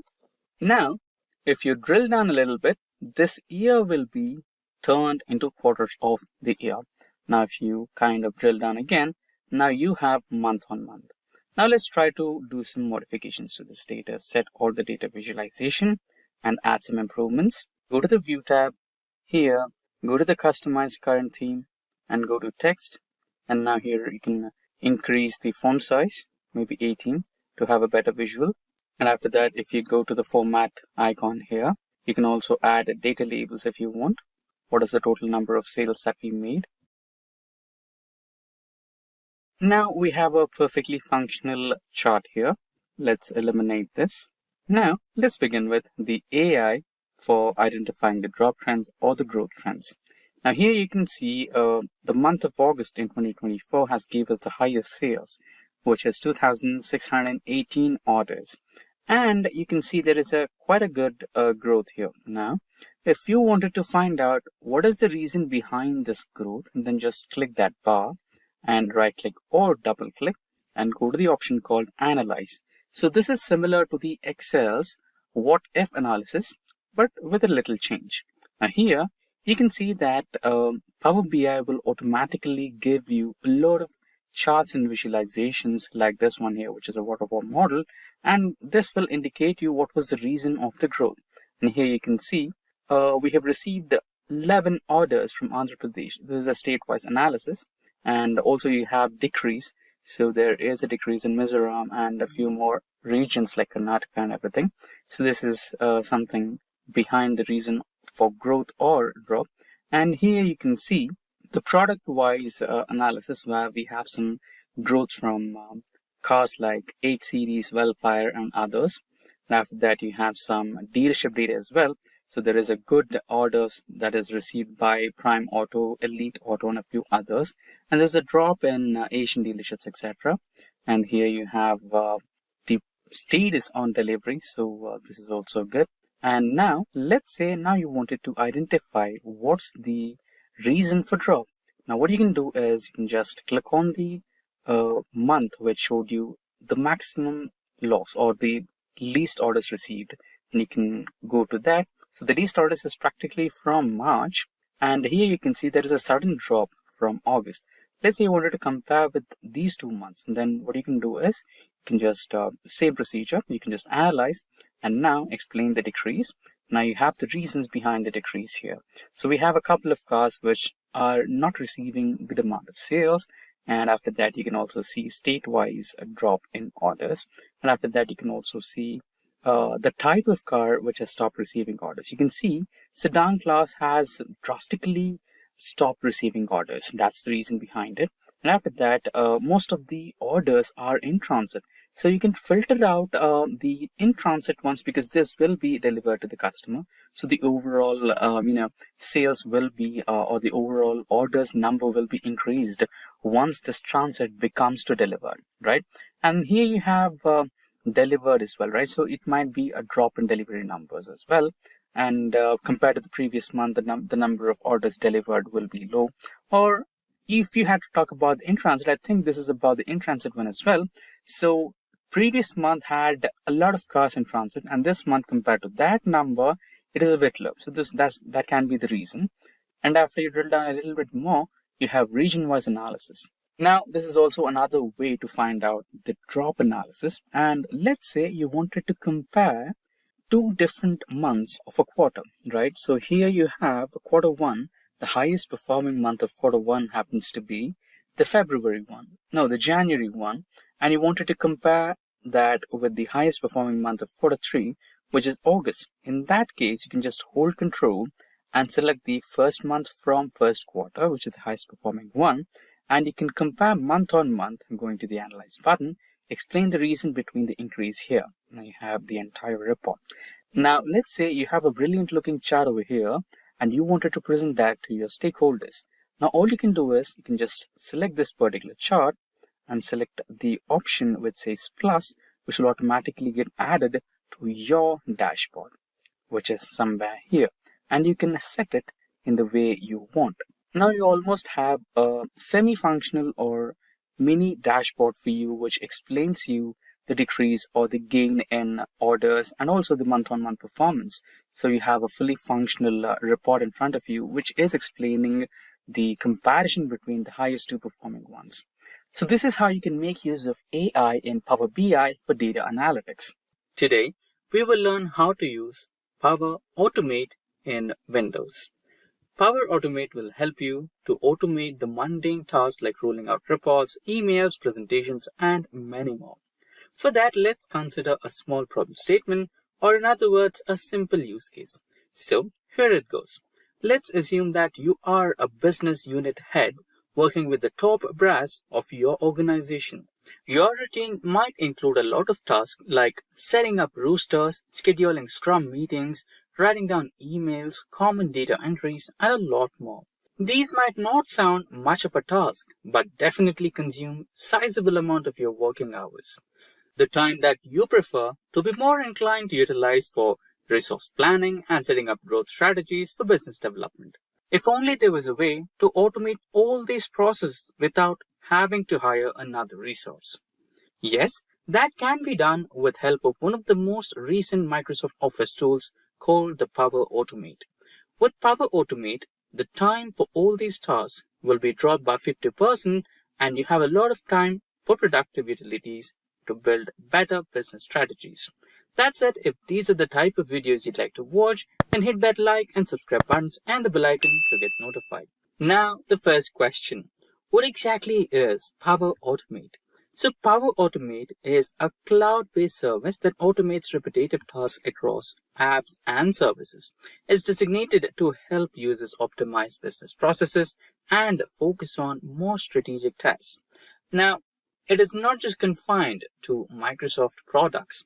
It can also be attached to Google or any other applications as well. If you want to roll out some emails via Gmail, or if you download some files and store it onto Google Drive, Power Automate will always support it. Now, let's proceed to take an overview of how to use this Microsoft tool. So, some of the mundane tasks like sending out an email, scheduling some roosters or meetings, or some points of the meeting, it'll always be a lengthy task that consumes a lot of your time. Now, for a sample task like sending out daily emails, we will try to automate this task. Now, we have logged into the Microsoft 365. So here, you can have some apps over here and you can check out the app for Power Automate. Now, we can just go to all apps and here you can just scroll down. And here you can see the option that says Power Automate. There are other ways as well. You can just search for the Power Automate app and find it out in apps here. Or now you can just find it here. You can just log into the Power Automate app. So Power Automate already has some templates for it, right? So you can just navigate to templates, and there are many uses of Automate. So if you want to do with some email attachments, or if you want to trigger a Power BI data driven alert, or if you want to, set up something in your Microsoft Office, or you want to put a notification, or if you want to download all the attachments from your email directly to your Google Drive and connect your, X or Twitter, you can do that. So there are multiple people who have already used Microsoft Power Automate, and they've already delivered some templates for the ready for use purposes. And if you want to go with some topics, you can also go with this. Or if you're working with remote work kind of style and you wanted some applications or some automation things you are looking for, you can also look at the templates which are remote work related. You can just go through all these templates and go ahead with that. Apart from that, if you're looking for some data collection type of automation, you can also do that. And if you're looking for an email automation, you can also do that. And if you already have created some flows, you can just go through this and find the flows that you have worked on. So I've got one flow already ready here. I've set up an email, that you can be sending out to your reportees, or you can send out this email to your fellow developers or fellow colleagues. And if you have some approvals, you can also do that. So there are a lot of things. So as we discussed before, we will go with the automation of sending out daily reminders. So I'll just type down get daily reminders, and I get this type of automation here where you'll just send out an email reminder to the outlook.com email, which can be about an email to check the numbers, check the reports, and hand it over to your fellow team members, right? So or it may be about a Scrum meeting or a roster meeting or roster setup. So I'll go with this one. And here you have the recurrence in Office 365 Outlook. So this is my email, and I'll just continue. And here is the flow. So here you can just click and you can give out an interval. Maybe if you want to give it every day, or if you want to give it weekly or bi-weekly, you can set it up. So I'm going to go with every day, and here you can set up any prescribed, or if you have any type of time zone that you want to select, you can go ahead with that. So I'll go ahead with anything here. I'll go with Alaska maybe. And you can also provide some time. It's not a mandatory one. And apart from that, here you have some hours you want to select. Maybe I'll go with 10 a.m. in the morning. And also I want another setup at 6 p.m. which might be the logout time. And this is the one. And apart from that, just go back to the flow once again. And here you have to set up few parameters. So let me give out an email here as well, the recipient email. You can add multiple, but I'll go with one. So I'll add one email recipient address here. That's the one.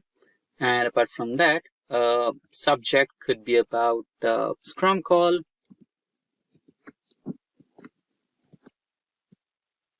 With report updates or with numbers, with number updates.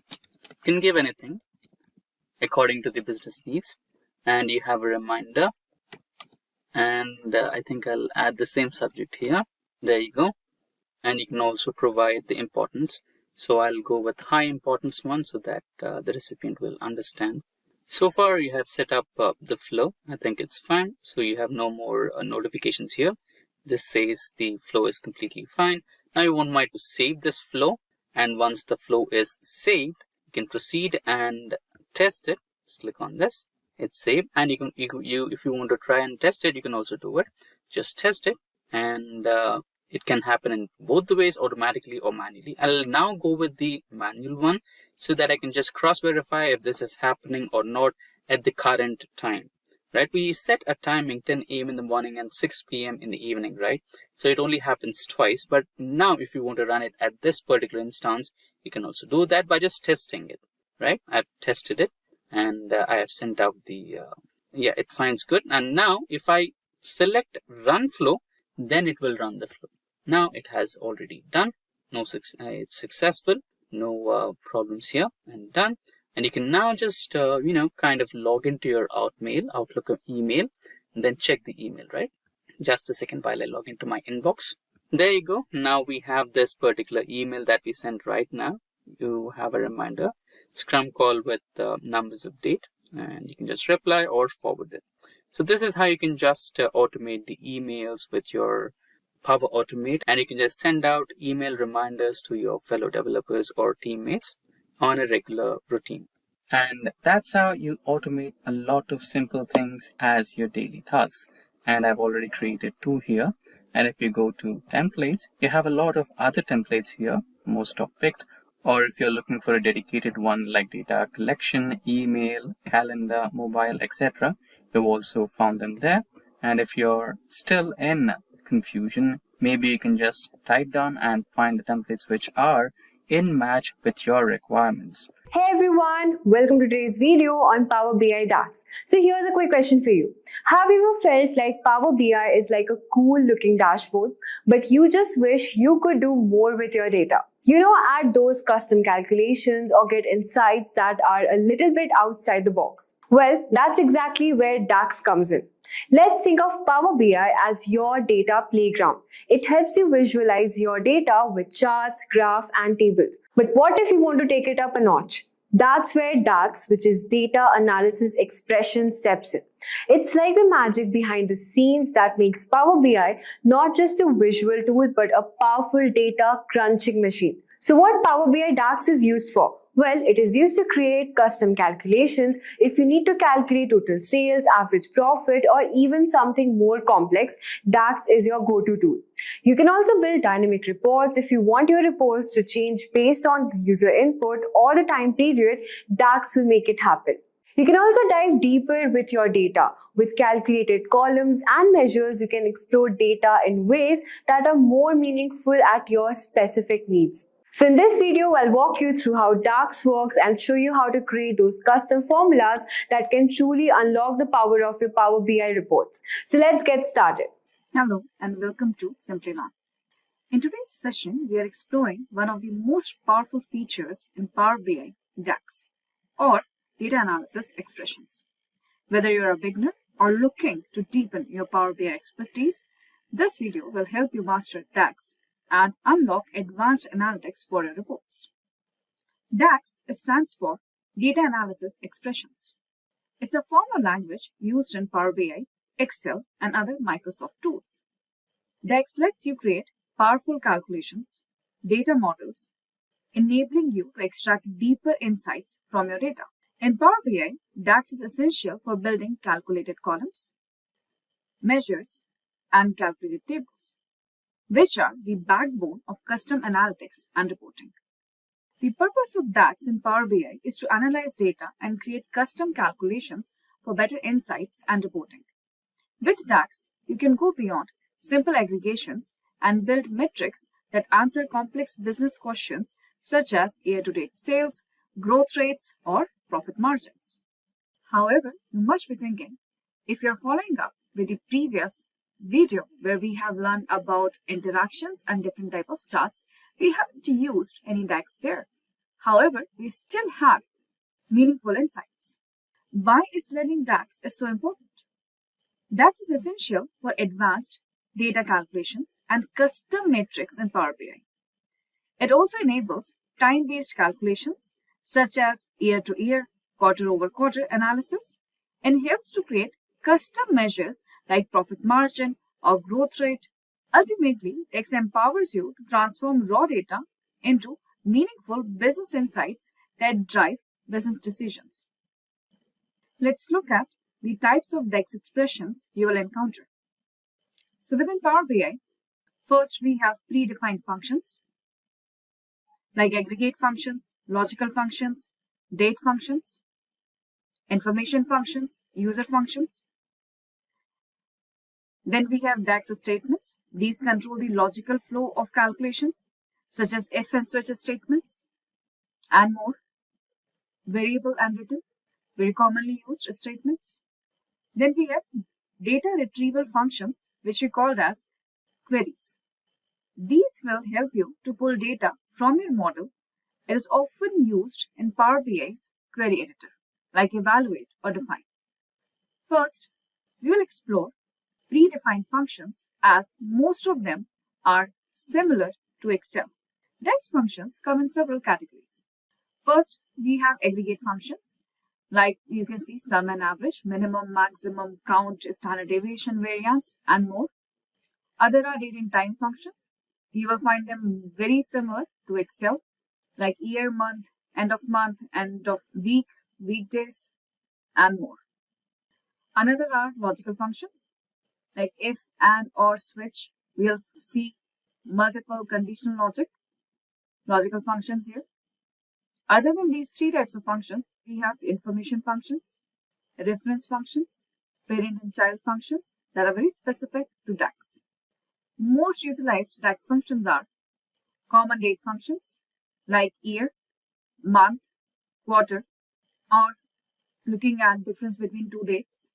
Other are time series functions where we are trying to calculate year on year as variates and written using the year functions, date functions within the statements, figuring out year till date, quarter till date, which is calculating any numerical like sales, profit, till, year to date, month to date, and quarter to date.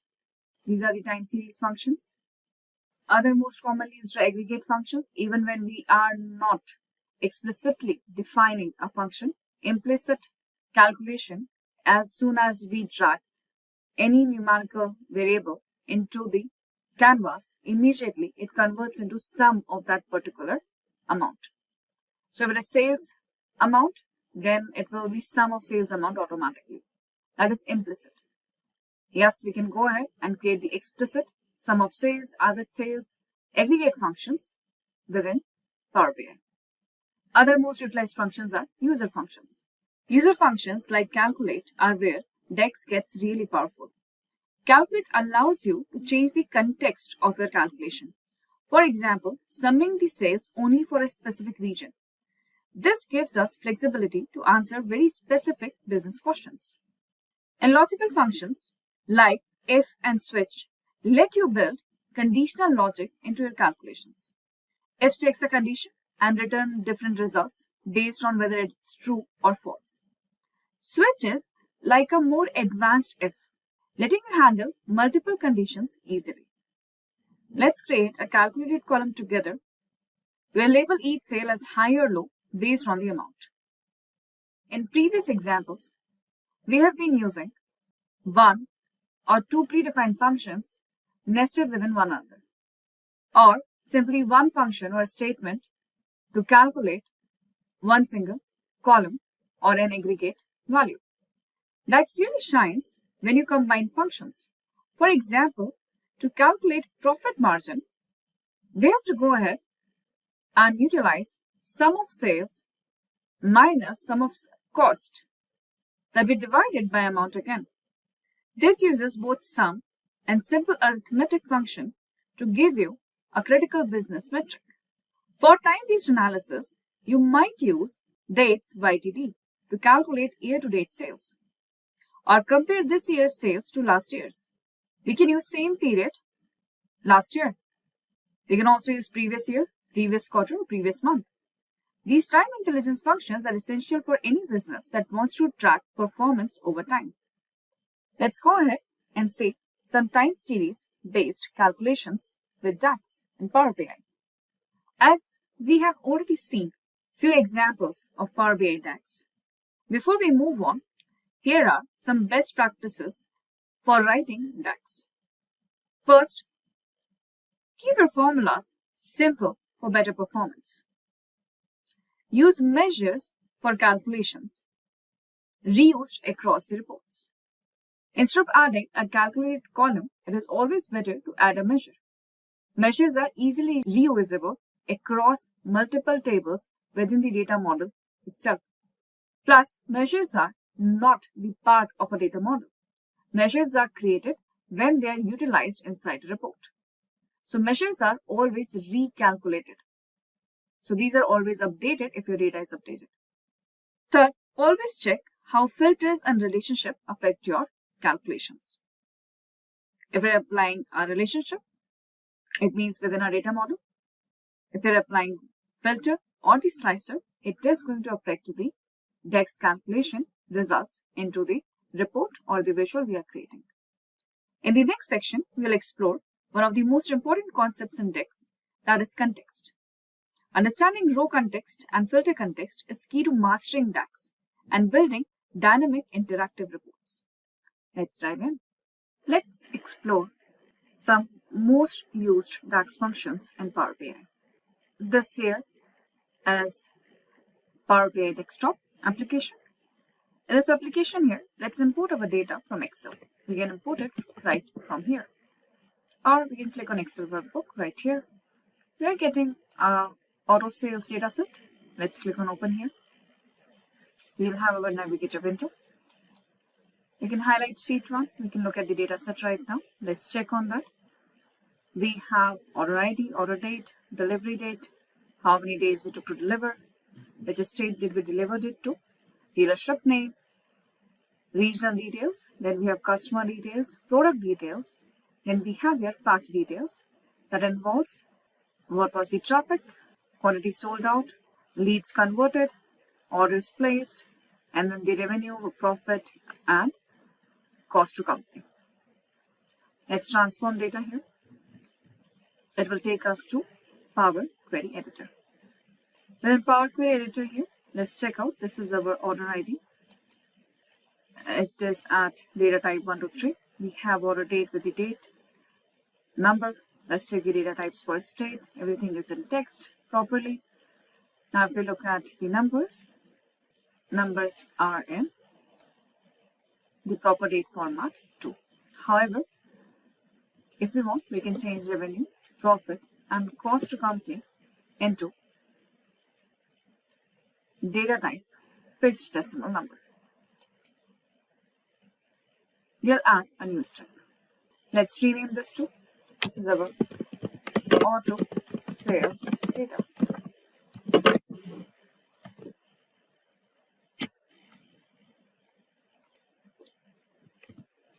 Currently we are ready. We'll close and apply. Our objective here to explore DAX measures here. In the auto sales data here, we have dimensions and measures. Dimensions and measures. Measures are numerical values here. We can see wherever the summation sign is there, these are numerical values. For example, first we have here is cost to company. Cost to company, the summarization here we can see is sum. Similar customer ID, says Power BI understands customer ID is an identification of a customer. It is a unique ID provided to the customer. The summarization here will automatically be count. Similar pattern we can find in other columns too. Let's go ahead and create calculated measures. Simple functions first. For example, we'll create a simple table first. In this table here, we would like to explore that how much quantity we have sold out in each category. If we check on category here and quantity, we see by default sum of quantity here. This sum of quantity is implicit calculation.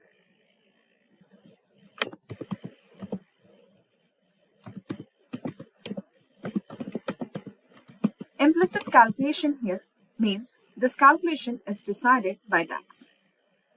Now when we go ahead and define the calculation by using modeling, that will be called as explicit calculation, where we are going to use DAX functions and statements. Let's see difference between both. To add the measure here, we can add the measure from new measure here. We can also go ahead and right click on table and click on new measure. We can also click on modeling and add a new measure from here. So let's go to the table, right click on a table, and let's add a new measure from here. When we click on new measure, observe here, a formula bar is opened up where it is directly writing measure equals to as a name. In the data pane, on the right hand bottom corner, we have a measure here. This measure is getting saved in data pane on right hand corner here. We can see the icon is a calculator right there, right here. So let's rename this here as total quantity. Make sure, as a standard practice, we do not leave any spaces. Later on, if we are trying to reuse this aggregate calculation, and if there is a space in the name, we will not be able to reuse it in any other calculation. Now we want to sum. We'll use the predefined function, aggregate function, sum. A simple sum function here. If you want to read more about it, you can expand it from the arrow.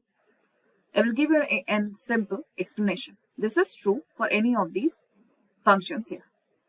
We select the sum from the drop down here. As usual, we can see the parenthesis will open up. It will give us the syntax right here.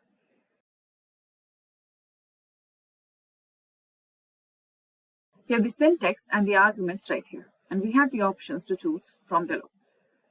Now we want to go ahead and calculate quantity, so we will simply go ahead and type Q in the drop down. We have quantity with the help of tab in our keyboard. We can simply use quantity right there. And since we are in Power BI, remember to close the parenthesis. To commit or save this particular calculation or the measure, we will go ahead and press enter. Once you press enter, on the right hand corner, you'll find total quantity right here.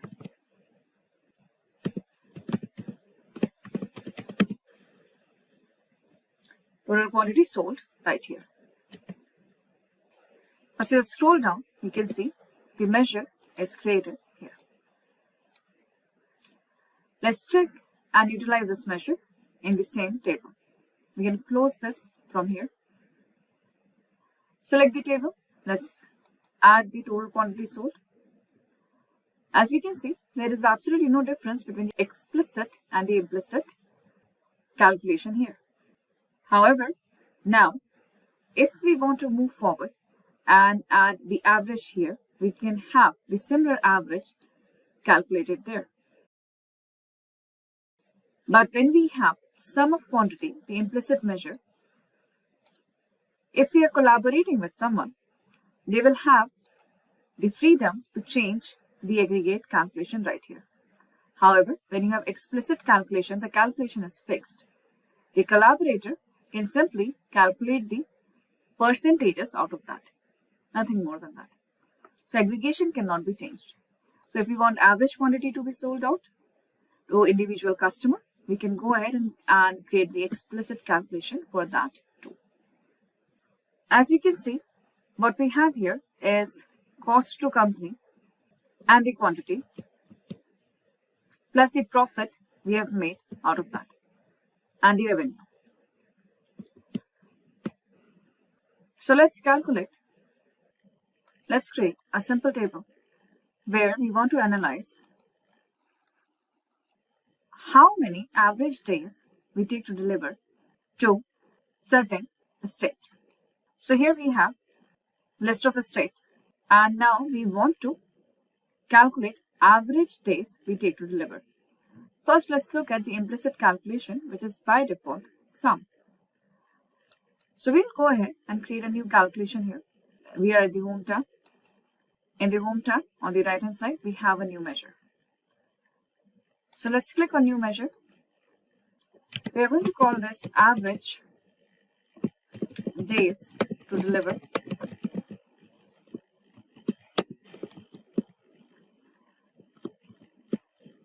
To avoid the spaces, we can also add underscore sign. In average days to deliver, we start with average function. Now we have days to deliver, and we close the parenthesis. Once you press enter, we can find average days to deliver is here. Let's check here. In this report, here, next we would like to calculate that if we are taking more than 5 days, meaning we are taking longer duration to deliver.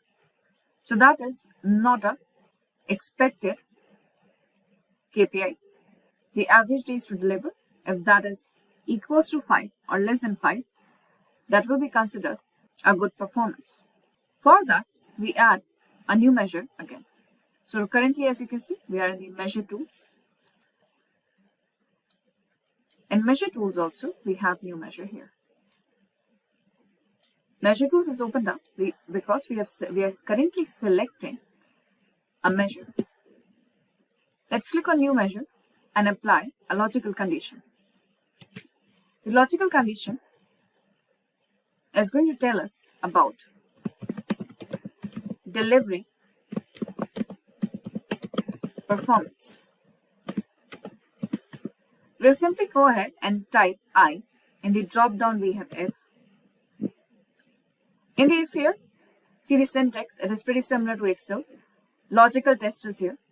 In the logical test, we are saying that read average days to deliver, the measure that we have here, if it is greater than or equals to 5.5. If condition matches, then the performance needs to improve.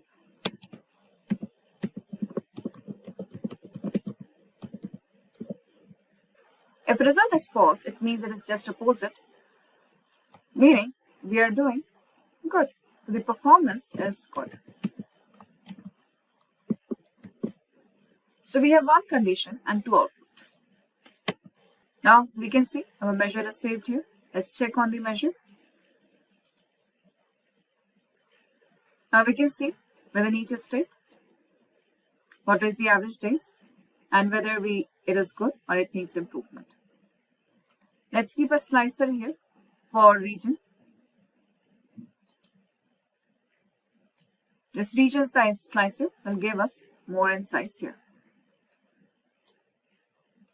So within the central region, we need improvement. In east here, we are doing good in few states. We need improvement, and we need improvement in most of the cases here. Let's look at few more common functions like date functions. Currently, if you want to go ahead and create a table, we want to see year-wise sales we have done. We have delivery date and order date. Let's use the order date here. The moment we check on the order date, the entire hierarchy will be added here. We can simply check and decide to keep whatever we need right there. However, every time extracting and checking from here is not always desirable if we want to go ahead and utilize the year and month within another calculation. So maybe we want to simply go ahead and look for the Q1 sales. In those cases, we will not be able to extract Q1 right from here. So let's go ahead and look into most used date functions here. We add a new measure again. In this new measure here, let's get the year extracted. We can simply use a year function. In the year function here, we have to write a date. So date it will find here in order date. As you can see right now, when we are using year function, we do not have the option to select the measures here. The reason is there are few functions that can be used within calculating measures. However, few functions like year, month, quarter, and more, these can be used only when we are adding a calculated column. So here you will find some limitations related to context. To understand more functions, we have to look into calculated columns and calculated tables. So first we are going to add a calculated table for calendar, and then we will move forward and add calculated columns in that. We'll also understand why calendar is important to be added and how we can use multiple date functions and logical functions to create a proper calendar table. By learning that, we will cover the concept of row context and filter context too. Now, we are going to explore one of the most fundamental concepts in DAX, that is context.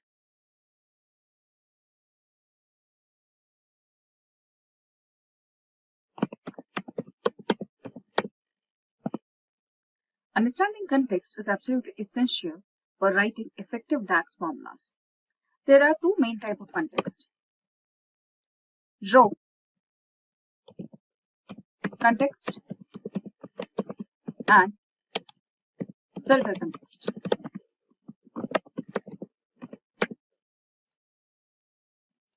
Let's break these down. We'll see it with an example. For the example, first we'll add a calculated column.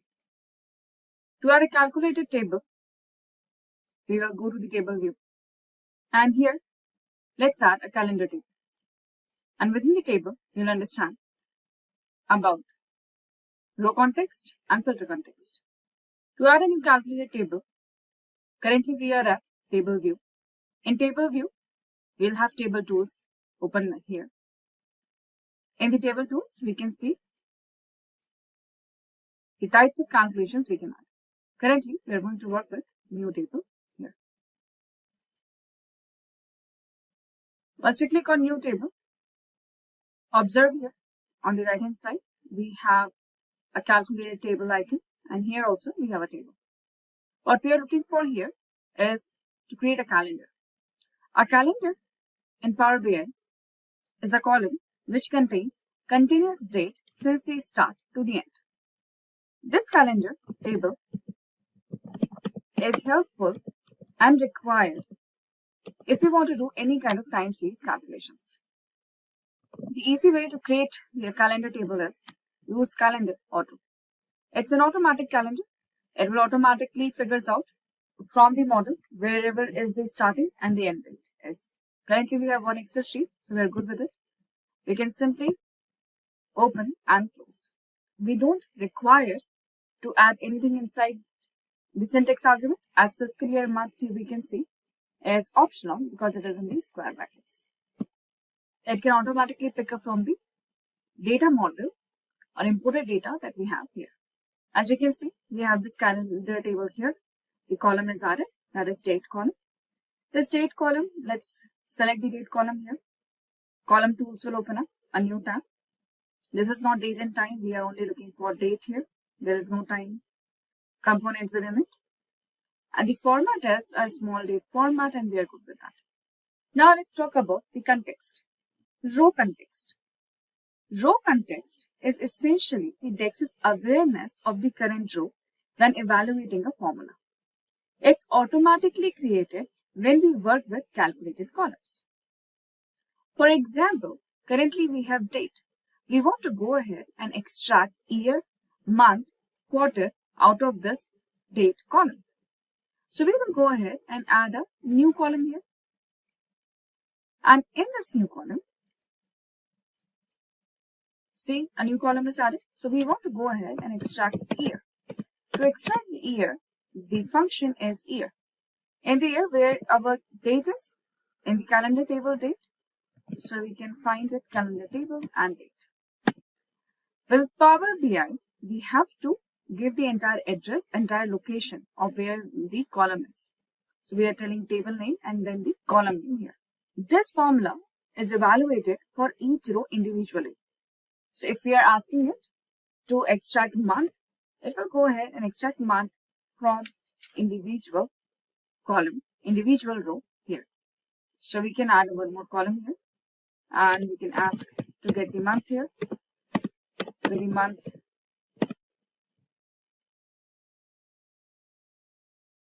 calendar table here. You'll have the month number.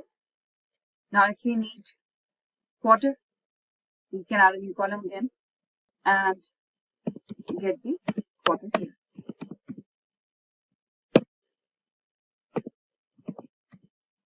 We get the date again. From the date, extract the quarter. And both the cases, it is going to be numbers. As you can see, it is January, quarter is 1. So this year is always seen as calendar quarter.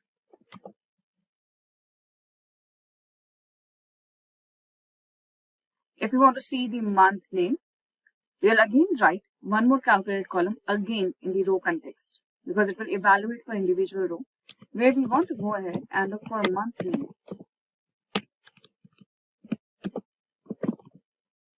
For the month name here, we will go ahead and use the custom formatting, that is the format option. It is parallel to text function in Excel.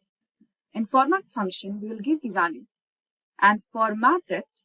To extract the month name, we will use the function format. Format function helps us to custom the format of any given numerical value. And this value converts any value to a specified number format. So for example, we are getting the calendar date here, comma, the format we are looking for is month. So we can ask it to extract month. We will write M 4 times there and the month will be extracted. Next is local name. So we are not looking for that right now. And we close the bracket. This is not as per local or time zone. We simply want the month out here. So we don't need it right now. And this is format. This is month name. Every column that we have added, it is based on row context. It is calculated for individual row. Notice how it calculates for individual transaction. This is row context in action.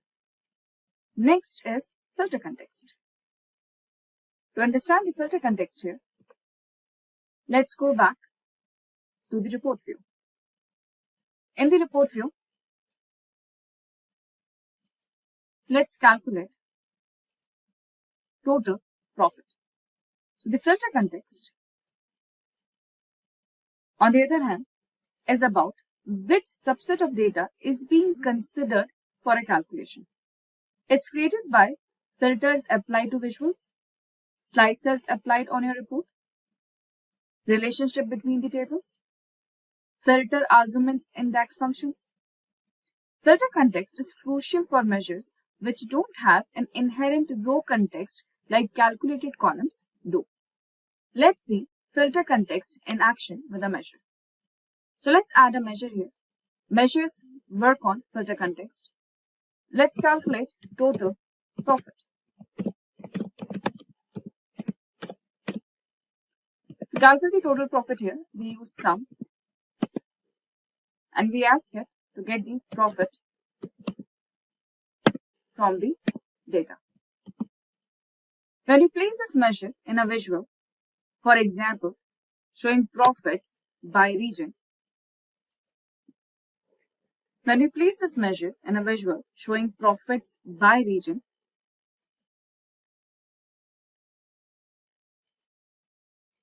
the filter context for each region determines which rows of the profit columns are summed. If we click on West region, in the slicer, the filter context changes and our measure recalculates to show only average days to deliver in West, sum of quantity or total quantity only in the region West. Similarly here also, we can see it will show only region West. This is the default filter context.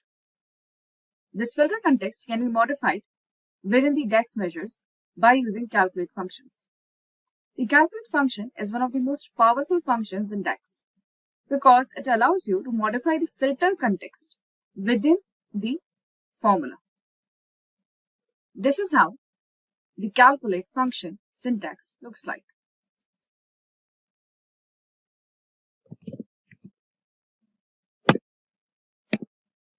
As we can see here, calculate function evaluates an expression in a context modified by filters. If you look at the syntax here, it says that first you give the expression and then the filters are applied. So for example, we want to calculate the profit only for certain category of product.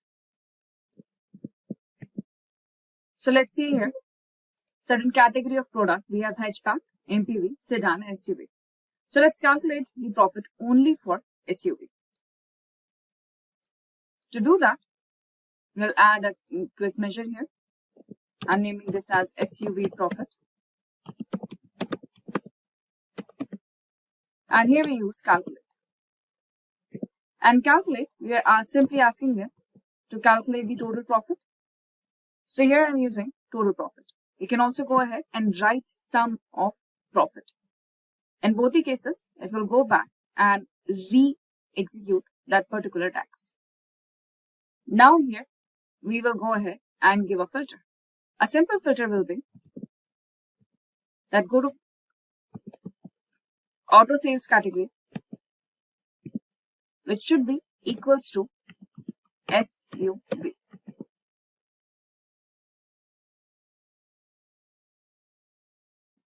This is the SUV profit here. See the difference? If we add the cards here, this is our total profit from all the regions and categories. This here is SUV profit, only profit that we have gained from SUV. This overrides any existing filter context within the specified filter. So if I go ahead and select central, for example, here, you can see SUV profit gets impacted by the outside filter right here. Context transition is what happens when row context gets transformed into filter context. This occurs when you use an aggregation function inside a calculated column or when you use a calculate formula here. For example, if you want to calculate what percentage of SUV profit contributes to the total profit. In this case, context transition will happen. If we click on new measure, and we will see it here. So we want to find profit contribution. We want to find profit contribution percentage of SUV.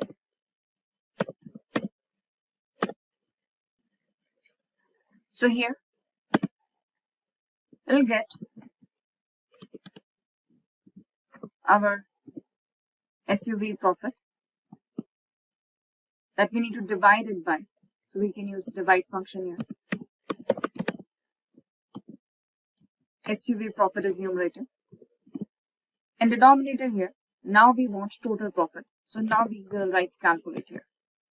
Reason, we don't want this denominator to change or get filtered out because of slicers or simple selection of Central, East and North here, because this total profit changes when we select anything from out here. We want it fixed. So SUV profit is going to be fixed. It is from SUV. In the calculate here, we want to fix the total profit value. So we type calculate and we need total profit here. And here we use all function. This all function returns all the rows in a table or all the values in a column, ignoring any outside or even inside filters. Inside all function, we'll ask it to keep the entire auto sales data intact and not to get this particular total profit impacted by any outside or inside filter.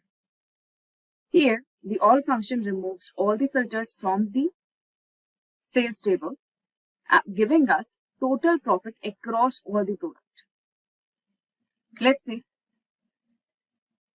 Let's implement this to see which product contribute most to our overall profit. I'm going to add a card here, multi-row count. And let's see the profit percentage here. Let's convert into percentage too. So it is in general format right now. Now it's percentage. See. So the SUV contribution here is 25%. If I convert this into a simple table right now, maybe we want to see in front of category, you'll find that it is only giving us the SUV percentage here. It doesn't understand this at all, meaning this is a fixed percentage answer that we get. However, if we go ahead and add fuel type and we don't see the category here, now we'll have a correct percentage right there. So while calculating this here, it is able to hold on to the total profit calculation right there. So this is your profit contribution as per the fuel type. And see here, this is not 100%, this is 24%. That is only for the USV. That is only for the SUV. The same can be applied to calculate profit contribution for each product. I'll copy this here and let's create a new measure. Now we want profit contribution for all product here. Or let's say each product here. So now here we do not have SUV profit here. Instead of that, we will ask it to get the profit. And now here we are asking it to fix the profit right there. This total profit always gets filtered out. However, the second total profit, which is used within the calculate function and with the all function, this is going to be fixed in the output. When we calculate it like this, and now if we go ahead and create another visualization where we want to see each category contribution and profit.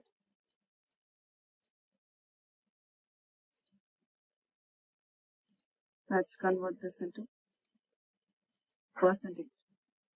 You'll find the percentages right here, which amounts to 100%. If we go ahead and simply put total profit here and calculate the percentage from here by utilizing this, we still get the same answer. However, when the outside filter is applied, see the difference. If I'm filtering right now with the central, which is the interaction right now, if we are selecting central here, now we know that in the central, the all over contribution of these is 7.32% within central out of the entire profit. However, here we see 16% for hatchback and likewise. Reason? This particular profit contribution is coming always from the fixed total profit of 601.78, entire total profit. So these look same, but this profit contribution cannot be impacted from the outside or inside filters. Now that we understand the context, let's explore some advanced DAX functions that leverage these concepts. In this session, we will analyze auto sales dataset by using PowerBI Desktop.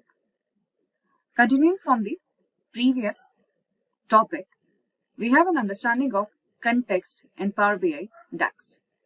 Moving forward from here, we will guide you through every step from connecting to the data, exploring the data model, defining key metrics, using advanced DAX formulas like time intelligence, forecasting, dynamic titles, etc., to building rich reports and dashboards. By the end, you'll have a solid hands-on understanding of how to turn raw auto sales data into actionable insight with professional visualizations. Throughout the tutorial, feel free to pause and try each step yourself. We will also provide explanations for the main concepts and formulas. Let's get started. Open your PowerBI Desktop. We can go to Get Data and click on Excel workbook here or here. Browse and find auto sales data. Click Open.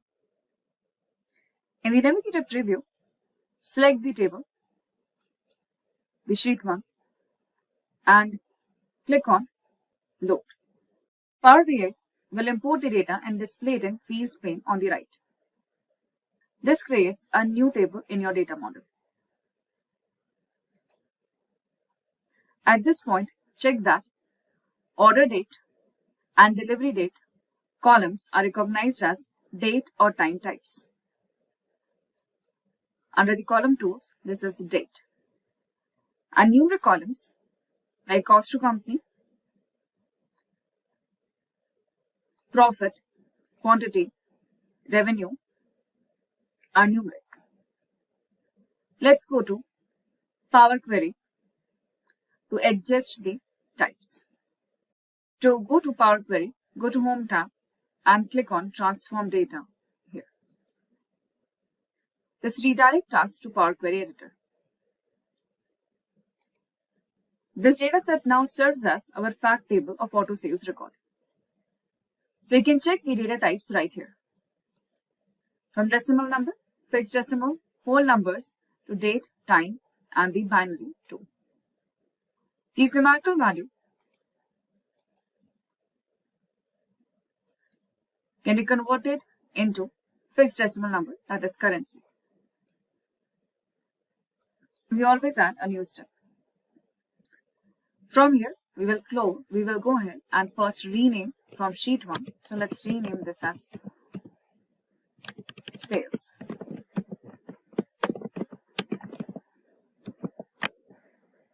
Let's close and apply.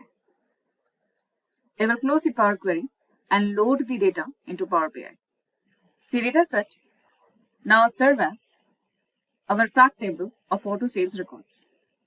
In a more complex model, we might split this into fact and dimension tables. For example, separate tables for date, product, and dealers, and separate table for numerical variables like order date, orders, profit, quantity, revenue, traffic. But for now, we have one table containing orders, customer information, sales figures, and so on. After loading, notice that our data model currently has a single table. In a robust BI solution, we often create separate dimension tables. For example, we could extract a unique date table from order date column, or separate tables for region, dealership, product, and customer. Creating a proper date dimension and marking it as a date table is important for time intelligence calculations. In fact, Power BI and the DAX engine requires you to mark one table as a date table to get correct results for time intelligence functions. For example, you could duplicate the order date field into a new table of unique dates, and under Table Tools menu, use Mark as Date Table. We'll assume a proper date table is in the place. This date table we are referring to is the calendar that we have created in the last few steps. So let's go ahead and see another way to create a calendar. So we'll go to the table view. In table view, we click on the new table. This is our date table, or we can also call this as calendar table. And we ask for automatic calendar again. We will select this column and convert this into date. Now this is a separate table altogether. We'll go back to data model and we make sure that this data table is connected to order date in sales data.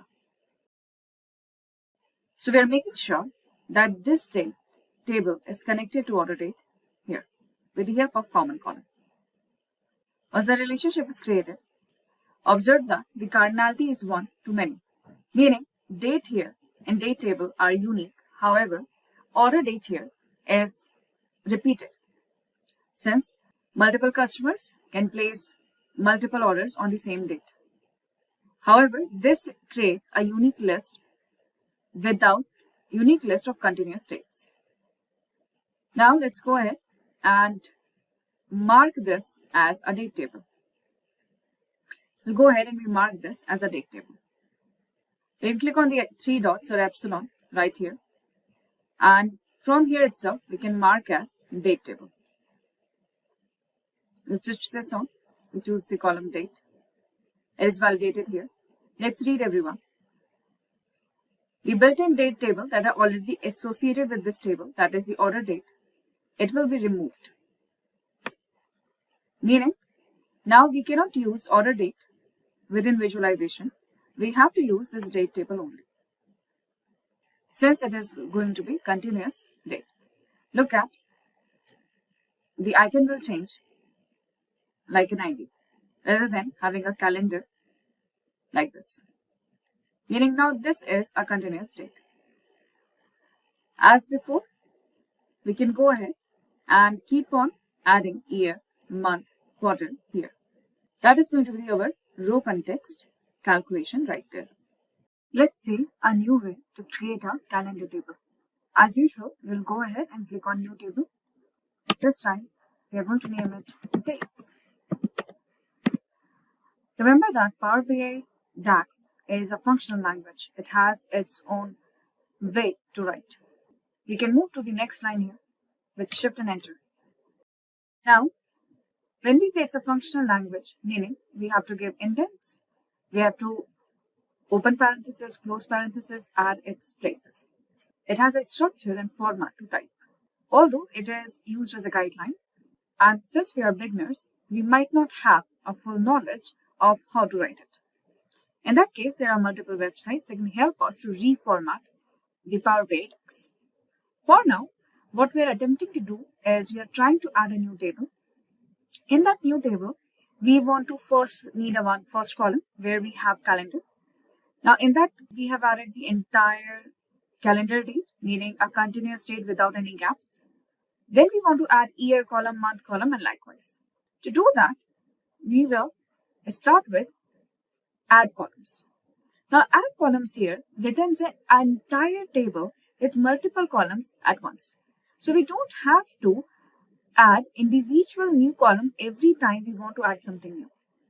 So now we'll go ahead and type the entire code to get the full calendar table. This is add columns. Add columns is asking here what will be your table. The table here will be our calendar auto. That is automatic calendar here. I will take this to the next line too. Indent is automatically there. Now within the syntax, it is asking us the name there. If you read the syntax, it is asking name of the column there. So we will say the column name is year. Now the expression, meaning the formula, should be year, and it should go ahead and get the date. Now how do we define that date there? So it is going to be dates.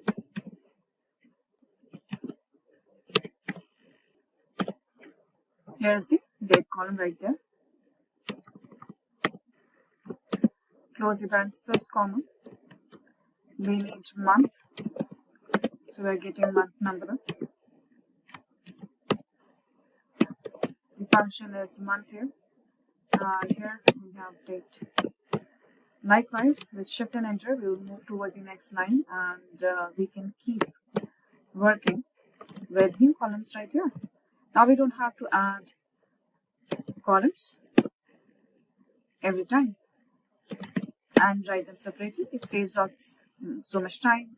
Editing is easier. We don't have to work with individual columns anymore. Adding, deleting, and managing your columns becomes easier. These are the exact same functions we have already applied before.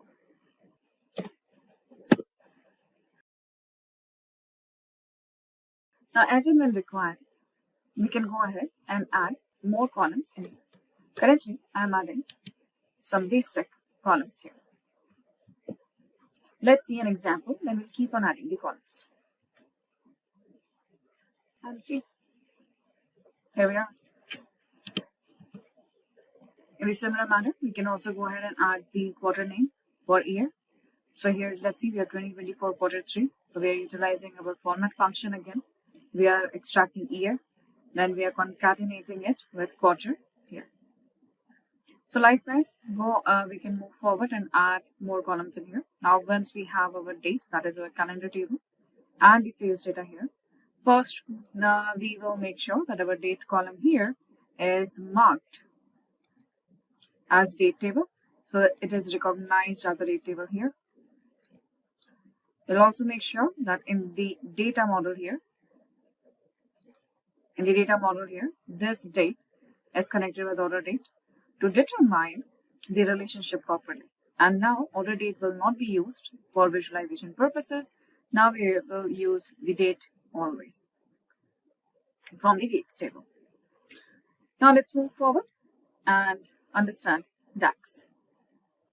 Now we create key performance indicators as measures. You will go to report view. You will go to modeling tab and click on new measure. In this new measure here, let's define few KPIs here. First, we have revenue.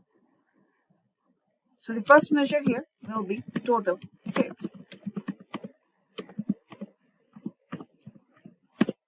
We'll sum the revenue. This sums the revenue field across all records. Let's add one new measure, units sold.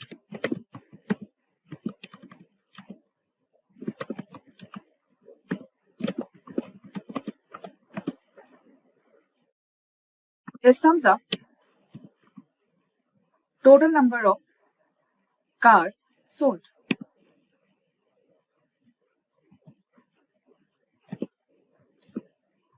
Make sure your home table is sales data, meaning the formulas are getting saved within the sales data only. Our data has a profit column. So we right click and hit a new measure. To illustrate, we can write gross profit here. So let's calculate gross profit. We do have cost of company. So let's figure out the sum of profit deducted by sum of cost to company.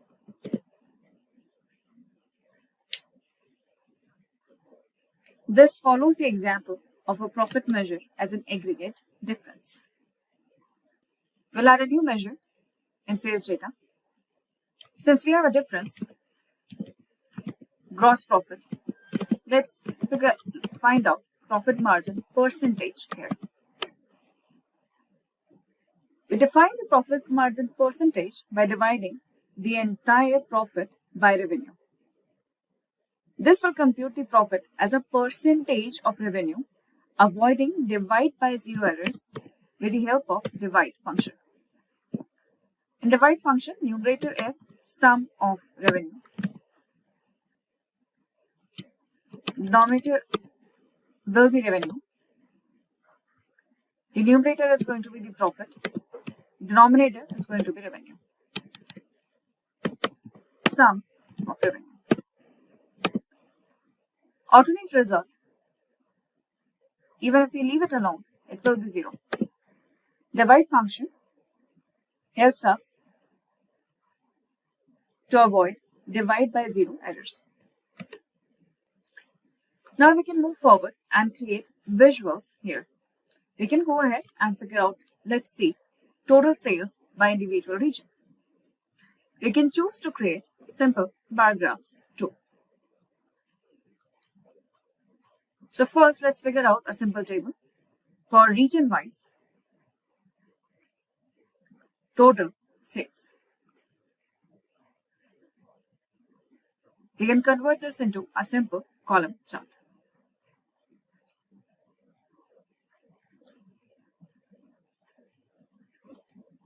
You can keep this column chart.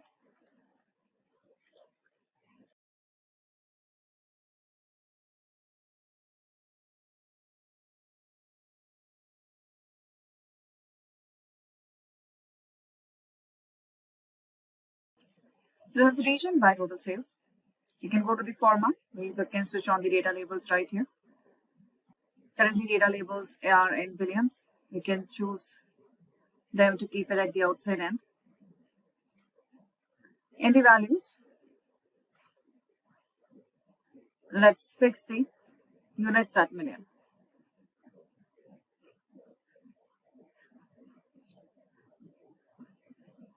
We'll select the theme later. For now, we'll keep our chart right there.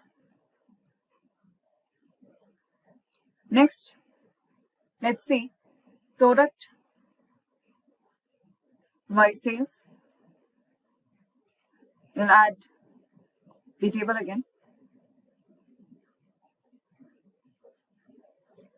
So this is product and total sales. Now we have got multiple product here. The best here is the bar chart. Let's keep it right there. Again, we can switch on the data labels right here. We will fix the data label values at millions.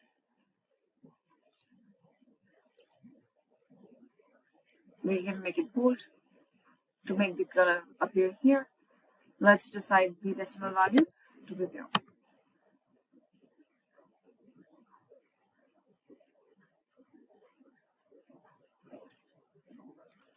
Let's give a background color right now so that it is the charts are easily visible.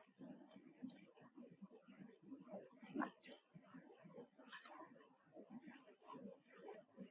Now let's see dealer wise.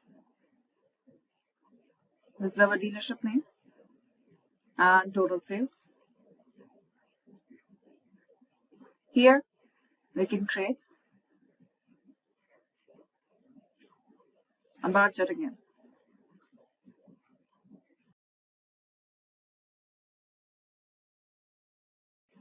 Let's total sales by dealership here.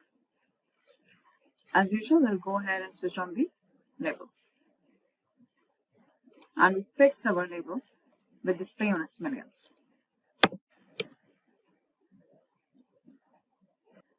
Now, let's move on and see some time series calculations.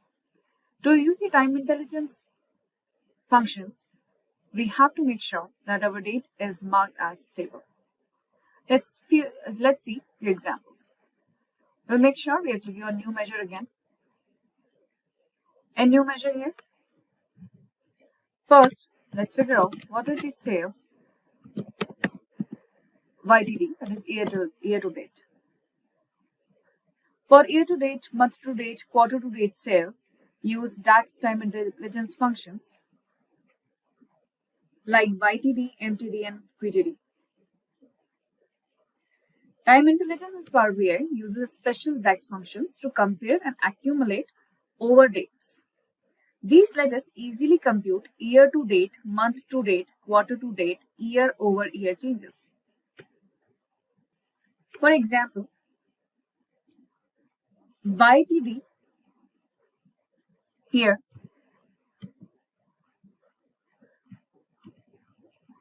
total YTD here begins on first day of the year, ends with the last date column after applying specified filters.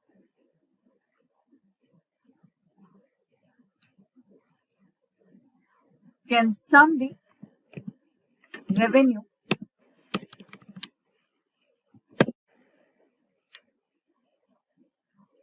from the start of the year to the current context.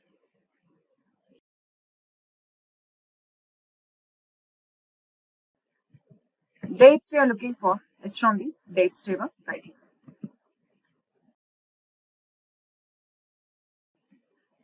Before these will work correctly, ensure your model has a designated date table as we have created just now.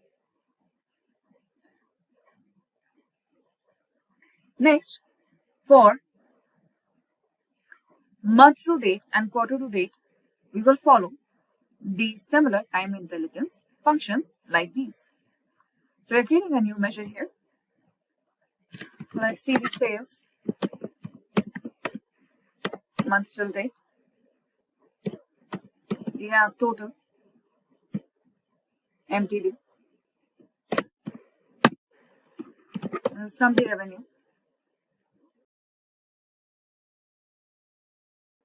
Same will be followed with sales QTD.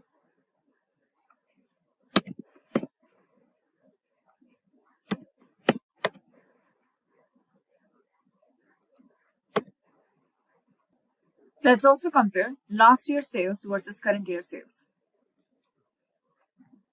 For previous period comparisons, we can use functions like same period last year, date add functions, parallel period, or previous year, current year, or previous quarter, previous month here. So let's use the very famous function same period last year.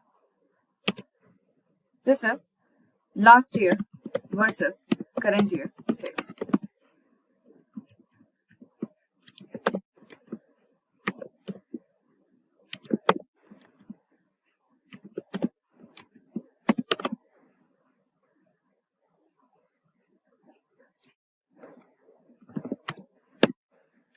We use the calculate function.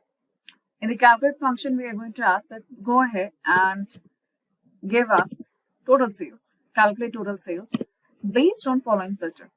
The filter we will give with same period last year. It is going to go ahead to the sales data. It connects with the calendar table and it will return the set of dates in the current selection from the previous year. So the current year is 2025. It will go ahead and select the 2024. If the current year is 24, it will go back and filter out your table by 23.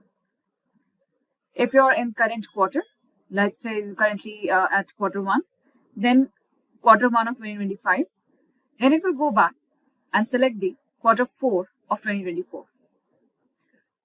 It is not specified with whether it is an year, month, or quarter as we have seen so far. Same period last year, it will simply go ahead and select the entire rows based on that particular period. It can be year, quarter, month, or weeks. Here, we will simply ask it to filter down the dates column right there. This is last year versus sales. So let's see in the next page here.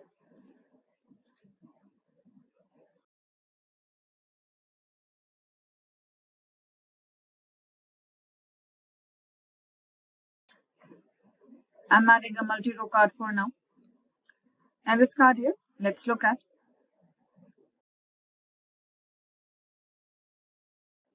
Let's add a table here. In this table here, first let's go ahead and get our year and month name here. So we have 2 year and month here. Observe that month is not in the sequence as we would think. Month is in the alphabetical sequence, and that's not what we expect, right? So we go back to table view and we'll select month name.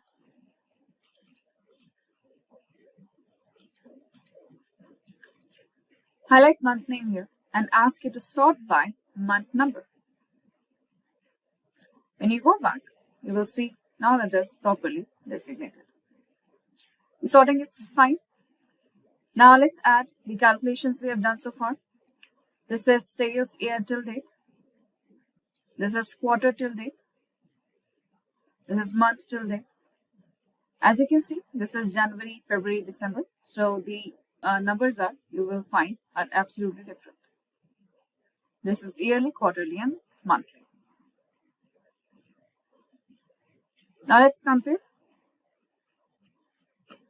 last year's sales with current year sales. For that, we add one more table. Here, we are going to add year first. And let's add last year versus current year. What we see here is just 2025 sales. Let's add month name. Let's add quarter for now.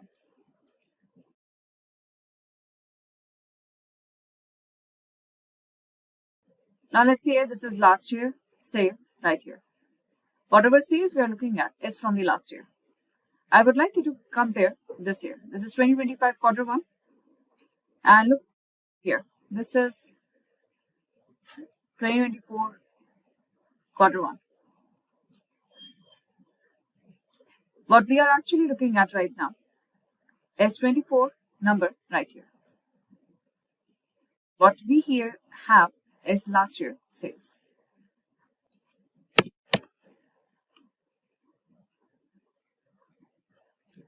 Let's bring this year sales here, and immediately you'll see the difference.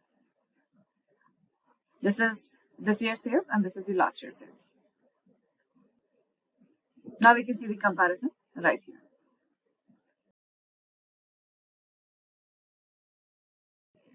To compare last year with the current year sales, we need to create more DEX measures. This is where the KPI measures will come in force. So let's compare profit for individual year. So right now we have last year's sales with us, and this is current year sales. If you want to see how far we have went from year on year or period by period, how far we have come around here, in that case we have to go ahead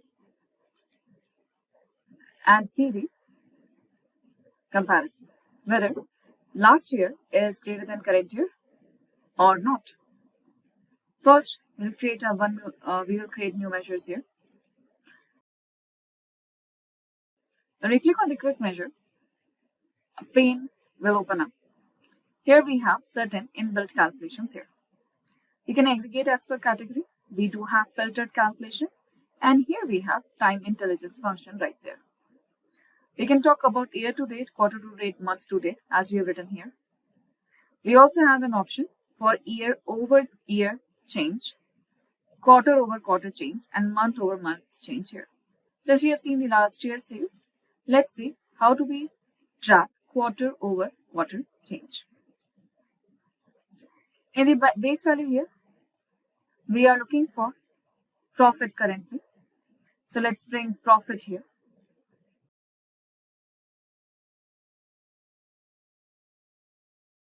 In date, we can click on add data. This is the date right here.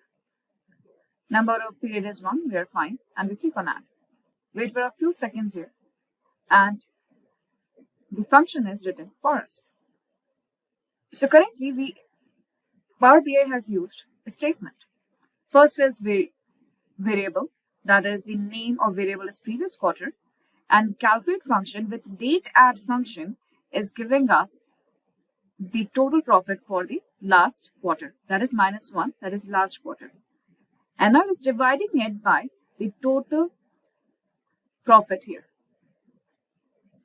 Let's go ahead and bring this percentage profit.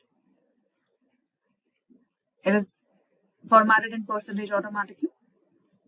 Let's bring this percentage profit right here in the table. And here we are. Now we can see quarter on quarter growth right here. These are few examples of time series analysis. Now let's go ahead and create some visuals.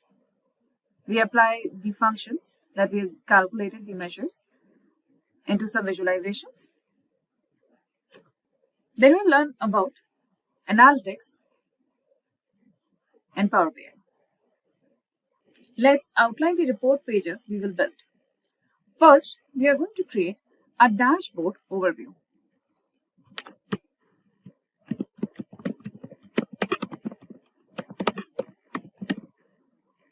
Here, we can use card visuals for KPI visuals to highlight high-level numbers. For example, you can create a card here for total sales, another card here for total units,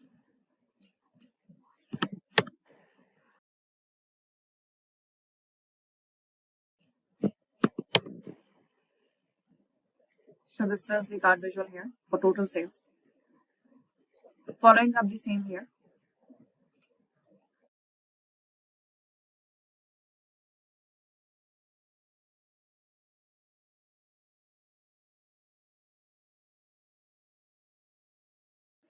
Giving a gross profit here.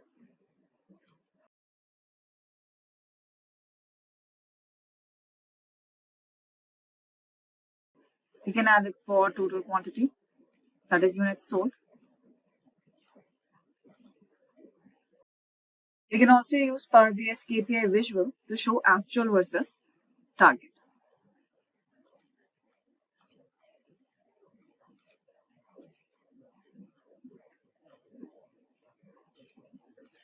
Here is our KPI visual. this KPI visual here,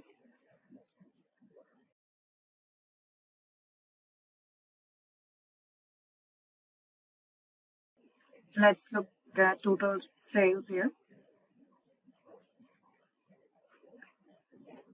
as per month as compared to last year's sales.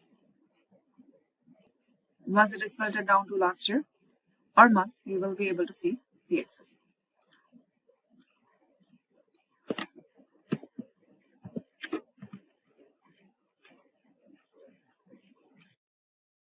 We are fixing the display on its callout values. We can use Format Painter.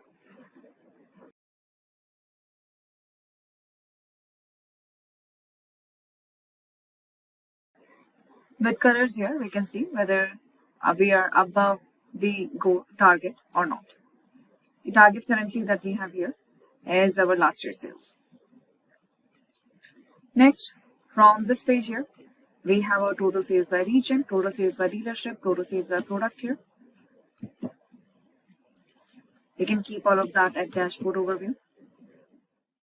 The theme can be set and designed later.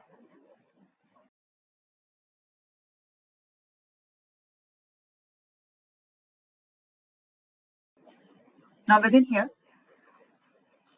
we will see more here, category with sales. We'll have one more chart here for region, for state and sales.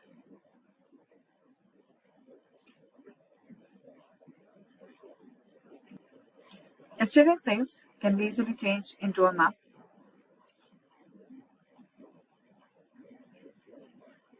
We'll keep a small map here.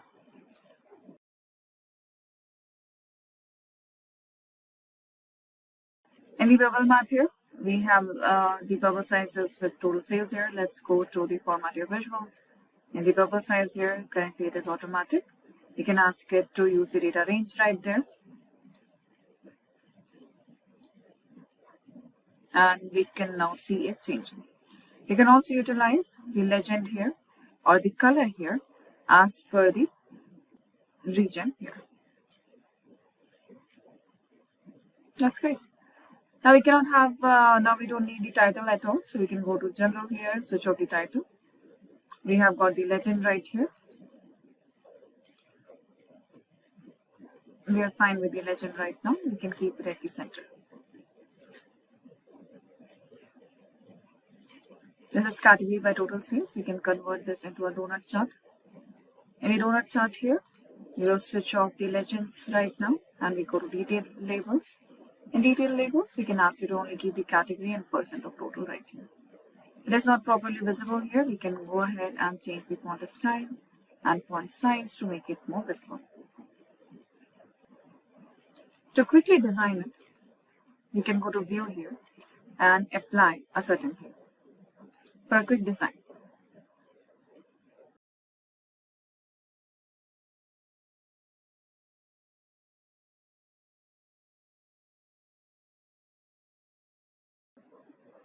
From here, you are free to choose any design you need. This is all about your theme. Most of the time, this theme is provided by your organization.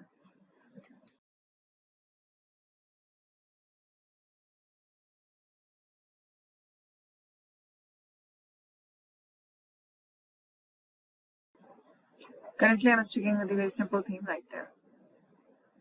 This is our dashboard overview. Next, let's create a sales trend page here. So we'll go ahead and see the sales trend page here. In this sales trend page, let's color the background.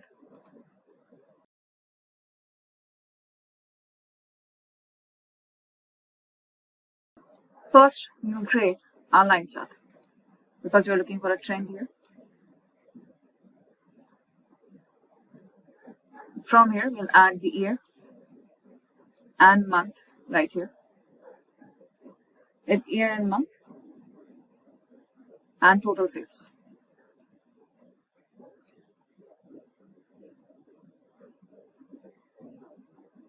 Now we go to the analytics pane here in the visualizations pane. Here is the line chart. You can switch on the markers and the visuals. Since we are in the line chart, we will not be switching on the data labels. Here, we are more interested in looking at the patterns and any seasonal changes here. This is the overall total sales. Within here, we can also go ahead and add gross. We can go ahead and add here the legend. In the legend here, if we add category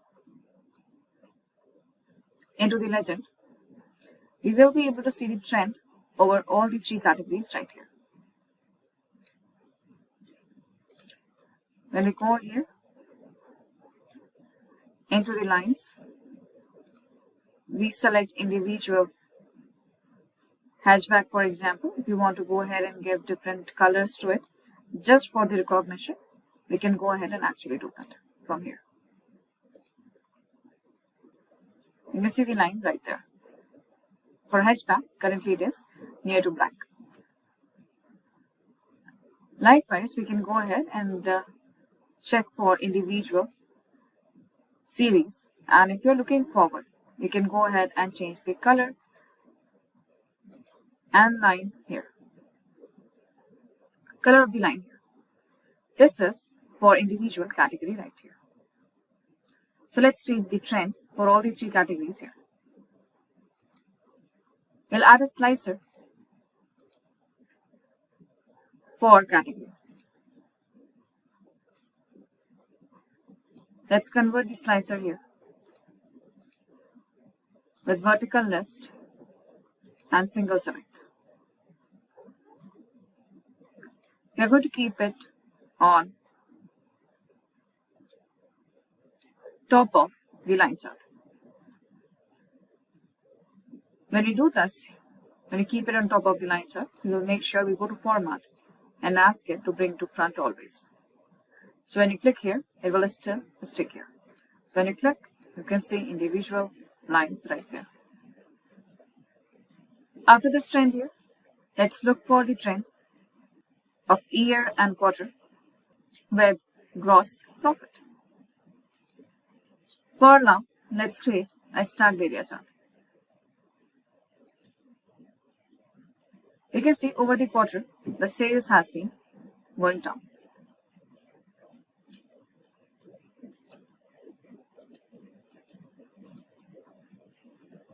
Here, let's add units sold into the mix. Now we can see units sold has been almost similar. Very little difference here.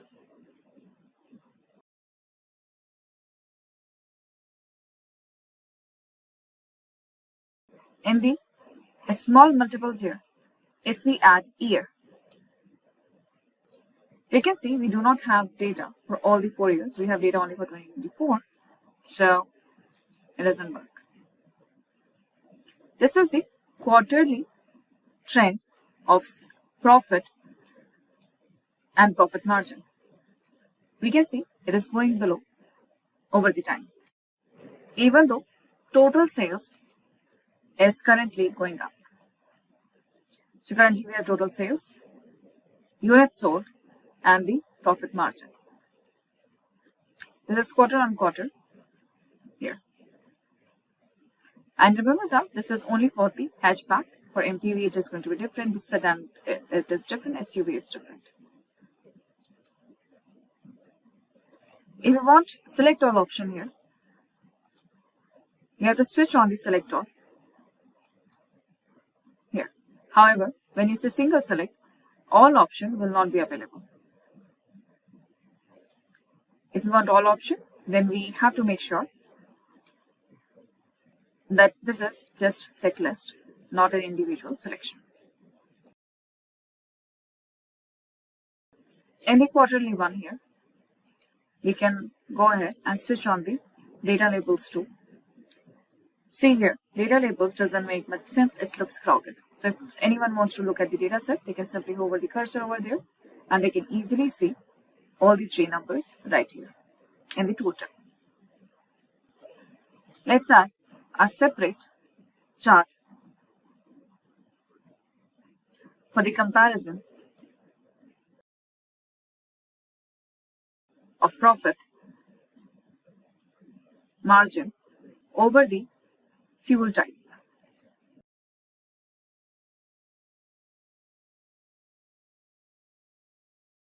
Let's bring quarter here into the legend.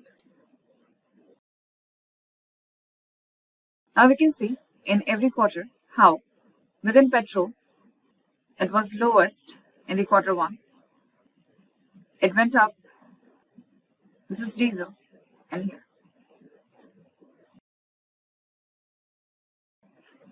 Let's switch the quarter and the fuel type. Easy to know now, right now. This is quarter 1, quarter 2, quarter 3 and quarter 4. We can see here right now. This is CNG, diesel, hybrid and petrol.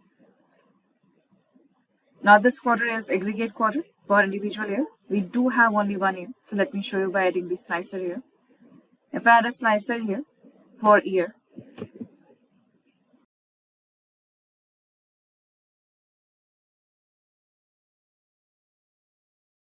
let me convert this into a vertical list. We see you have only 2 years, but 2025 we have absolutely no data. For 2024 here we have the data. So we are good with 2024 individual quarter right here. The numbers doesn't change. Remember that. Go to format and make sure you bring it to the front. So this here is our profit margin for petrol, diesel, hybrid and CNG auto vehicles right here. You can easily see right now if you look at CNG here. Alright, so CNG has been for quarter 1 and quarter 2, it has been the lowest. In third quarter, it was giving the highest profit margin, and fourth quarter it goes below. Similarly, we can track diesel, hybrid and petrol. Petrol definitely shows us the increasing profit margin. Next year, we'll add with performance versus targets.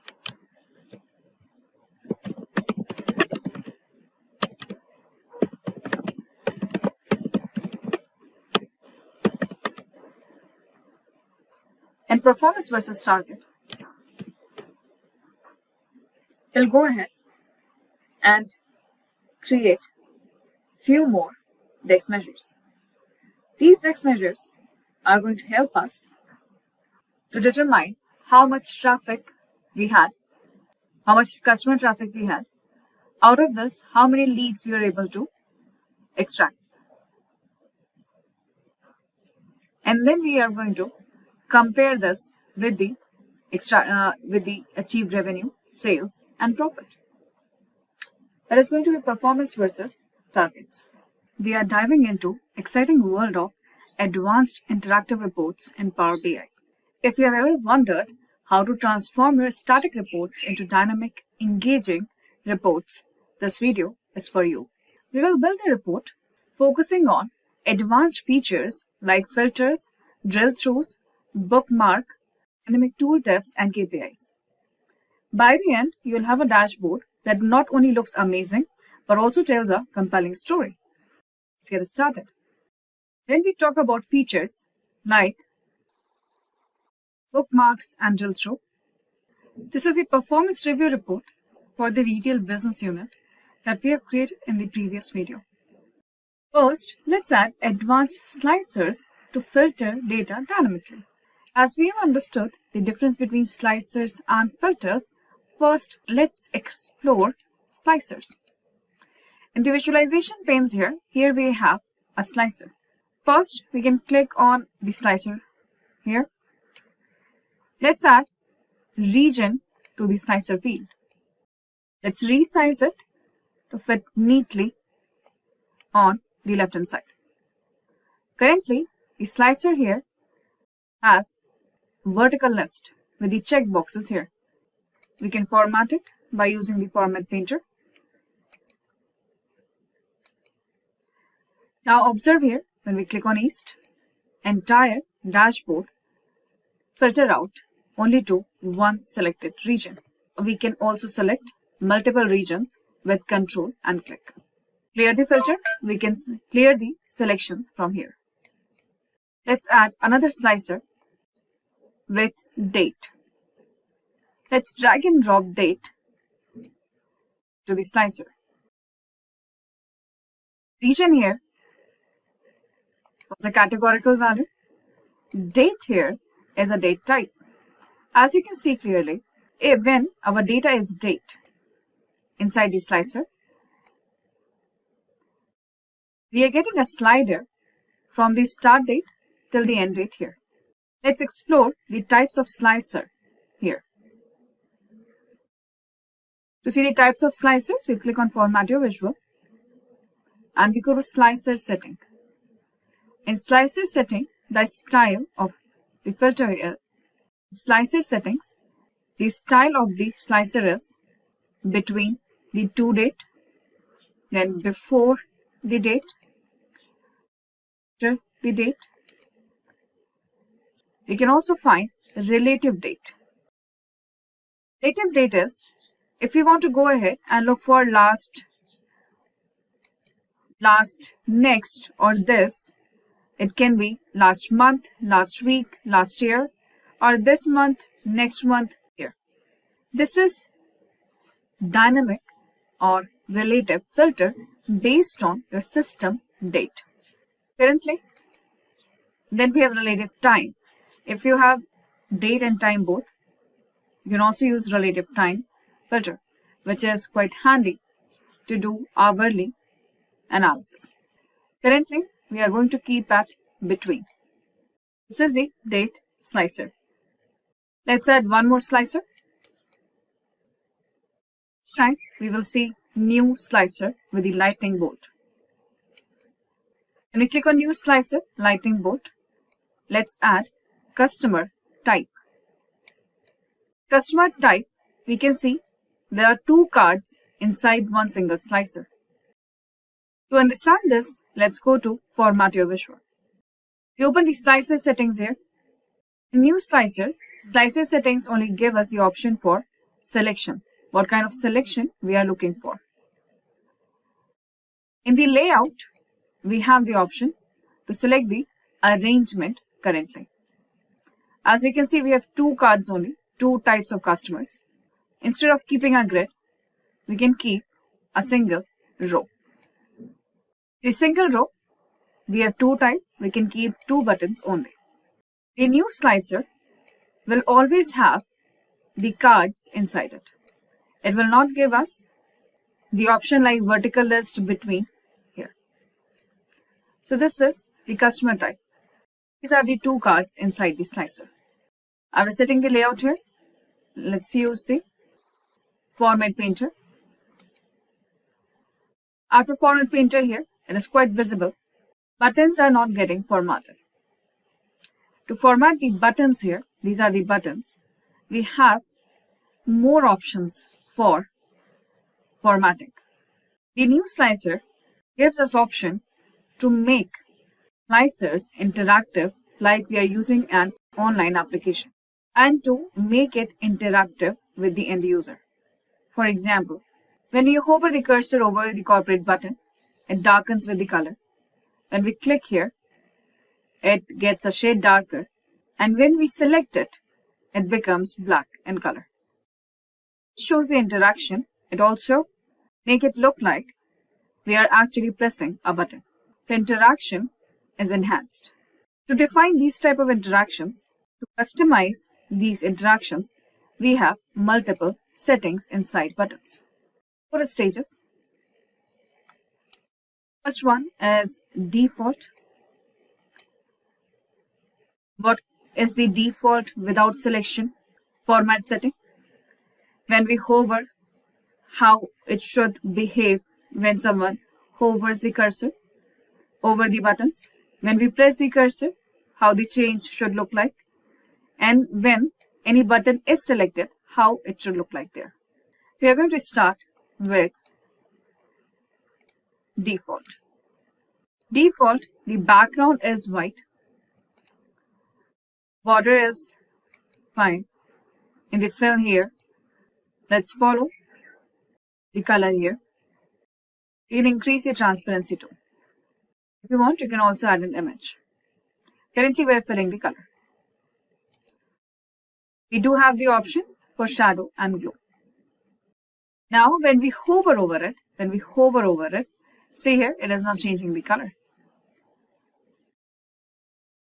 We are fine with that. If it is changing the color on hovering, this is what we were looking for. Now, on press here, it is giving us the third color, which is not good. So we will go ahead and choose the color from similar family, and it will get a little bit darker. Here I will reduce the transparency too. Now hovering is lightening up the color. Pressing is making it a shade darker than before. On selection, it is turning black here. Now we select here the state selected, and instead of black here, we will simply give the same family color here. Now let's see here. Hover, press, leave. Hover, press, leave. It looks like the end user is interacting with the buttons. We do have the glow option. So when someone hovers over it, it glows like this. This is a new slicer with more enhanced interactive features. Let's add one more slicer. This time we will be using the simple slicer. And let's add discount in the slicer. Since discount is a number, we will see a slider again. This slider is giving us the option from 0.05 to 0.025 here, as in percentage. So let's check on discount here. Currently, discount is a decimal number. So let's convert this into percentage. Immediately we can see now it is 5%, 25% here. Let's format print it. Here we are. This is the second slider that we have. Discount everyone. It is a series of numbers from 5% to 25%. We can see in these slicer settings, the options that we have available are between, less than equals to, greater than equals to, with, drop down, individual numbers here, and the tiles option, similar to new slicer, and a vertical list too. Since it's a number, between slider looks much better. It gives us option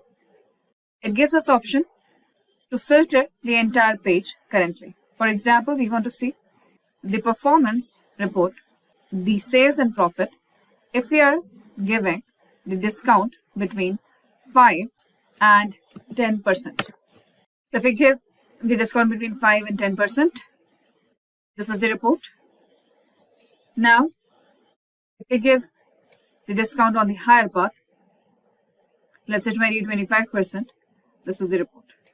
Define the 20% here, type 0.2 here and press enter. These are slicers for date, categorical variable, and the new slicer too. When we have date and numbers, it gives us slider by default. When it's a categorical variable, it gives us the vertical list. And the new slicer will always give you the tiles. Once we've added the slicer, we do have other reports here. Report 2 and report 3. If we want to go ahead and reuse these slicers in the next reports, we can easily copy and paste. We are going to select the slicers here. We want to select the slicers here, copy and paste them in the next report. We can certainly do so. When you will copy and paste, with simple Ctrl C and Ctrl V, a dialog box appears. It says that, would you like to sync the visuals? It says that one or more copied visuals can stay in sync with the visual it was copied from. Power BI simply want to say that If you will change anything in report 1 by using these slicers, for example, if you select South in report 1, automatically report 2 will also convert every chart and filters every chart and card with that particular slicer. It will be syncing the slicers on both the reports. For this demonstration, we are going to sync the slicers. We won't see any difference right away. To understand the difference here, let's go ahead and create a table. I'm creating currently a simple table with category, and region. Let's see total profit and sales and the discount here.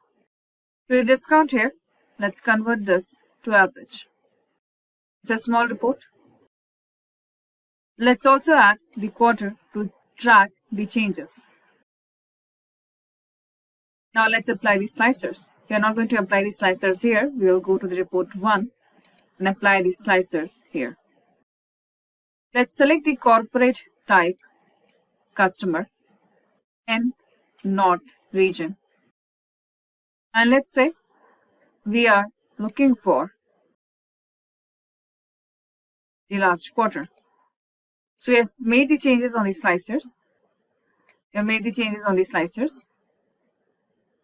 In report 1.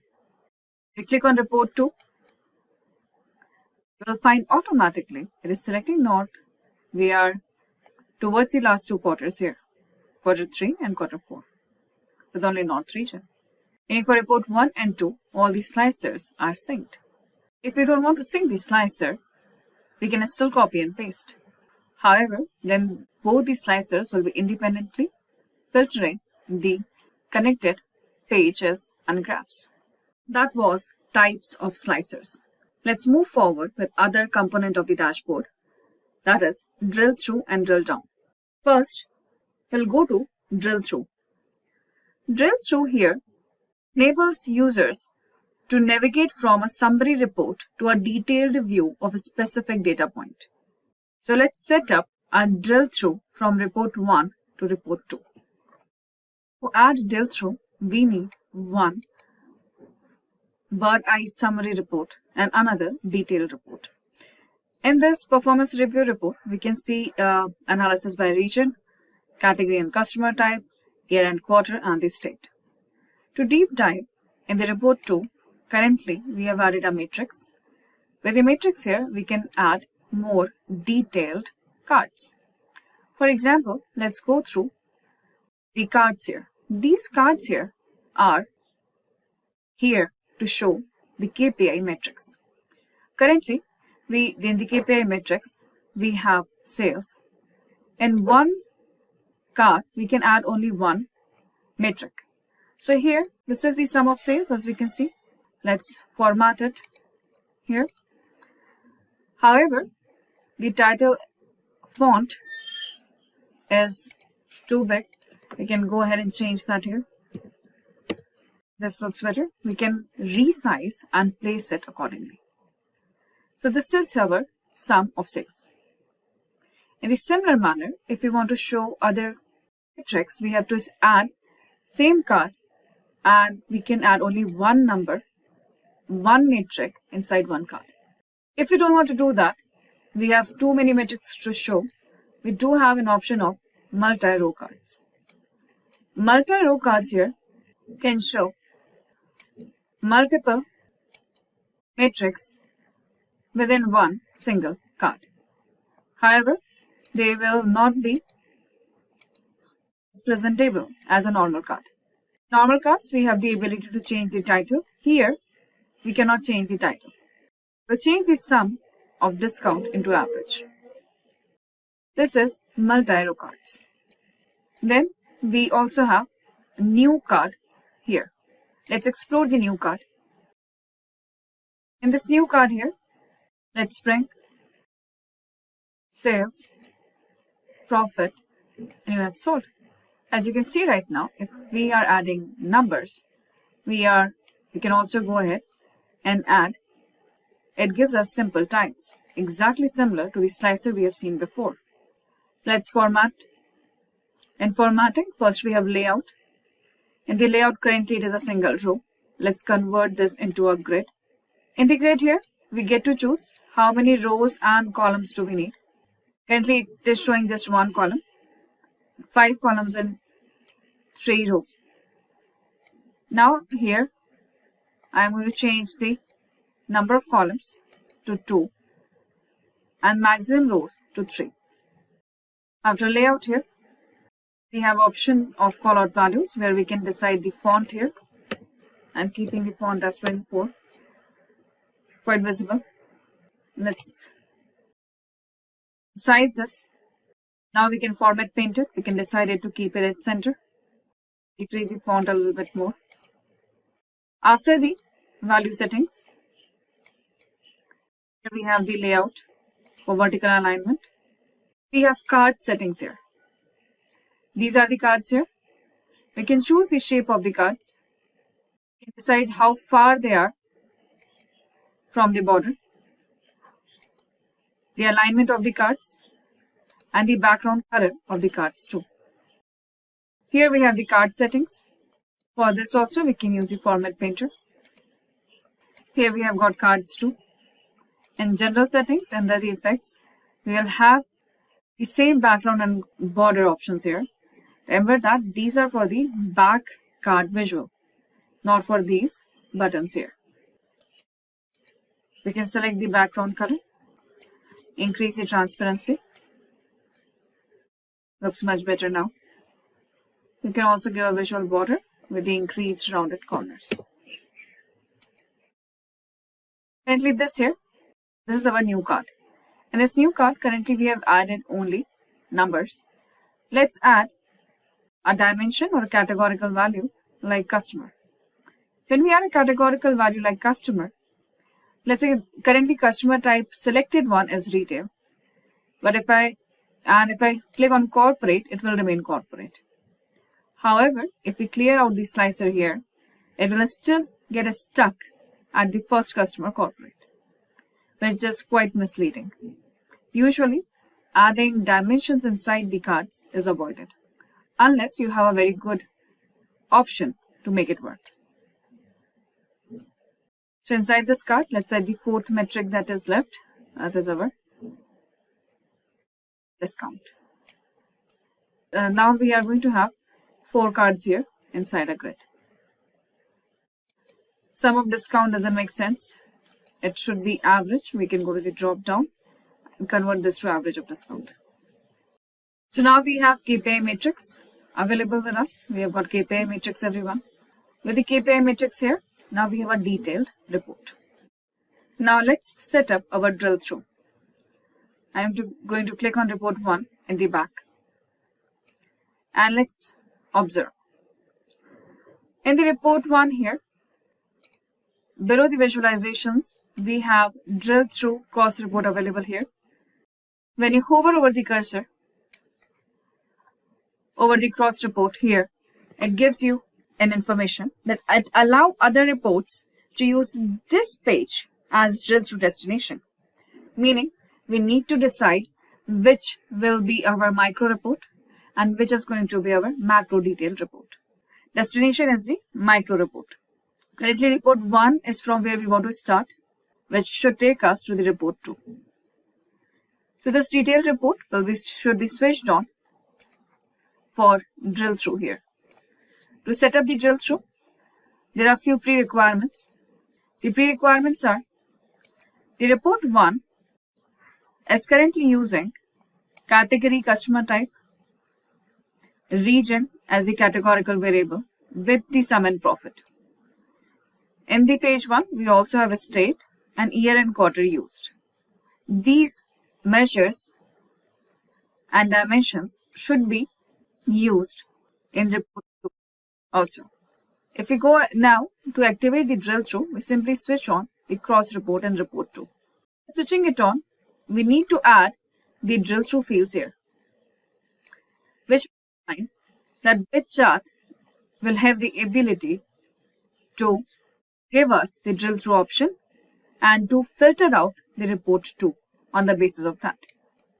To add this here, let's go ahead and add region, sales, profit, and category. We are dragging and dropping. We have added category, profit, region, and sales. So we've added all the 4 here. You'll find that these looks like filter cards. And also give us the message that it is going to allow the drill through when it will be used as a category. Sales and profit are numbers. So when they will be summarized in any report, they will use this report too as the destination report. After adding this here, observe everyone. On the left and upper corner of your screen, a button will be added. This button will help us to navigate from one report to next. Let's see a review. First, let's bring the button where we can see it here. Let's click on report 1. In report 1, there seems to be no change. Let's find out by example going to top 5 state by sales. Sales is getting summarized here. So if we go to the chart here and we right click,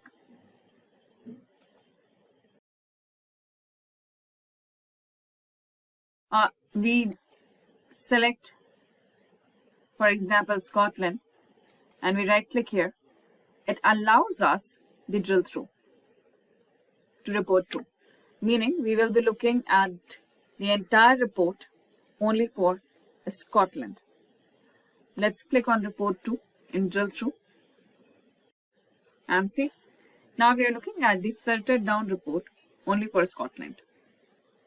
What are the information available to us right now?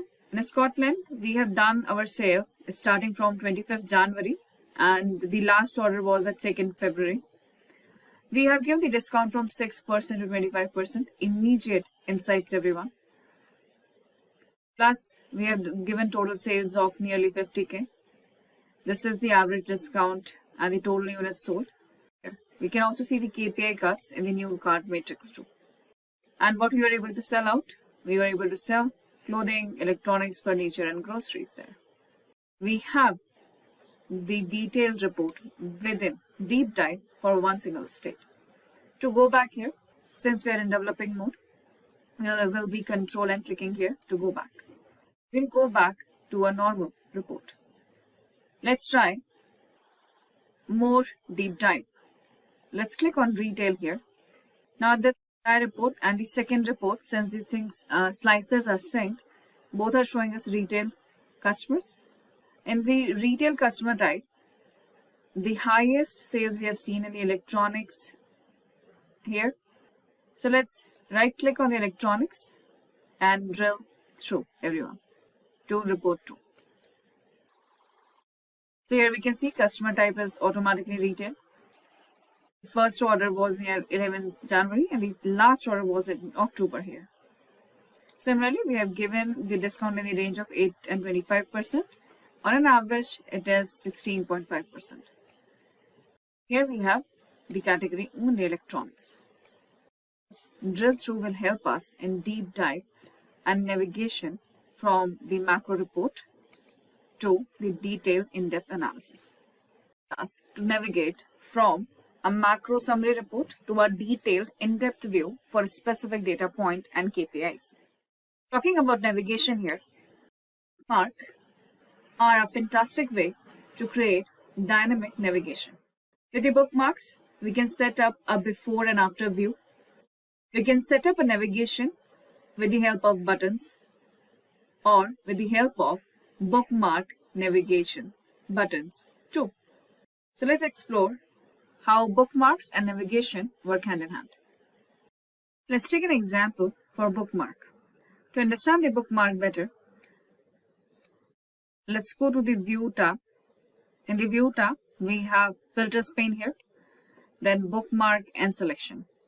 To understand the bookmark better, let's click on bookmark pane. And bookmark pane has to be opened up with the selection pane. Why? Selection pane will tell us the list of the objects that are present in this particular page. And what is a bookmark?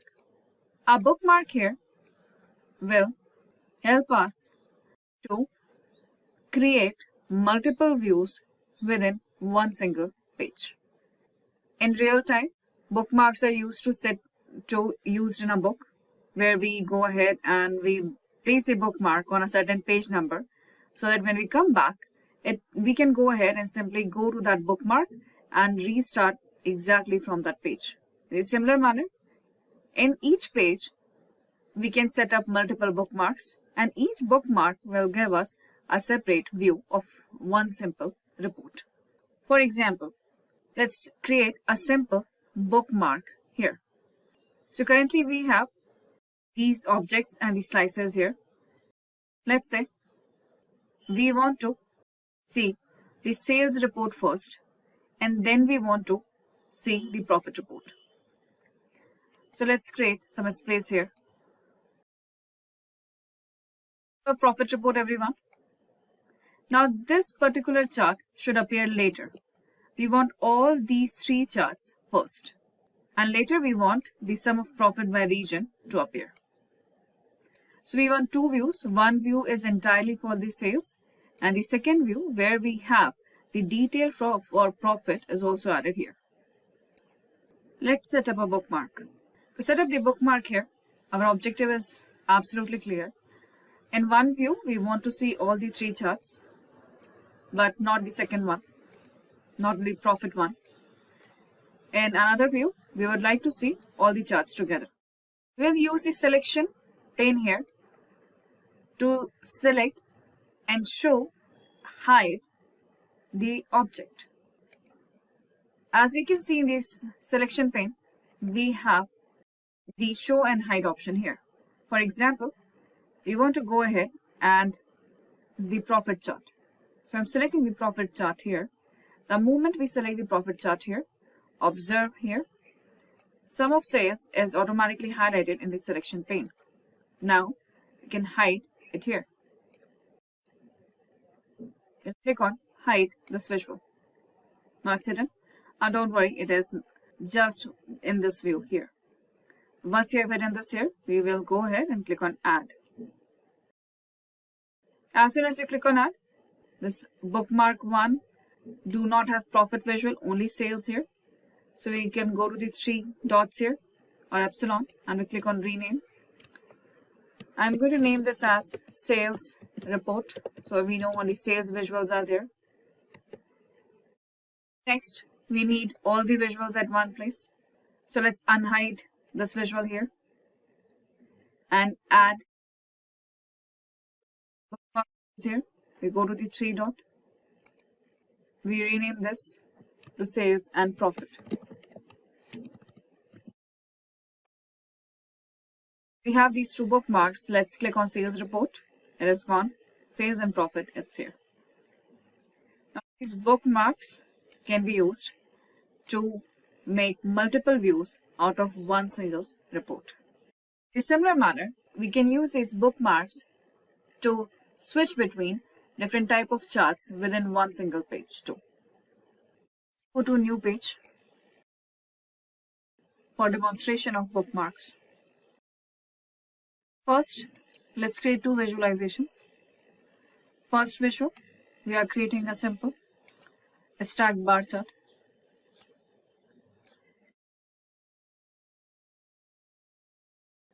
For category and sales.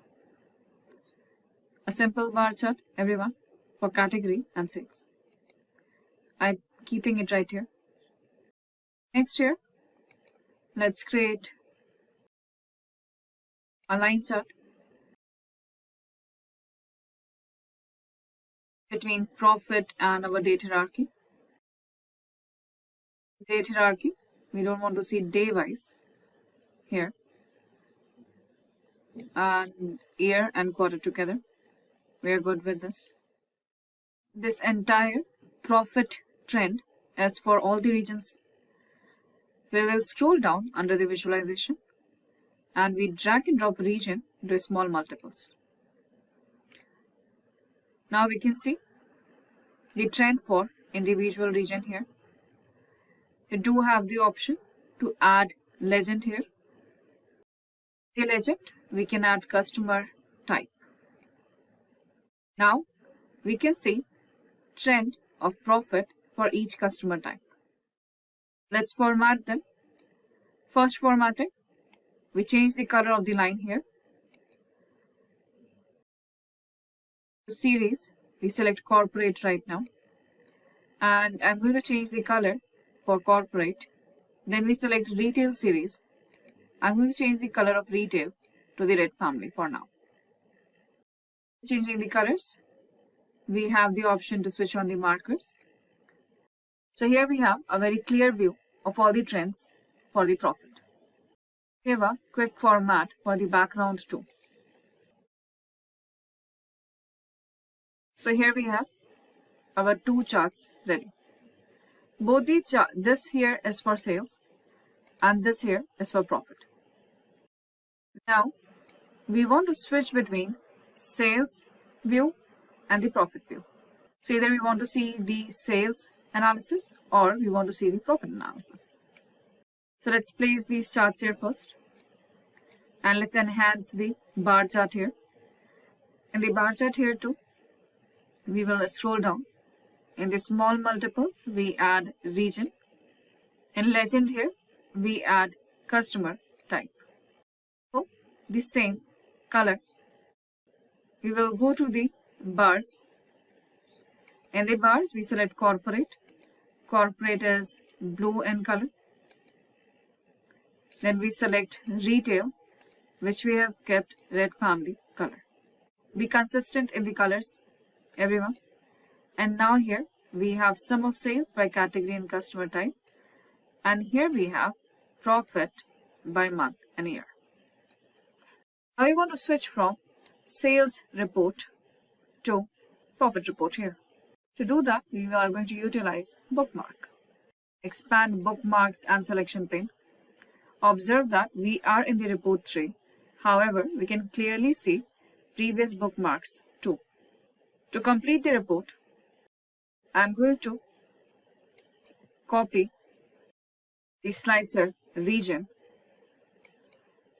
into the report tree. When I paste the region here, it will ask us, would you like to sync the visuals? This time, we will not sync the visuals. Plus, we will change our report slicer from vertical list to a tile. Once we have the slicer, now let's create a bookmark. Create a bookmark here. First is the sales bookmark, another will be the profit bookmark. So first, we are going to hide sum of profit, that is the line chart. We add the bookmark, we rename it, and we will say this is the sales. Next, we view the sale and hide, and we click on add, and then we rename again to profit. Now we can easily switch from sales to profit here. Yes, however, we don't want to see it like this. The end user should have the immediate option to switch between these within their canvas.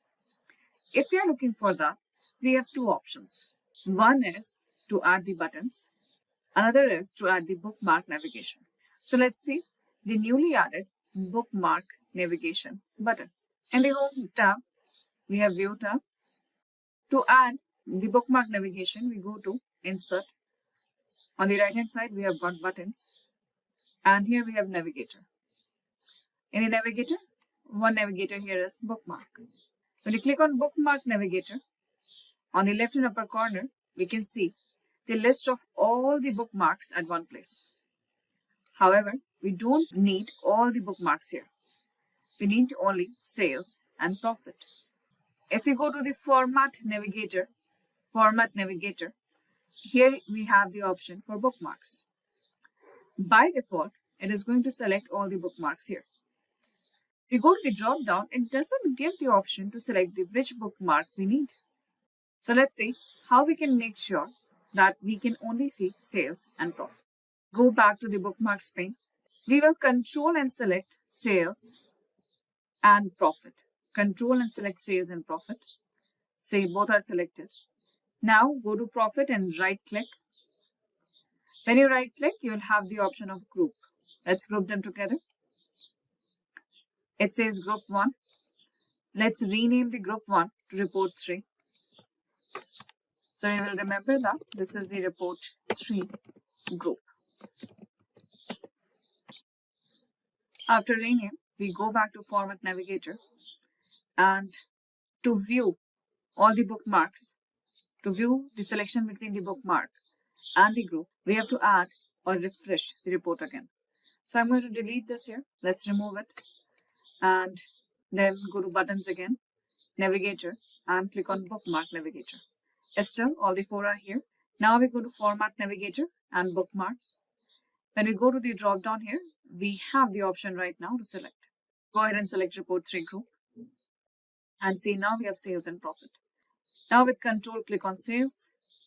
It is sales. We click on Profit. It is profit. To make the buttons look better, now we have options for formatting the style of the buttons. These 4 styles will remain with default hover, press and selected, similar to Slicer. However, we will have more options here. Here we can also change the font styles too.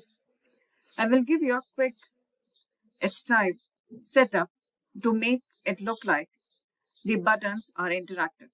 First, the default style is the white filled text.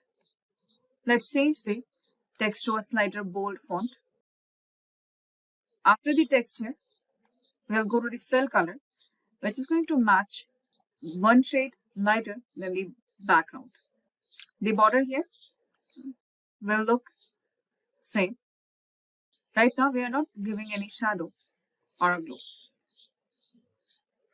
This is the default view. We can see that in the profit. Now, when we hover over it, it turns white. We go to the hover here and we'll ask it to make it one shade darker.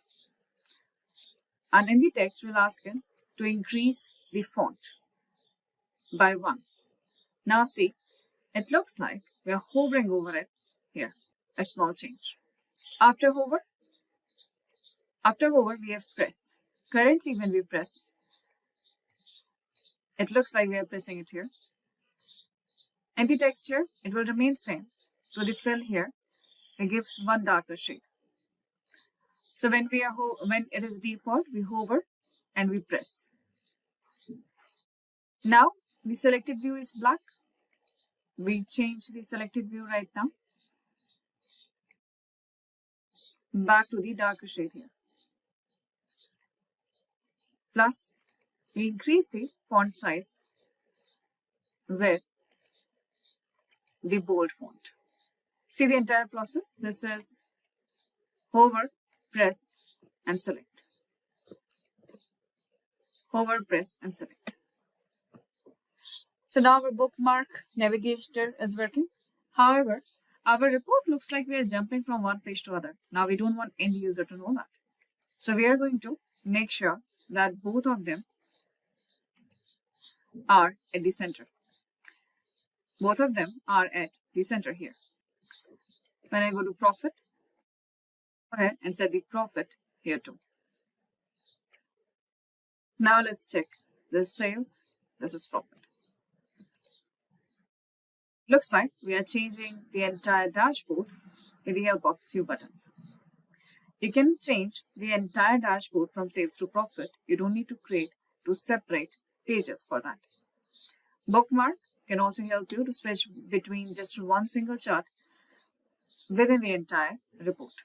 This is how we can use a bookmark for navigation. Bookmark has major uses.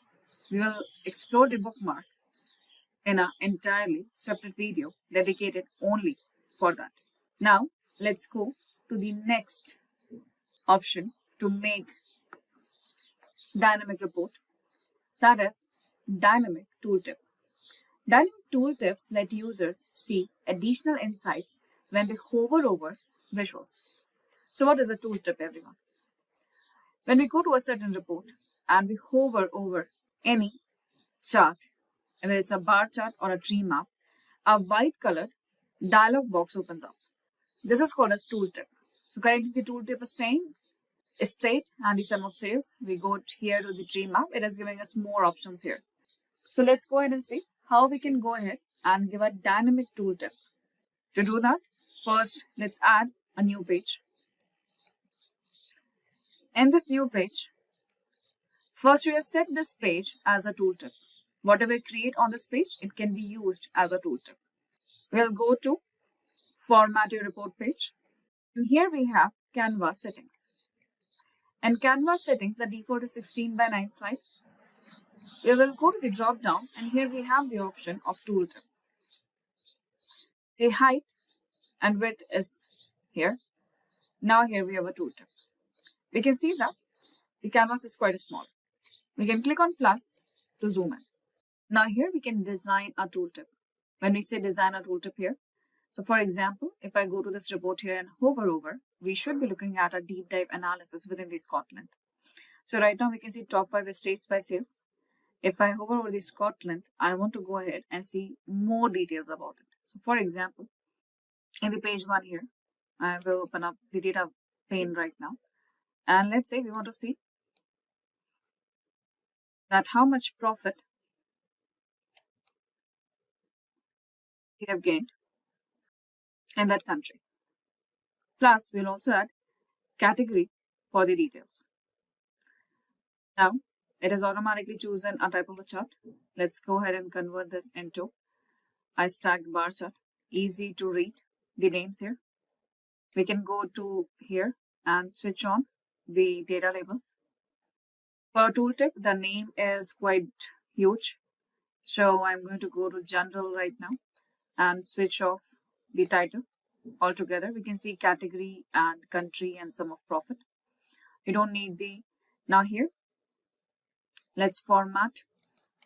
We don't need to see country. We know these are the country names, but we do need the name of sum of profit, but we don't need the numbers here.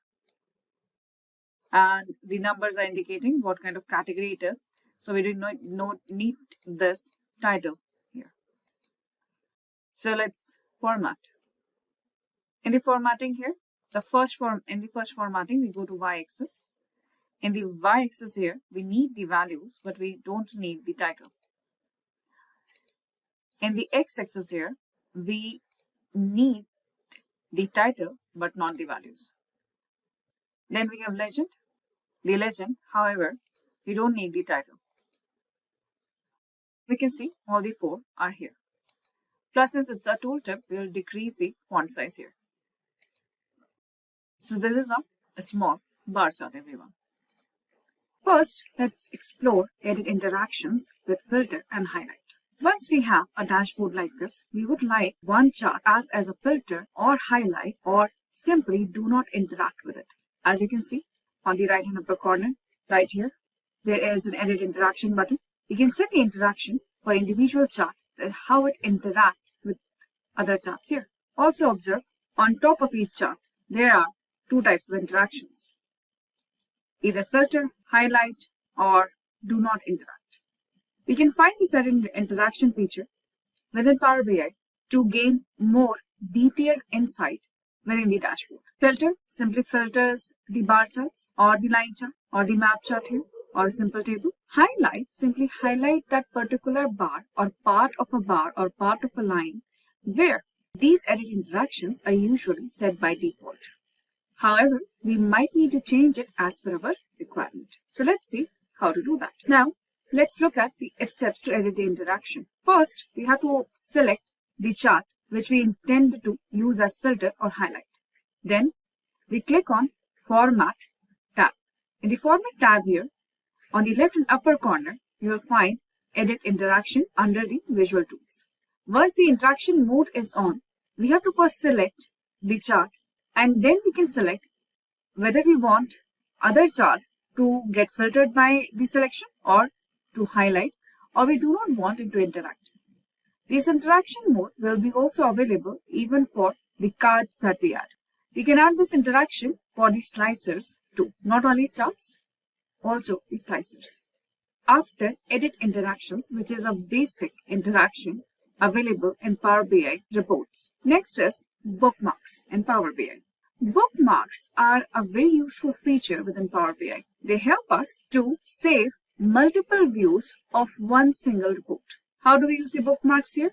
Bookmarks allow us to create multiple views of a report page, like including filters, slicers, multiple visuals, hide and unhide. So one single page inside the Power BI can be converted into multiple views. And those multiple views either can be navigated like a slide or a picture to represent different perspectives or states of the report. Now, how do we apply bookmarks?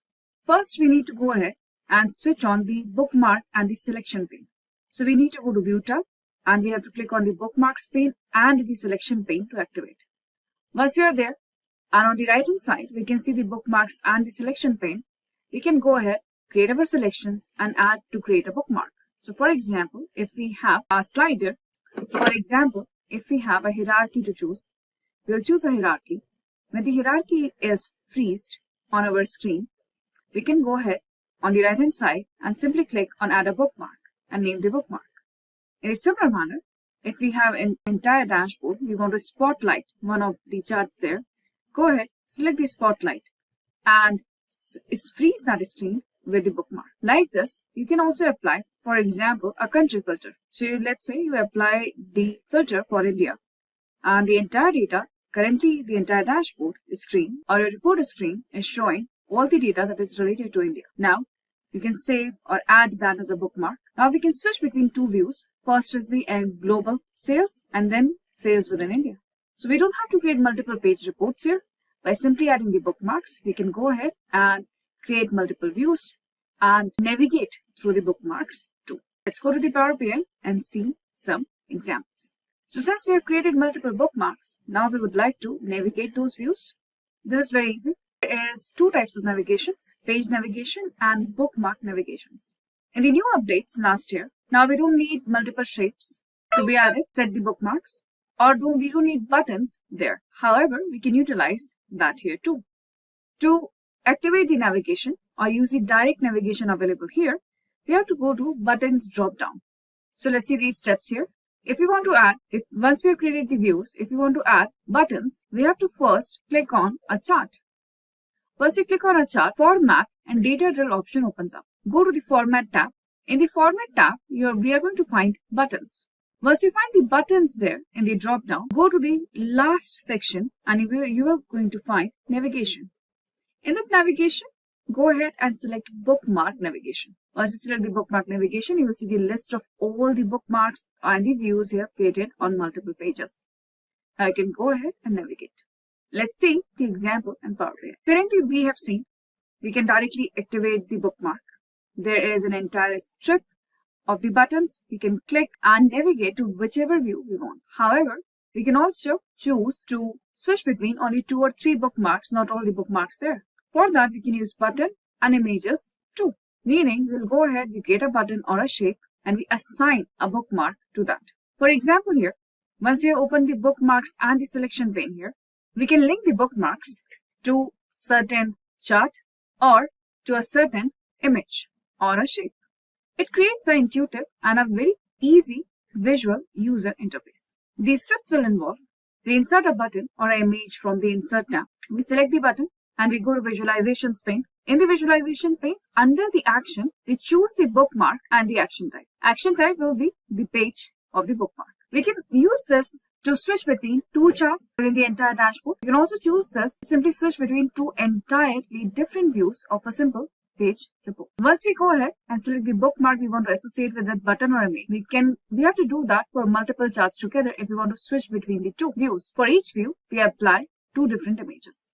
Once the images are done, we customize the button and image style for better user experience and to set the theme of the page. And if we want to go ahead and hide and unhide them, accordingly, we will place them maybe overlap with each other or maybe at two different places as per the requirement. And once the bookmarks are analyzed, we can simply click on that image, control and click, and we can switch. In the developer or the designing mode, once it reaches to the user, the end user will have to simply click and it will switch the charts. Let's see an example in Power BI. Next, we'll see working with parameters. Now, parameters are far more different than the interactions and the bookmarks we have seen so far. Parameters are simply one step ahead of filters. Let's understand what parameters are. Parameters are found in every BI tool. Parameters in every BI tool allows us to dynamically change the charts and the visual based on the user input. Usually, parameters are just the range of values passed from the outside by the end user. For example, we have a chart where we have sales versus countries. Now, we can give an option to the end user where they can simply change the x-axis entirely. They can change the country to category, from segment, from states, city. They will keep on changing the dimensions and the chart will automatically update as per that dimension. You can also give them access to change the y-axis. Maybe they want to see country by sales, profit, total quantity, total number of orders, and likewise. So if you want to go ahead and change the dimensions, maybe we want to go ahead and change the filter. For example, we want to see top, we usually go ahead and tell them these are the top 5 customers or vendors we are working with. You can also go ahead and give them the access that, okay, you go ahead and see whatever top n numbers you want to see, meaning they will have the option to change the filter value to 3, 5, 10, 20, whatever they want to see. And that's parameters. That will change the data display based on any categories or numerical range they are selecting. There are multiple use cases for the parameters. There are two types of parameters here. First is numerical parameter, other is field parameter. As you can see in the example here for the numerical parameter, we have given a discount slab and a slider. So we can simply click on new parameter there. We can select a what if parameter or a numerical parameter. We can give a simple number here. Once we create a slicer linked to the parameter, and it is always created, there is a simple checkbox there. Now, further, we can use text measures to incorporate into the measures, into the filters as we apply. And these measures give the end user the flexibility to input the values within the calculation or within the filter or within the X or Y axis to change and view the reports. In the field-based parameter, we can go ahead and change the X and Y axis. Field parameters are very easy. We will simply go ahead, add the parameters there. And as we discussed, we can simply change product category, region, country, or segment. We can also go ahead and change sales and profit. These text parameters are written automatically there. When you are creating the parameter, at the back end, it is simply writing a DAX. And we can utilize that particular parameter in multiple calculations too. Now, let's go ahead to Power BI and see how parameters work. This page we are going to use as tooltip. I'm going to name this as tooltip 1. And we will utilize this particular page as a tooltip for other charts and the reports. To create this as a tooltip, first thing that we do is we go here to the right hand side, format your report page. We go to the canvas settings here. In the canvas settings, we will go to the drop down and select the tooltip. Now, as you can see here, the dotted lines here are showing us the true size of the tooltip. Vertical alignment will remain at top. We can also keep it at the middle. I prefer it here. Inside this, we can add cards, visualization, or simple tables. Use it as a simple canvas. However, the size will be different. Now inside this here, we go back to build visual and let's add the new cards here. In the new cards, let's add our sales. We have our profit, discount, and the units sold. These are the 4 cards here. As you can see, all the 4 cards are simply added one beside the other in a vertical manner. We can go to the formatting here. We do have the option of layout. We can ask it to arrange in a grid. How many rows we are looking for? So we can increase the rows by 2. How many columns we are looking for? So we can reduce that to 2. Now we have a grid. After creating the grid here, We don't need to see the overflow. We have just 4 cards here. We open the callout values. In the callout values, as you can see, font size are too big. We will stick to our font here. We will reduce the font to 12. As you can see, this is the values font. So the value is smaller here. We do have the option. We can align it at the center too. Once the values are done, we are at the label, everyone. In the label here, we can decide what kind of labels we are looking for. We can also reduce the font size here and make sure we are selecting the font size here. Font style and font size. When the size is selected, we will keep the layout at the middle. Then let's go to cards.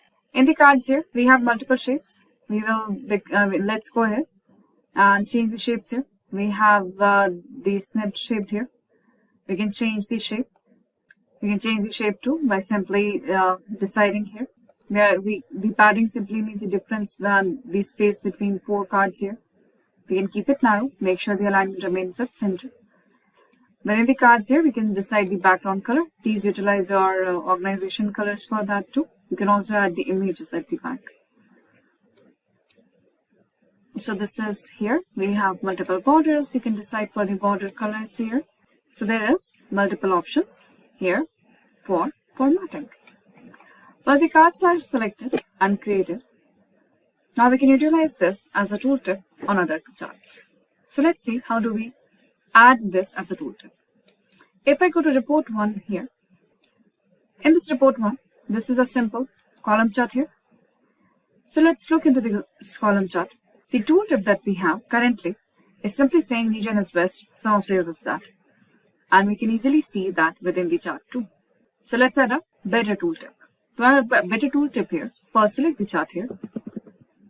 We will go to the format your visual. Under the visual settings here, and we have general settings. In general settings, go to tooltips. In tooltips, we have the option that what you are looking for. Are you looking for a report page or the default one here?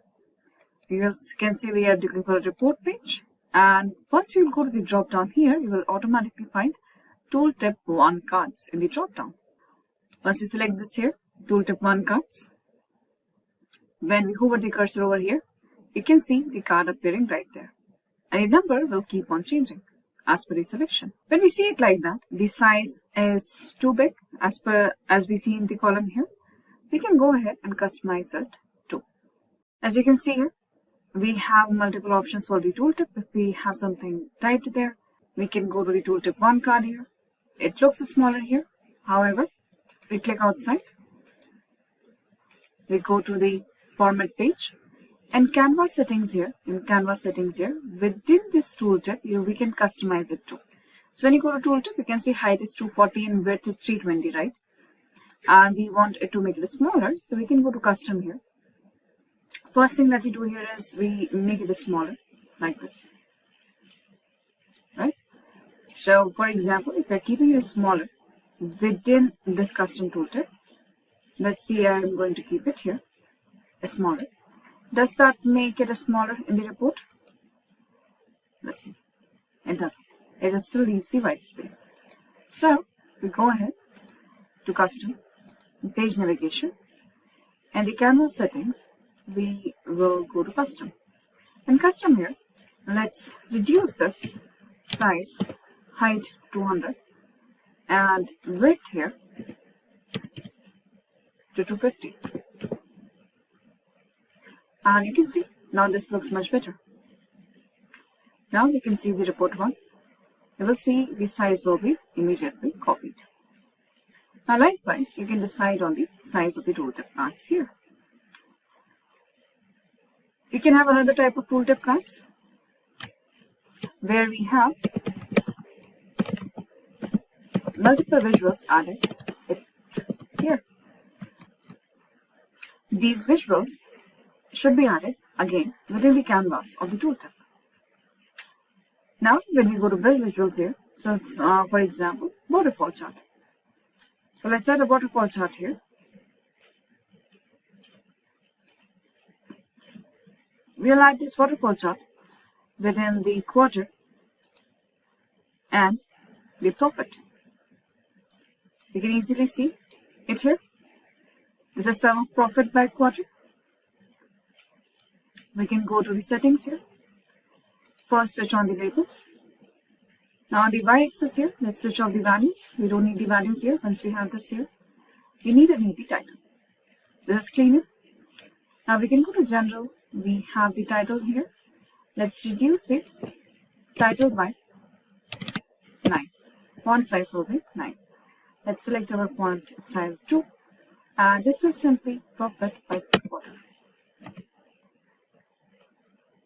Now, above this here, we can also add a donut chart. Don't worry about the alignment and the size here. First, we are going to add this here.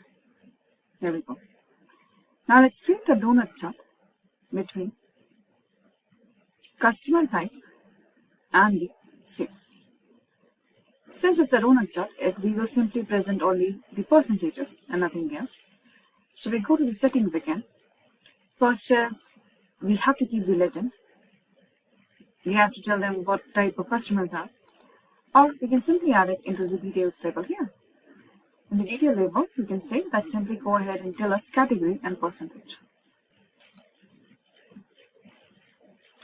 We will go to the slices and let's change the color here. That's retail and corporate. Same here, we have to go to general and we can edit the title right here.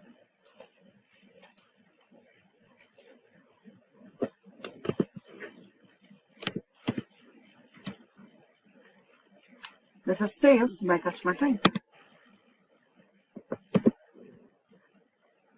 It's a small tooltip. If you want, you can color the background too, or you can make the background purely transparent. So it can simply refer to the backend. These kind of reports, which is detailed there, right? These kind of tooltip can be applied to several other reports. So for example, this is our country sales and profit here, the bookmark that we have added, right? So for this here, let's add a bookmark. For this, let's add the tooltip. To add the tooltip here, we go to general again, we go to tooltips, and now in the report page, just observe here, currently the tooltip has multiple text here, that is the automatic tooltip. Now we have tooltip card for visuals. Once we activate that, automatically you can see the entire chart right now is getting filtered out with the help of the dimensions and the category and region too. Similarly, if we click on profit here, we have another chart, right? So we select on this chart too, and we select our tooltip visual, and this is a line chart for individual quarter and the year, and you will see changing here too. It's a quite a fantastic visual here. You can always go ahead and color the background similar. This is all about the interactions here. Let's have a quick recap. We started with a simple report. We have edited the interactions here. We have also added the interaction with the slicer and multiple sliders. We have explored in the new lightning bolt slicers and new slicers and the old slicers here with the help of edit interaction too. Then we moved forward and we have understood about date slicers, cards, and multi-row cards too. In the third report here, now we have seen bookmarks. In the bookmarks here, we have understand that we can navigate through in the bookmarks with sales and profit likewise. Then we have seen how to add the tooltip cards here. So right now, this is the report that we have created before, and we have explored multiple different types of visualizations with the interactions too. Thank you. I will see you again with the DAX and the parameters. Thank you. Hey everyone, welcome to Simplilearn's YouTube channel. Today we will learn about data transformation in Power BI. That said, if these are the type of videos you'd like to watch, then hit that like and subscribe buttons and the bell icon to get notified. So what exactly you mean by data transformation in Power BI? So data transformation can be a little similar to data cleaning. So before any kind of data analytics, you might be receiving raw data from a website source, a SQL database, or an Excel file, or multiple sources, right? once after you receive the data, whether it is batch mode data or streaming data, you are supposed to clean it, right? You might have to clean up the discrepancies like the blank rows or the blank cells or any irregularities in data, such as wrong data type, right? Such discrepancies from the data should be eliminated in the first stage of data analytics. So that's exactly where data cleaning and data transformation comes into the picture. So you have various tools for data cleaning and data transformation like Excel, SQL, but if you are a Power BI user, then good news for you. Power Query in Power BI can assist you in terms of data transformations. So in this tutorial, we will be discussing the most important day-to-day data transformations which a data analyst takes care of in the process of data analysis is what we are going to discuss today. So let's quickly switch to Power BI. But before that, let's have an overview of what kind of data we are exactly dealing with today. So we are dealing with Superstore dataset, and that's in Excel format. So this is our Superstore dataset, and we have 4 tabs here. The first one is Orders tab, where we have Customer ID, Order ID, Date, Ship mode, and Customer name. And in the second tab, we have Stores dataset, which has the details about the customer, from where he or she is, the state, city, postal code, and which category or subcategory did they purchase, and order, sales, discount, profit, everything, right? And here we have some information about any of the orders which were returned and some people over here. So these are the 4 tabs that we are dealing with today. Now that we have an overview on the data that we're dealing with, let's quickly now switch to Power BI. So now we are on the Power BI window. You can just discuss changes.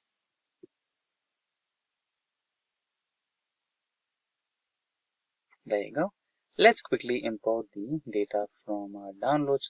This is the dataset that we want to deal with today. Now, it might take a little while to connect to that particular dataset and load the data onto Power BI. Just a couple of minutes, since the dataset is a little too heavy. It's about 10,000 rows. So let's wait. Shouldn't take long.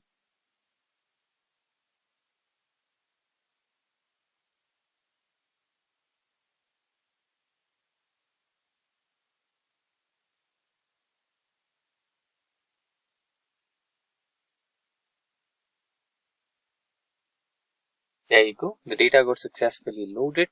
So you have the option of loading what kind of data you want. You have 4 tabs as we just discussed. You can load the Orders tab and you can load the Stores tab. And in case if you want the Returns tab, you can also load that. And if you want all of those, just load all of those, right? Now, I just want the 2 tabs, Orders and Stores. Now here I can just directly load to get started working on this.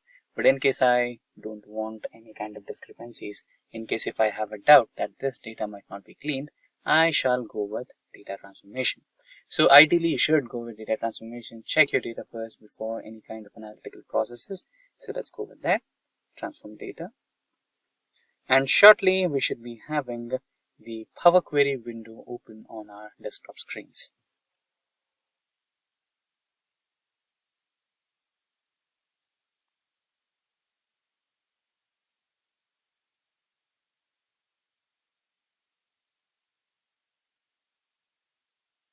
So there you go. You can see the complete dataset has been successfully uploaded, both the Stores and Orders datasets.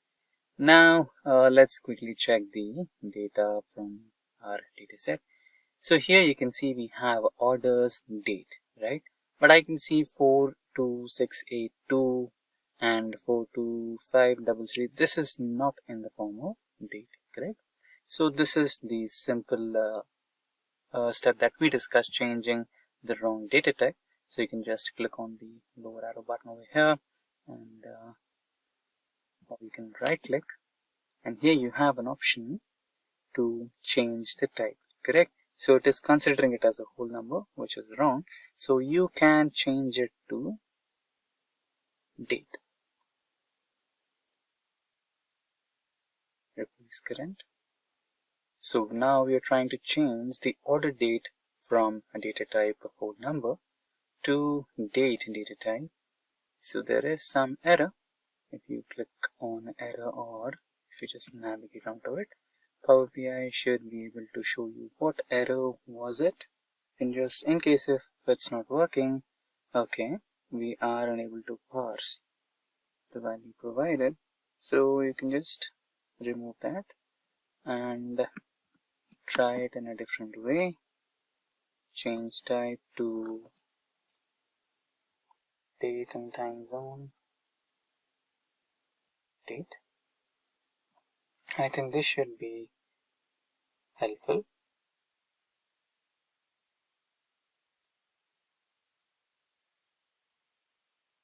Or if it's not working here, let's quickly check what could be the error. Date time.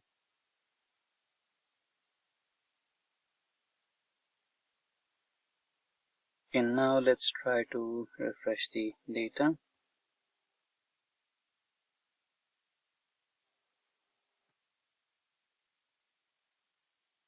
It is taking a little while.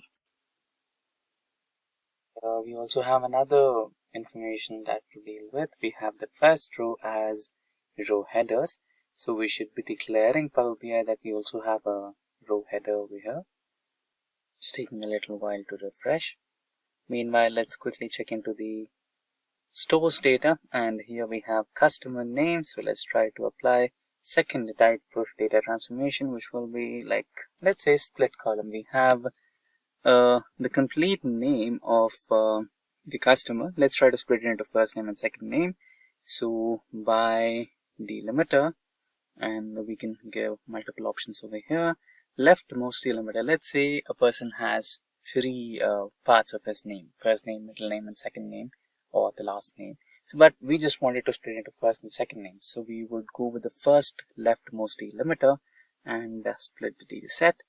Press OK, and it should help us to split the data, first name and second name, and we can also name the columns separately as first name and second name instead of customer name. It's taking a little while than the ideal time, but it's completely alright, since considering the 10,000 rows of stores data and 10,000 rows of orders data, it is alright, not a problem. Now let's try to take a look at the orders data set if it has successfully changed it. No, it is still showing us an error. I don't know what's wrong here. It's maybe incomplete.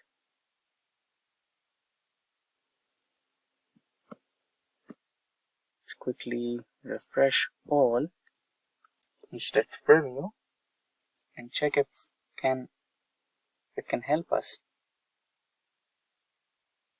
So there you go. After refreshing, the first order date is changed to date data type. So what we missed is when you change the type, you're supposed to add a step. So what exactly I mean by that? Now we are trying to change the second one as well. So just wait for a while and it will give us a choice if we want to add a new step or not.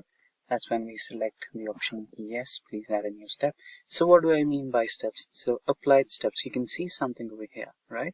So every alteration, every change, or every modification that you're doing, every transformation you're including onto your data will be recorded as a macro.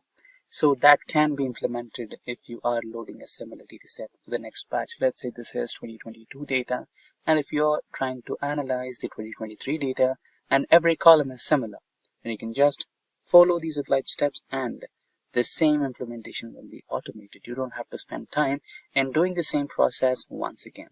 There you go. So this time it has recorded this step and it automatically has taken a new step over here. Change type step 1, change type step 2. If you don't want the step to be added, you can just select the red X mark over here. It will remove it. And similarly, when you go back to the stores data set, here you have the first name and second name split successfully. And now let's say you want to have unique customer data, right? In that scenario, you can just even remove duplicates from this particular column. Just remove duplicates and you'll just have unique data. It's possible that one customer might have come here to buy the same product, buy the same product on different dates, or one customer might have done a repeated purchase. So it's possible, but again, if in case if you just wanted to know if there is a way to eliminate duplicate entries, then you can do that. So for now, let's not delete the customer IDs here, because one customer might have visited the same store for multiple times and might have purchased a different product, or might have made the same order with multiple products, right? So there is a possibility for that. Let's not disturb the dataset. So I just wanted you to know if there is a way to eliminate the duplication from the dataset. Yes, it is. Now let's also check another possibility of data transformation. So let's say you wanted to add a new column and identify or include some mathematical operations. For now, let's say I have sales, quantity, discount, and profit, but I don't know what's the rate, right?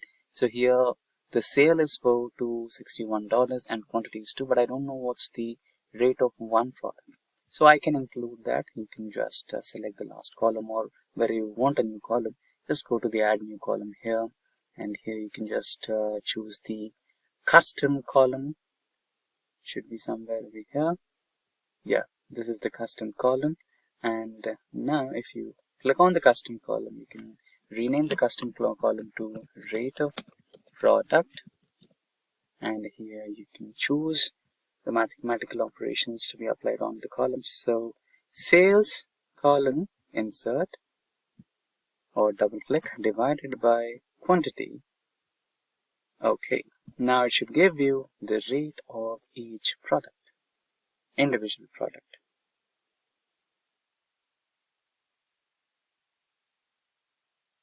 It is taking some sizable time. It shouldn't take so long. So there you go, you have the rate of product.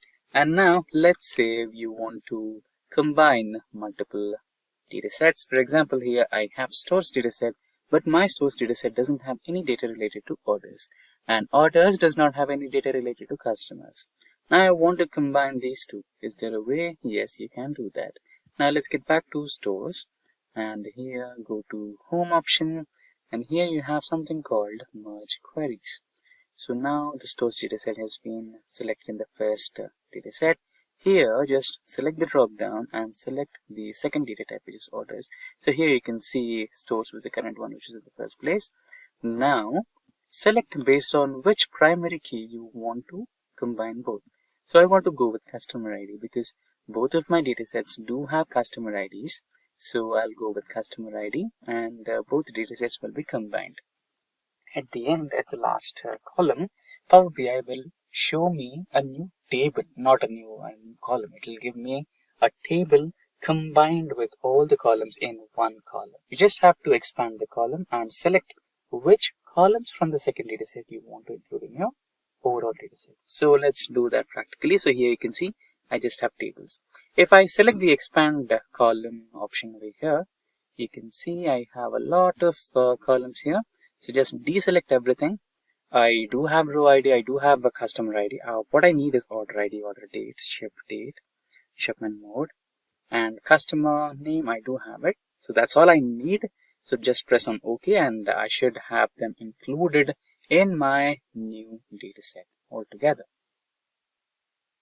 It might take a little while.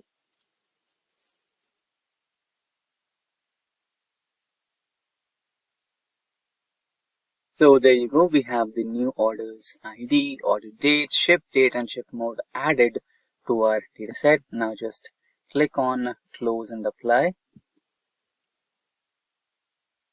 And your dataset is all ready for data analysis. Supply changes, so it is taking a little time.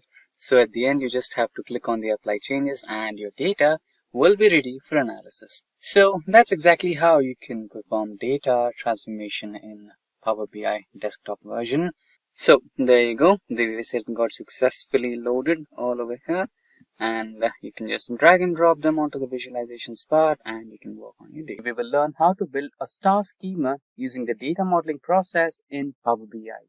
Power BI data modeling is crucial for effectively analyzing and visualizing complex datasets. When data resides in multiple tables or sources, it can create challenges such as inconsistent relationships, redundant data, and slower query performance. Data modeling resolves this by uniting disparate datasets into coherent structure, enabling efficient data retrieval and streamlined analysis. A well-designed model often employs the star schema, which is a relational database structure that organizes data into a central fact table surrounded by dimension tables. The fact table contains numerical metrics like sales or profits, while dimension tables hold descriptive attributes like product categories or customer names.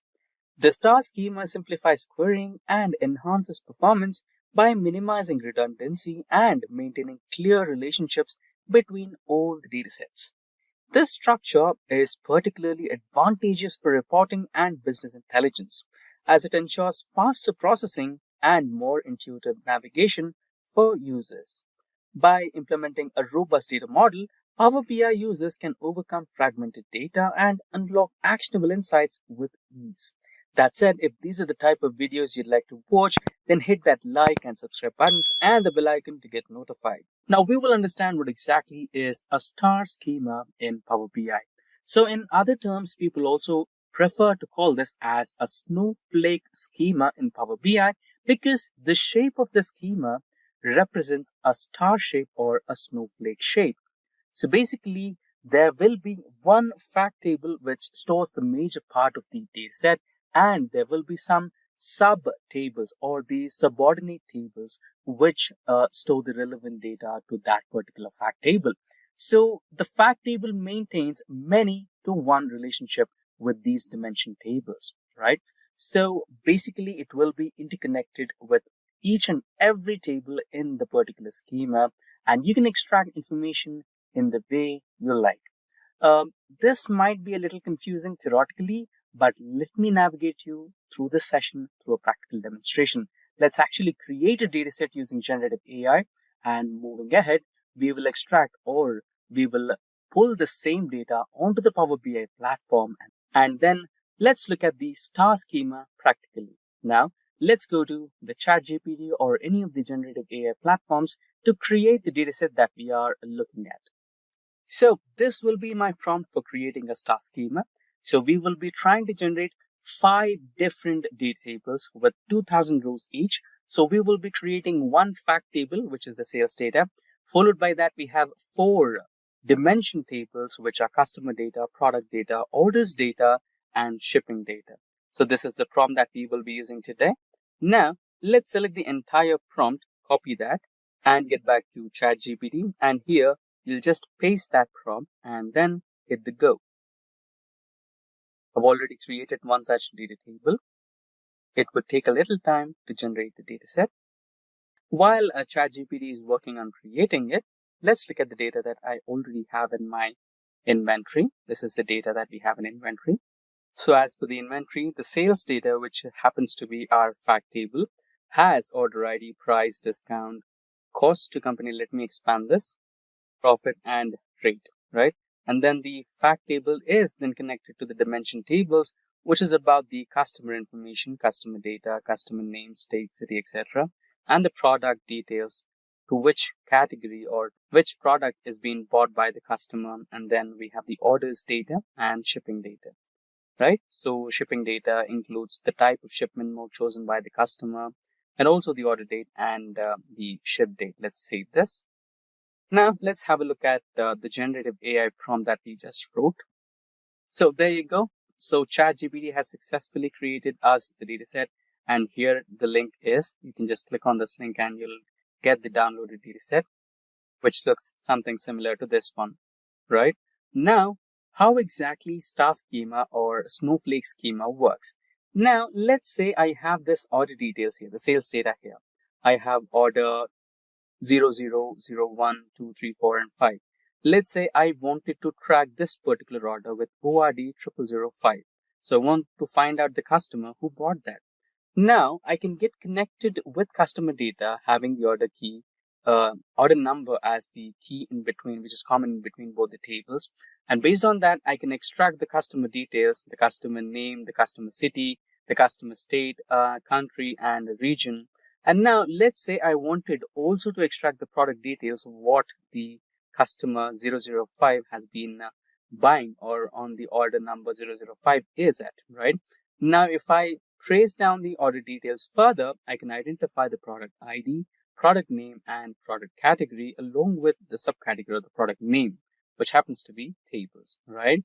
And now if I drill down a little more bit, then I have these many number of traffic, leads, and orders received to buy 13 quantities of that particular item called table.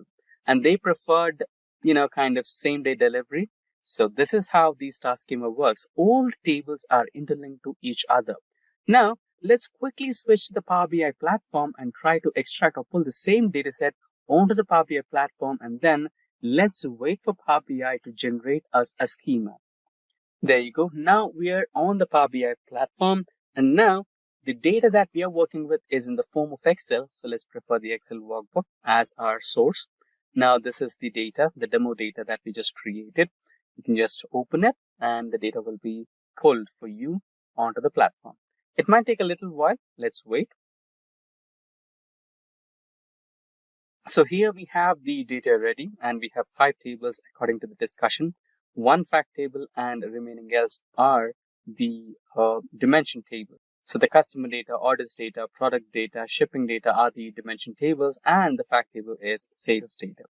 And then you can just load or transform. As far as I'm concerned, my data is clean and I don't have to proceed with the transformation. But just in case if you want to perform some data cleaning, then you can go ahead with transformation of data. And if you have to look at an exclusive tutorial on data transformation using Power Query, then we have linked it in the description box below and you can have a clean reference to it. So far, so good. I'll continue with loading the data since I'm confident with my data set. Just load it, and it might take a couple of moments. The data is slowly loading. Let's give it some time. There you go. The data has been successfully loaded, and here you have the view of your data set. So here we have leads, order ID, quantity, etc., product details, and the sales details, all of them that you needed. And if you proceed with this particular table view, you can see the tabular version of the data set. And here lies the most important part of today's discussion, the model view. And if you go here, the Power BI platform has already created the relationships between your data sets. And if you just rearrange a couple of those schemas, you can literally make a star pattern out of it. And also, if you look at this particular position here, you can see that we can establish some new relationships, or you can try to edit some existing relationships with the manage relationships option. Now you just have to drag and drop a few of these tables over here so that you can exactly maintain a star type of pattern. There you go. So that's how you can generally create a star type schema, or also known as the snowflake type of schema in Power BI. Today, we will learn how to use Microsoft Power Query. That said, if these are the type of videos you'd like to watch, then hit that like and subscribe buttons and the bell icon to get notified. Let's get started with the topic, which is how to use Microsoft Power Query. So, imagine you have a lot of data. It can be an Excel file, it can be a PDF, SQL database, cloud, or anything. If it is data, it's your data, right? So you have a lot of data. Now, you have the source of the data. After that, I'm absolutely sure that the data is not clean enough to perform some analysis. So you go through another step where you have to clean your data from unwanted rows and columns, which doesn't make sense or might have some invalid data, right? So you need to make sure that your data is completely accurate and has some standards for your analysis, right? So that's the next step, which is clean and transform. After the clean and transform step, you have the next step, which is load that particular data to your platform. It could be Excel, it could be some data visualization tool like Tableau, Power BI, etc., right? And after that, you generate some meaningful information of that. You create some pivot tables, pivot charts, and line graphs, etc., right? So which makes some sense out of that data. You'll understand what exactly is happening with your business, how many leads or how many traffic orders, what's right, and which is the best performing product, which is the worst performing product, and you need to take some decisions on your business which can make some impact on your overall profit or revenue, right? So imagine if you want to do this for a year. If you get 1 year's data and you do it in a day or two, it's fine. And if it's on a monthly basis, you get month on month data and you want to do it, okay, it could not be worse. You can spend 1 or 2 days and it's fine. But what if it's week on week? You start to think, right? What if it's a daily task? It's a mundane task, right? You have to do all these steps step by step repetitively, and it doesn't make you interested anymore in that particular type of job. And the major point of this is you end up spending more time on cleaning the data, transforming, loading it. And the worst part, you don't get proper time, specific time which you want to actually dedicate to plan out something and bring up strategies to improve your business, right? So what if you could automate this, right? What if there is someone who could perform all these steps for you in the way you want, and you can actually have some time to produce some pivot tables, pivot charts, and then understand what exactly is happening with your business and find out some critical points where you can improvise and bring up some good revenue. What if there was someone who can perform all these steps for you, clean your data, transform it the way you want, load it to your platform, and help you create your pivot charts and pivot tables, and actually save you a lot of time where you can spend all that time understanding your critical points where you need attention, you can fix them and plan some strategies out to bring out some good revenue, right? That exact someone who can do all these steps for you and automate your data cleaning, data transformation, and loading tasks for you is exactly the Microsoft Power Query. So you can use Microsoft Power Query either in Microsoft Excel or Microsoft Power BI, right? Now let's kind of generate some data. So this data will be generated using ChatGPT, and we will not generate data like which is not small, like for a week on week analysis or a day by day analysis. We will create data for years. So we will take 5 consecutive years starting from 2020 to 2024, and we will have some data generated using ChatGPT, and we will automate that data and try to get some analysis done, right? Let's jump on to ChatGPT. So before we go to ChatGPT, I have a prompt written here. So this particular prompt will guide or explain ChatGPT what exactly you want, right? So you're giving some, like the Excel data right over here, we have order date, order ID, ship mode, and customer name, customer ID, everything, right? So we have the sales, quantity, discount, profit, etc. So in the same format or a similar format, if not the same format, we are explaining ChatGPT that we need these columns, the order ID, order date, delivery date, etc.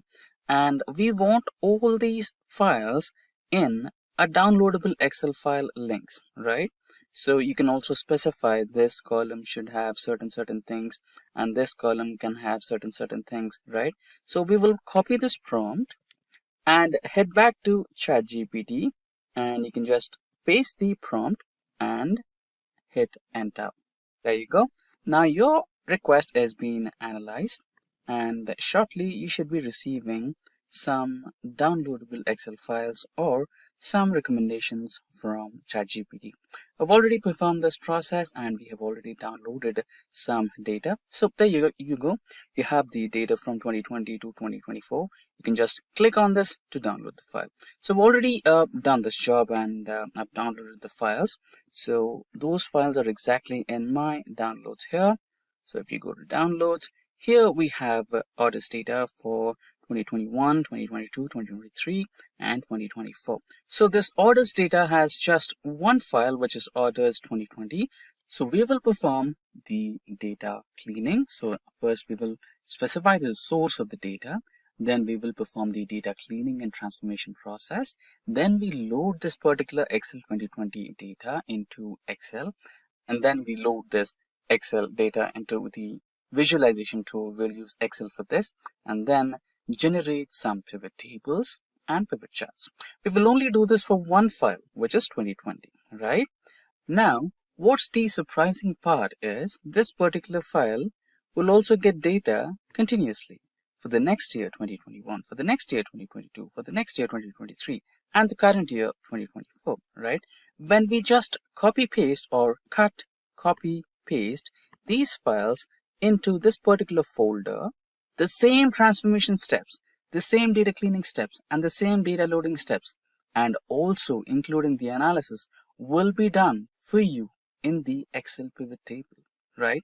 The process has been just automated, right? So you can see that happening. For that, let's open a new Excel file. So I have the Excel folder right over here. So a new blank Excel workbook will be opened. And if you go to data, here you have get data. As we said, it can be a file, it can be an Excel file, XML, JSON, PDF, it can be from cloud, it can be from a SQL database, any other source. If it's data, you can work from it. So we will give a file here, right? So just okay. So we will give a file here. So select file and go to the last option, which reads as from folder, right? So go to downloads and select that orders data.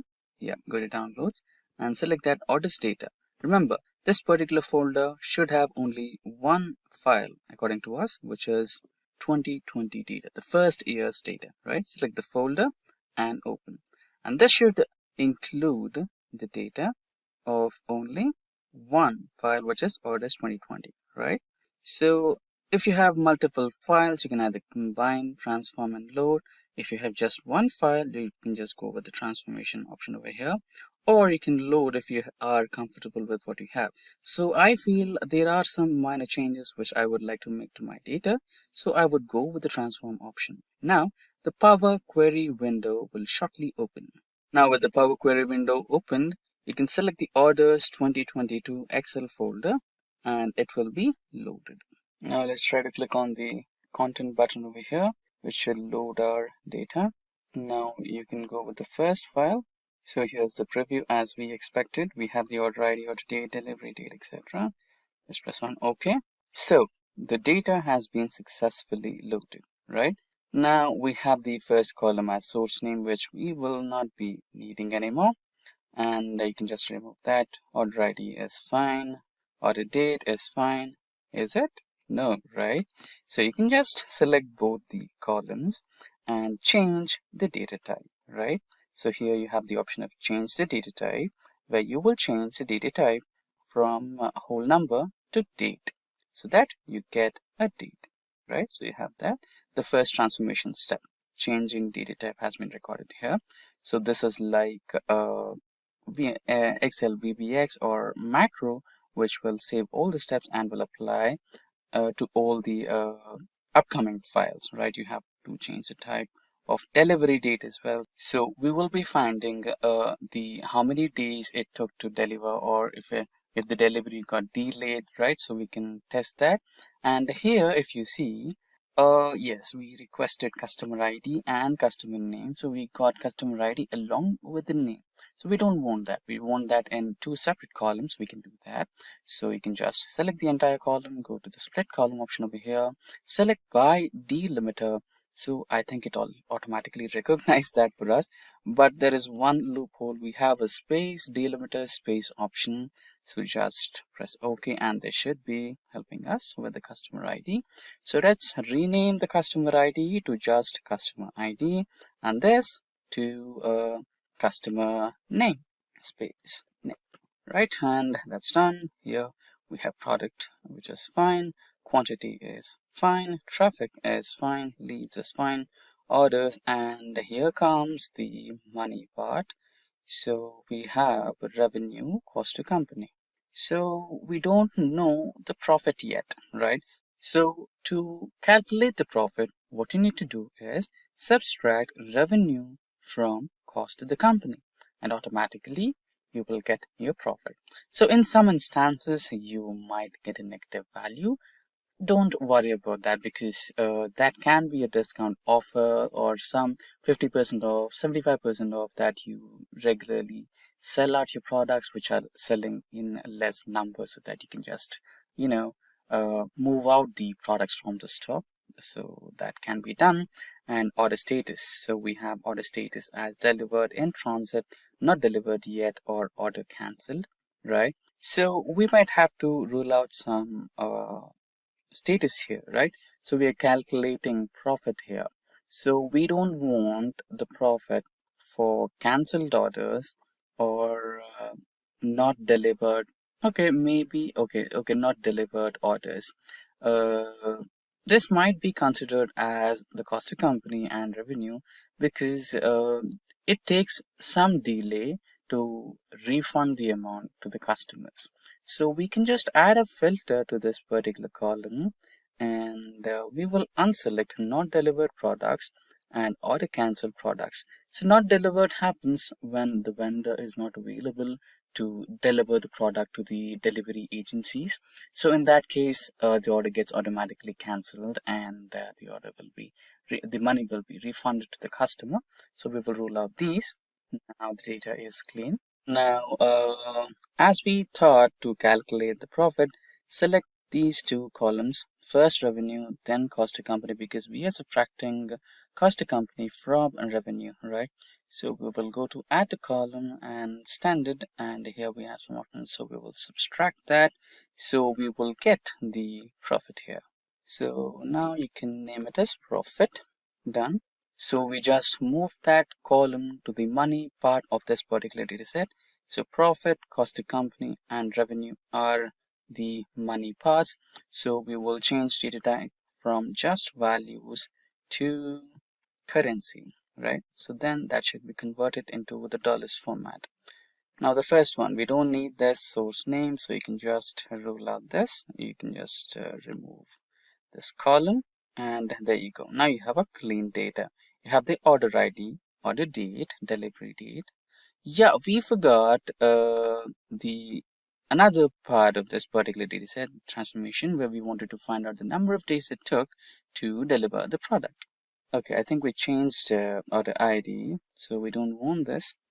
So the first, okay, let's change this to the whole number as it was. Okay, so order ID, fine. Now we wanted to find out the number of days it took to deliver the product. So we will select the delivery date first, and then the order date second. Go to add column, and we will select subtract in days, and we should have that. Now let's change the subtraction name to days to deliver. And you can move this column, right? Select the whole column and hold it, drag it, and you can move this column along with the dates part of this data set, where we have the ordered date and delivered date, right over here. And you will find how many days it took to deliver a certain product.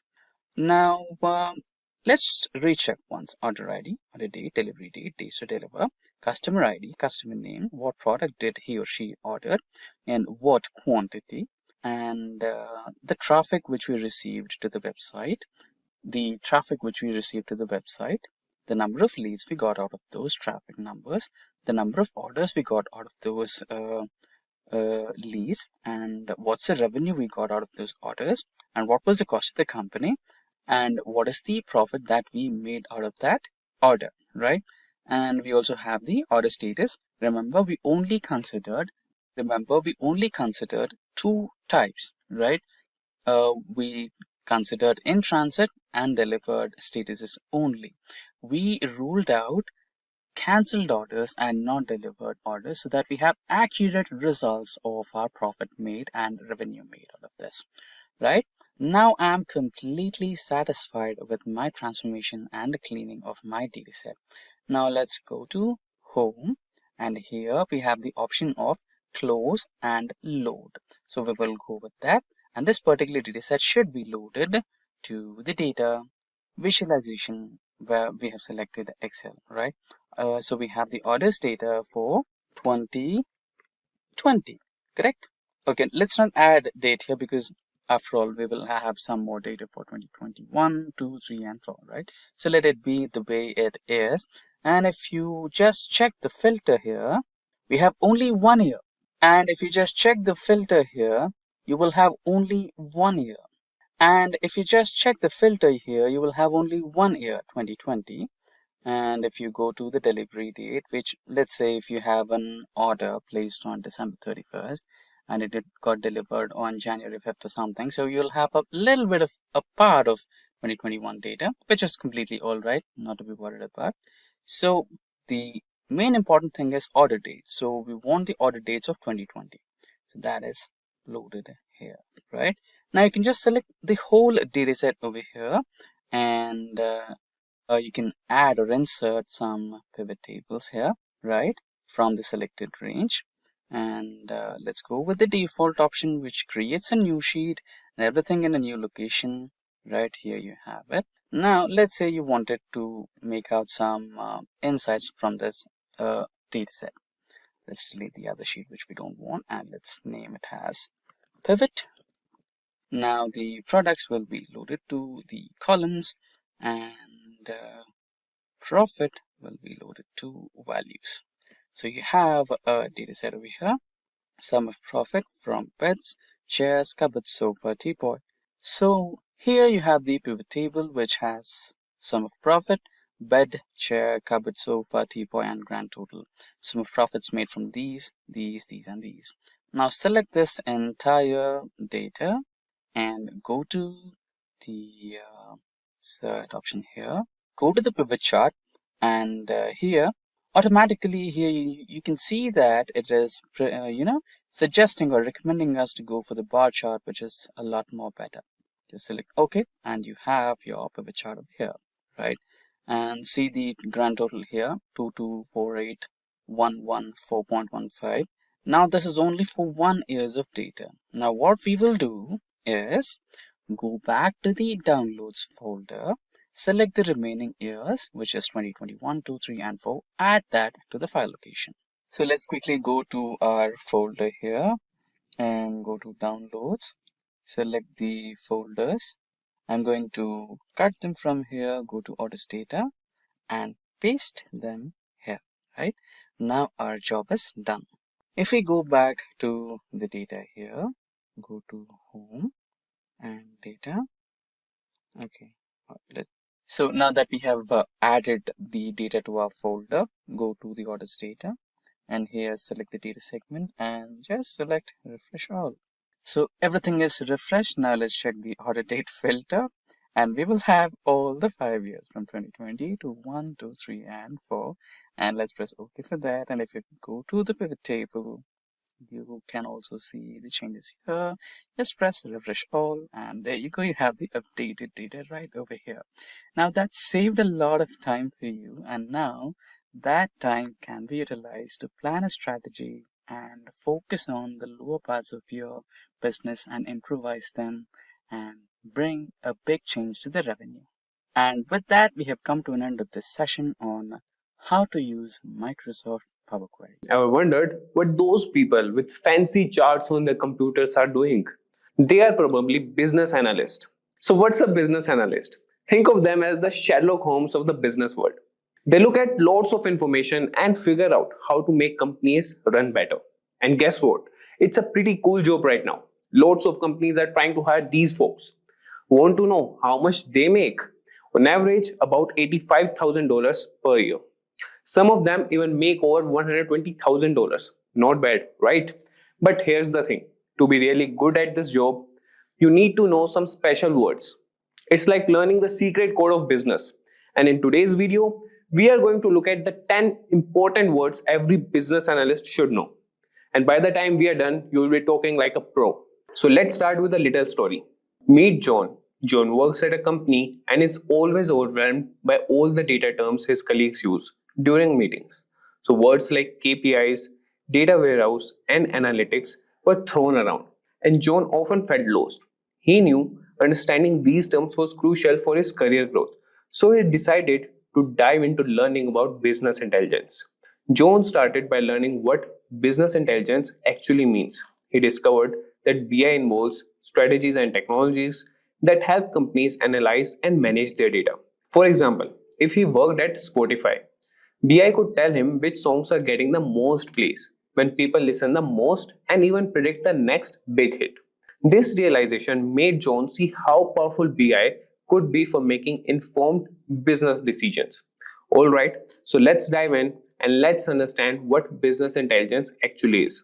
Imagine you are running a popular ice cream shop, and business intelligence is like having a super smart helper that tells you everything about your business. Cool, right?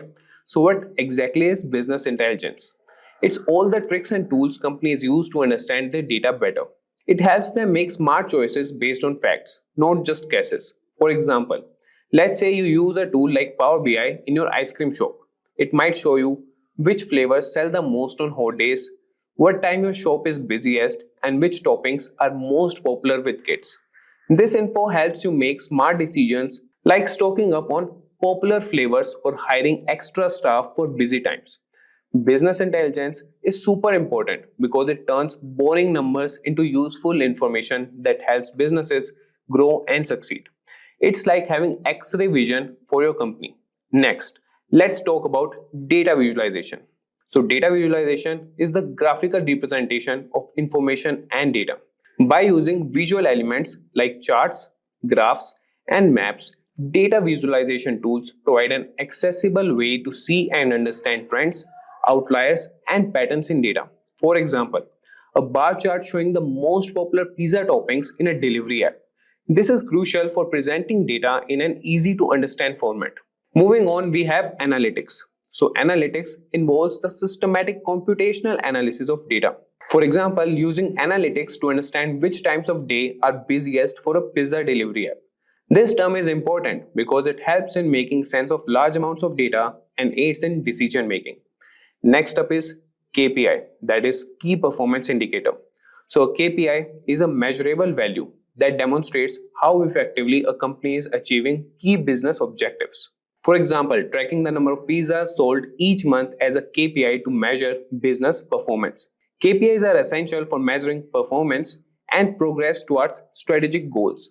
Now let's discuss data warehouse. So, a data warehouse is a centralized repository for storing large volumes of structured data from multiple sources.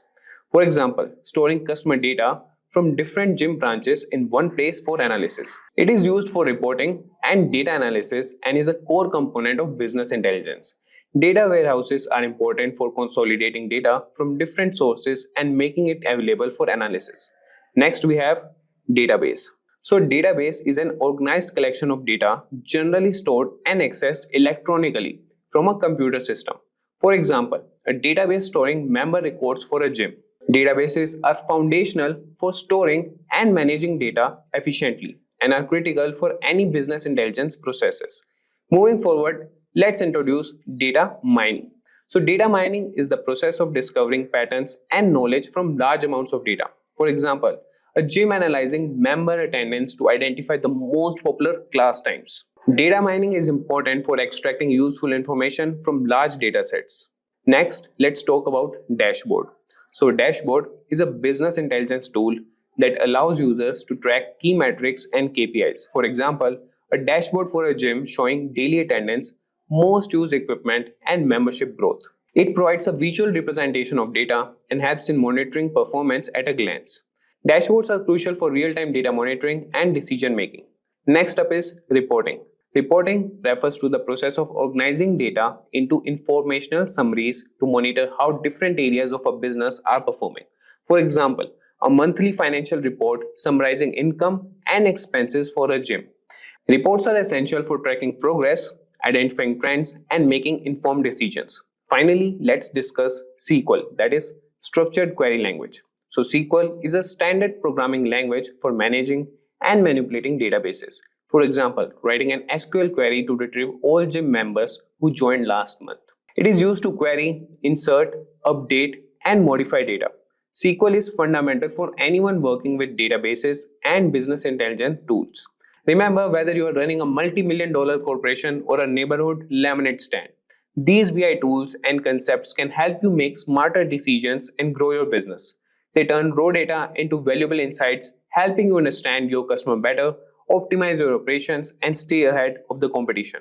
So with that, guys, we have come to the end of this session. I hope this video has helped demystify some key business intelligence terms for you. If you found this video helpful, don't forget to give it a thumbs up and subscribe to our channel for more business and tech insights.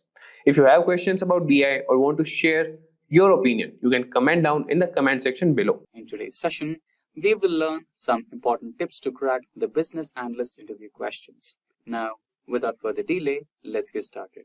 So, in this particular video, we will discuss some of the important tips that will help you to crack the upcoming business analyst interview questions and make you one of the most highly sought after business analysts in 2024 and beyond. That said, if these are the type of videos you'd like to watch, then hit that like and subscribe buttons and the bell icon to get notified. So before you attend any of the business analyst interviews, you need to basically take care of your groundwork. So few suggestions on that are, first one, check the job postings. When it comes to checking job postings on platforms like LinkedIn, Indeed, and others, it's essential for aspiring business analysts to stay informed about industry requirements and trends. Regularly monitoring these job postings not only keeps you updated, but also helps you tailor your skills and preparations to align with the current needs of business analysis field. The second suggestion is about research the company. Researching about the company is a crucial step in preparing for a business analyst interview. It involves gathering insightful information about the company's history, values, mission, and recent achievements. Think of it as decoding the company's DNA, enabling you to demonstrate how your skills and expertise can seamlessly integrate into their unique business environment. The third tip is about understanding their domain knowledge. Delving into the domain knowledge of the company is like unlocking the secret language of their industry. It's about comprehending to specific challenges, trends, and intricacies that define their business landscape. This understanding goes beyond generic industry knowledge and focuses on the nuances that set this particular company apart. Now, the next one is analyze if your skills are transferable. Evaluate the transferability of your skills. Identify how your existing expertise can seamlessly apply to the requirements of business analyst role. This analysis ensures a smooth transition and highlights your adaptability. Now, the next one is align your resume to their domain request. Align your resume like a customized business proposal. Tailor it to emphasize skills and experiences directly relevant to the business analyst role. This approach captures attention, showcasing your perfect fit for the company's specific needs. Or in some situations, you can also hire a resume writer to do that for you. Or in some situations, you can also hire a professional resume writer to do that for you. Hiring a resume writer streamlines the process. Professionals craft a compelling document ensuring key skills and achievements that stand out. It's an investment in presenting your best self on paper. Now, moving ahead, we will discuss some of the important technical skills required to become a business analyst. Starting with the CRM tools. CRM tools are customer relationship management tools, are the digital solutions and enhance interactions with customers. They centralize customer data, track communications, and manage relationships efficiently. Popular examples include Salesforce, HubSpot, and Zoho, and these tools are essential for optimizing lead generation, improving customer satisfaction, and boosting overall revenue. Moving ahead, we have business intelligence tools. Business intelligence tools like Tableau and Power BI turn data into actionable insights. They facilitate efficient analysis and visualization, aiding marketing analysis in competitor analysis and revenue generation. Moving ahead, we have business acumen. Business acumen is savvy application of business principles. It requires understanding trends, financial literacy, a strategic mindset, and much more. For marketing analysis, it's key to interpreting data, spotting opportunities, and contributing to revenue generation. It's like having sharp business intuition for informed decision making. Moving ahead, we have a project management skill. Project management skills ensure efficient planning and execution, vital for market analysts, orchestrating successful campaigns and collaborating effectively with stakeholders. A green belt in project management could be beneficial. Moving ahead, we have data analytics fundamentals. Data analytics fundamentals involve extracting data from data sets like Excel, database, web, etc. It's about interpreting information to make informed decisions, a core skill for marketing analysis and driving effective strategies. Moving ahead, another important tip is about brushing up the fundamentals. Brushing up on fundamentals means refreshing essential skills. It's about staying sharp and maintaining a solid foundation, crucial for marketing analysis to navigate challenges and drive success. Now moving ahead, we will discuss the experience. Now, experience is more about the current roles and responsibilities that are you playing with your current organization. Aligning your current organization roles and responsibilities involves tailoring your current task to match the requirements of the new job. It's about highlighting relevant skills and experiences to show a seamless transition, demonstrating that you're a perfect fit for the desired position. Now, moving ahead, we have soft skills. And in soft skills, the first one that we are going to discuss is about the dress code. Professional dressing is about presenting a polished and appropriate image. It involves choosing attire that aligns with the workplace culture, reflecting a combination of competence and respect. The next step is maintaining a confident smile while you're answering the questions. Smile confidently for a positive impact. Confidence in delivery enhances your message. Lastly, in soft skills, we have answering language. Use corporate language. Utilizing corporate language for enhanced connection and reliability, and it ensures clear communication and fosters a professional rapport. Now, moving ahead, we will also face some of the critical questions which might be different from your skill set. Questions like, why should I hire you? Now, these are some of the important questions which doesn't have to do anything with your current roles and responsibilities, skill set that you have, or technical mindset. It is completely about your mentality, how you approach to work, how you approach to your team, how you approach to your responsibilities. So the recruiter wants to know how you think about this particular question. So give a wise answer. You can tell him something like, you can hire me for my strong analytical skills, experience in competitor analysis, and success in lead generation. I am confident in data-centric approach that will contribute positively to the company's growth. Thank you for considering my application. So basically, you're highlighting your strongest points and also you're giving a subtle answer why they should hire you. Now, proceeding ahead, we have the second question. So this question is really common. They might ask you for the reason for leaving your current job. So give them some bright and brilliant answers. So you can say, I sought new opportunities to further apply and expand my skills aligning with my career goals. I believe this role is a better fit for my expertise and aspirations. Now the last question is, what are your key strengths and weaknesses? So you can say my key strengths lie in strategic thinking, data analysis, and effective communication. I excel in competitor analysis and digital marketing. As for the weaknesses, I am continuously refining time management to enhance efficiency. Now, apart from this, you can also cross-question your interviewer about your agenda. Agenda that covers some critical questions that will impress your interviewer. So some of those questions are as follows. You can ask your interviewer that how can the current company help me meet my career objectives?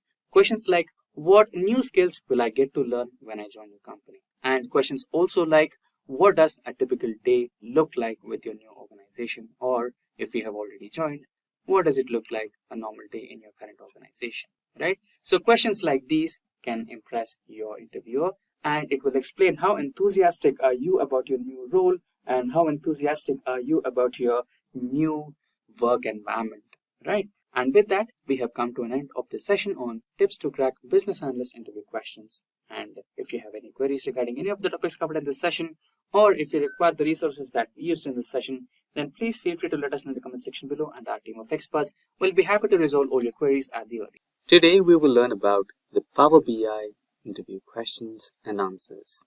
So Power BI is one of the most trending BI tool in the business industry today, and most of the data analysts are supposed to have a comfortable understanding of Power BI tool.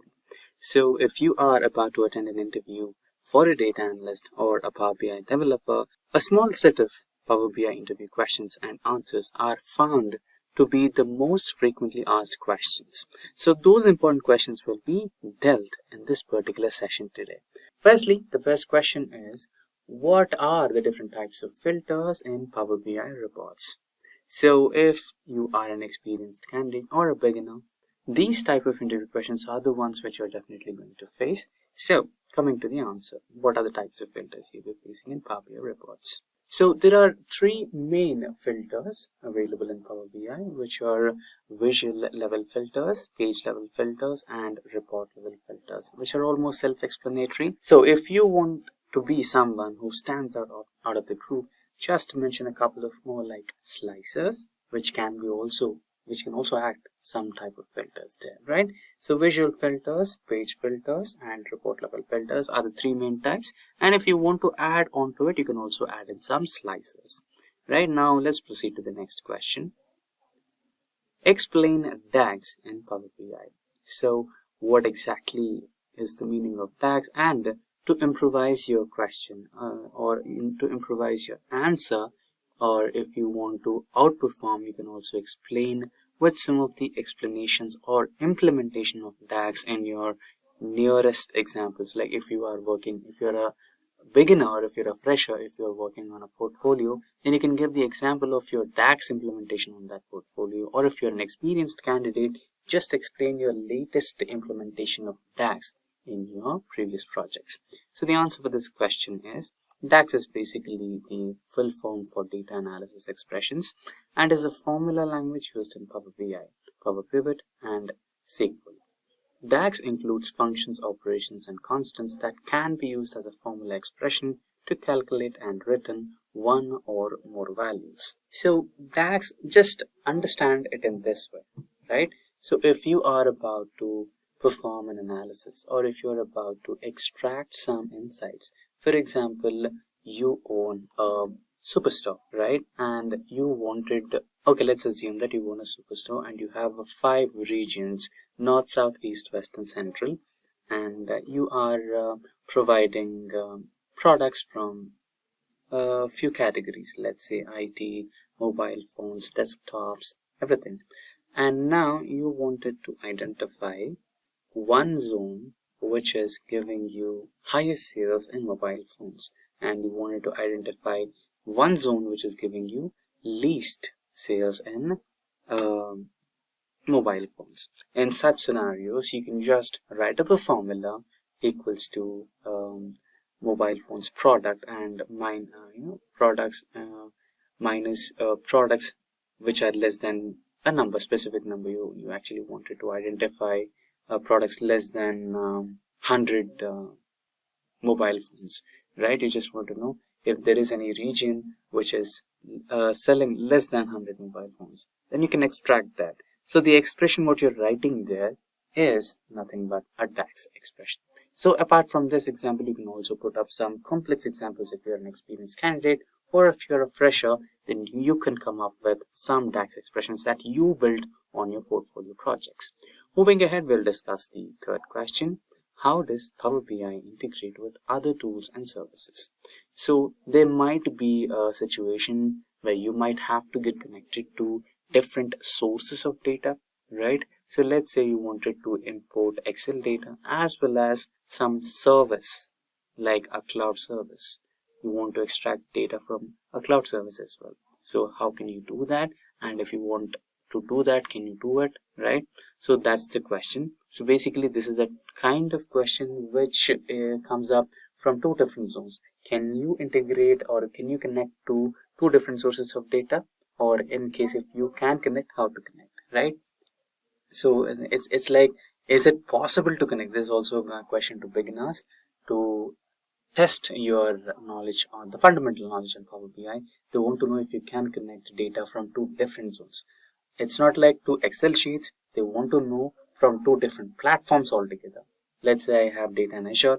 Let's say I have data in SQL. So can I connect them both? Yes, you can do that. So the answer for this question is Power BI offers extensive integration capabilities with various Microsoft products like Azure, Excel, SQL, and some third-party services as well, like a website, any application, or a database, SQL databases, Excel spreadsheets, and other cloud services like GCP, AWS, etc. So that's possible. So you just have to, let's go for a demonstration on this. Not a complete demonstration. Let's cancel this. So here, if you just, it's just like a overview how to connect. So here, if you see, we have Excel workbook, semantic models, data flows, Dataverse, SQL Server, web, OData, feed, blank query, and if your source is falling different from these available ones, you can just click on more and select any one of these options right here, correct? So with that, let's get back to the next question. What are the differences between Power BI Desktop and Power BI Service? So, the terms are self-explanatory. If you're an experienced candidate, then you can define the answer right away. But if you're a beginner, especially if you're a fresher, then you must be a little cautious here. So if you are building your portfolio, if you are learning the fundamentals of Power BI, then you are doing it using Power BI Desktop, right? But if you are a professional or an experienced candidate, then you are developing the interactive dashboards, you are developing the interactive charts and graphs and everything, and you are providing that visual, only the dashboard to your end user, who's your client. So in that scenario, your client will be given the Power BI service module, right? So they will be having a service access only just to watch the visuals. So the answer for this question is Power BI Desktop is a free application, so it's not completely free. So there are situations where you might have to deal with some huge data, or you have to deal with some parameters like security, everything. In those scenarios, you might have to go with the licensed version. So for a learning purpose, it is a free application installed on a local system that lets you connect to transform, visualize, modularize your data, and few more implications that you can do. And on the other hand, Power BI Service is a cloud-based service that allows you to share, as discussed, only to share and collaborate on and distribute your Power BI reports and dashboards with others within your organization. So client is partially a part of your organization because he has some business to do with your organization. So basically, understand it in this way, Power BI Desktop is something which allows you to build. It will give you the blocks, you build the visualization, and then you give a screenshot or you give a picture of that particular build to the end user. He can have a visual on it, how it is performing. He doesn't have to worry about how it is working in the background. He doesn't have to worry about how big or how large is your data set, how it is extracting, what API is it using, what's the... He doesn't care about it. All he cares about is the visual. How is his business doing? So in that scenario, if you just want to give a picture, that's when you use the Power BI service. Now, let's go with the next question. How do you handle security in Power BI? So this is a question given to the experienced candidates. So you can think about it about the access, row-wise access. Let's say you are the leadership team, and next is the manager, next is the individual contributor, correct? So here the full access, the full visuals of your business, how your business is going on, how are the leads, how are the revenue, how is the RPL, how's the traffic, everything is visible to the leadership or the manager, correct? But when it comes to the IC or individual contributor who is just working on traffic, he will have access only to traffic, not the leads, not the revenue generated, not the RPL and everything, because he has nothing to do with it, and that is something which you can't reveal to an IC for data security purposes.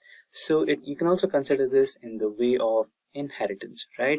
So you can divide it based on the level of the employee, right?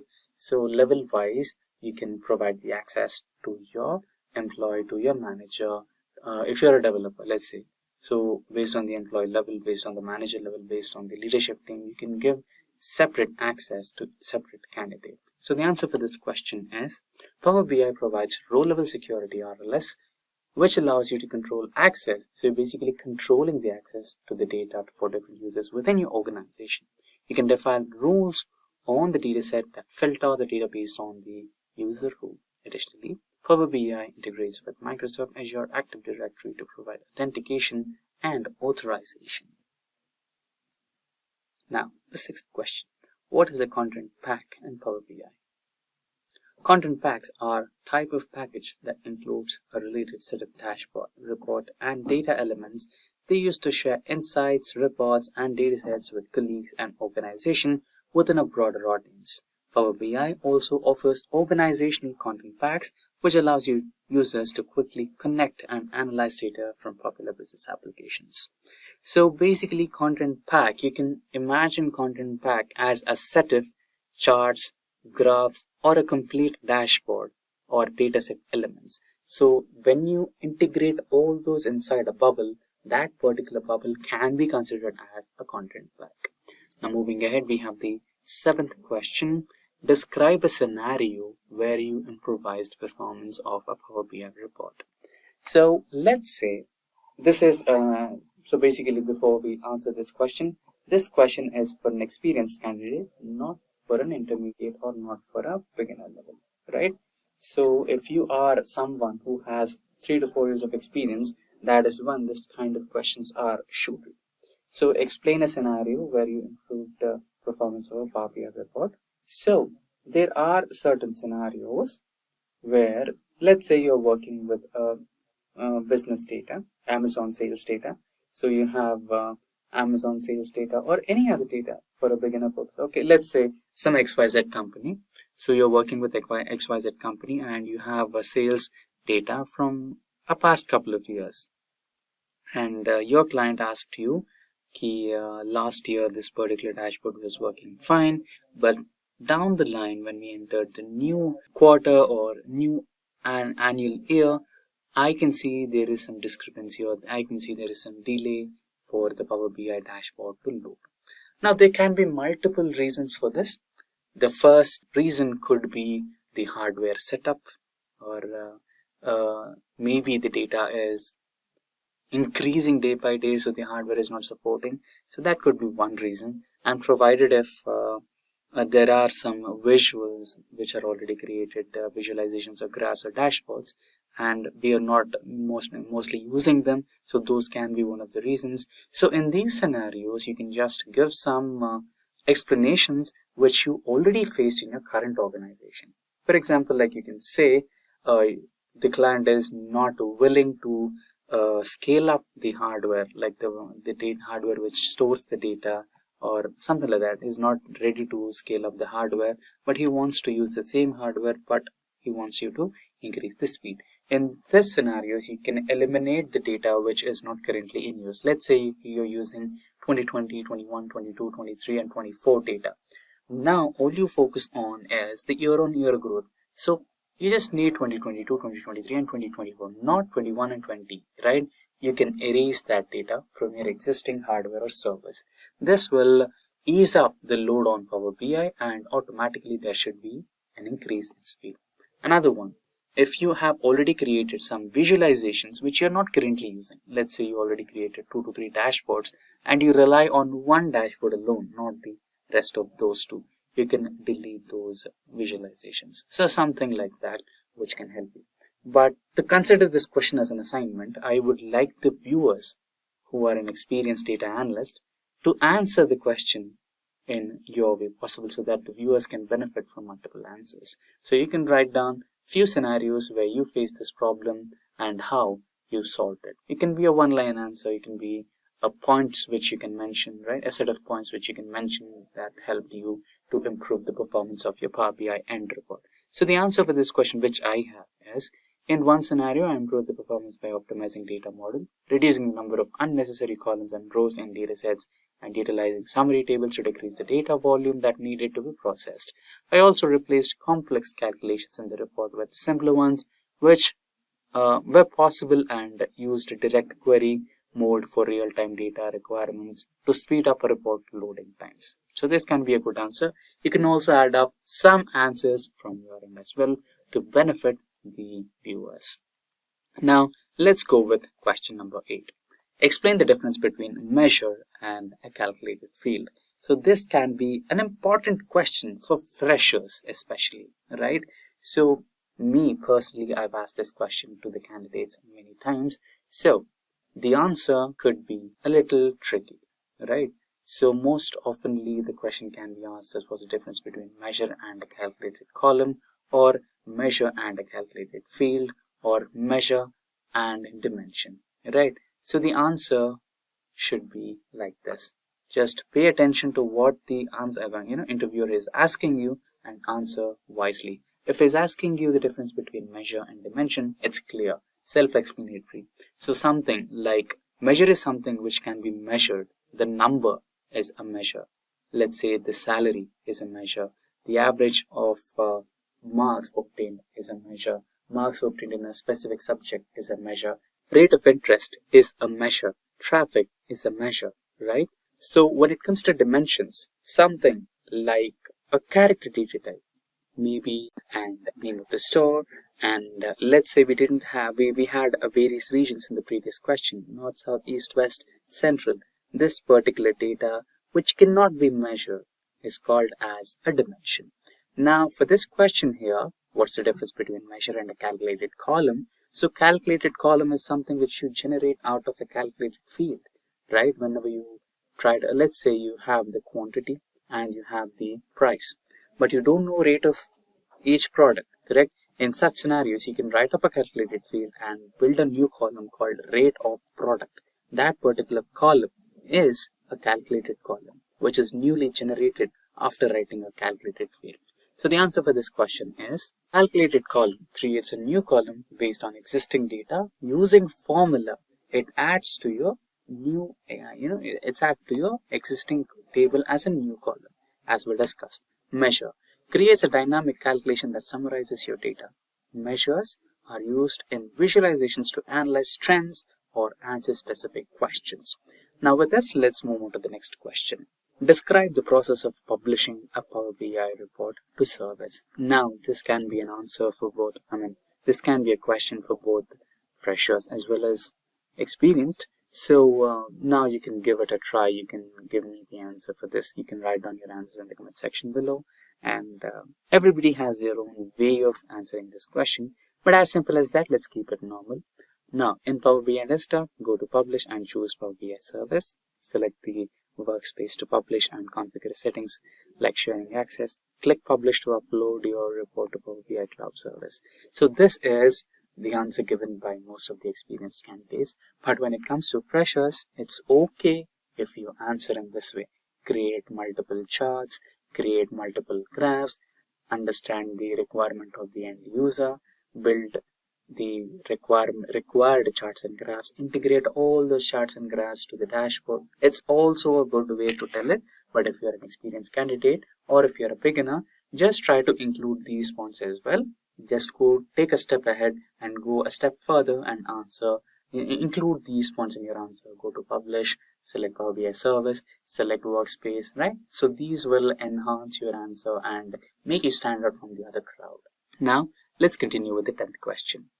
How would you handle missing data in Power BI? So this can be answered for both, this can be asked for both beginners as well as experienced candidates. So it's obvious if you're a data analyst, it's obvious that your data will not have completely filled rows and completely filled columns, right? There is a possibility that you might have blank rows. There is a possibility that you might have blank cells. There is a possibility that you might have irrelevant data. There is a possibility where it can be a typing mistake and you might insert special symbols in place of numbers and special operators in place of alphabets. Everything is possible. So in such scenarios, how could you handle, right? So there are multiple approaches. So let's say if you are going through some column which you feel is not mandatory to create your report, you can ignore those cells and you can just delete it. And in case of there is a discrepancy in your existing data and you find that is important, then you can always have a way to go back to the source who provided you the report or who provided you the data, as to complete them, as to give them the right number. Or in few scenarios, you can also, if you don't want to eliminate any kind of rows and columns, you can also have an option of taking an aggregate value in it. Maybe the minimum value, maybe the maximum value, may be an average value in that particular missing cell. So there are multiple possibilities, and if you feel like adding those answers, you can also feel free to add them so that everyone is benefited. So my kind of answer is there are several ways to handle missing data. Filtering, where you can exclude, simply that's the first one. You can just ignore those and exclude those missing values. Replace missing values with some aggregate values. Custom logic, create a DAX formula to address missing values based on specific scenarios. Now let's move ahead with the next question. How do you connect multiple data sources to a Power BI report? So the answer is Power BI allows connecting various data sources. You can directly import, directly use live connections, or create composite model to improve and combine data from different sources. So this is not just the Power BI dashboard. You're here. It's not just the Power BI desktop. You're not just importing data. It's related to the real-time dashboard report. So if you have a report and you ought to connect some external source, some real-time streaming data, you can do that using some live connections and APIs. Now let's move with the next question. What are data flows in Power BI? So the answer for this question is data flows in Power BI are cloud-based preparation and management tools that allows users to ingest, transform, integrate, and enrich big data from various sources. They are designed to simplify data preparation and enable scalable data integration and storage across multiple Power BI projects. Now, the 13th question.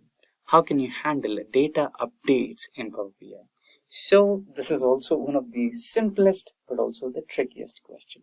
Let's say you already connect. Let's say we are dealing with Excel data, and your client provided you the Excel data, and you already created a dashboard out of it, and out of your knowledge, you don't know, right?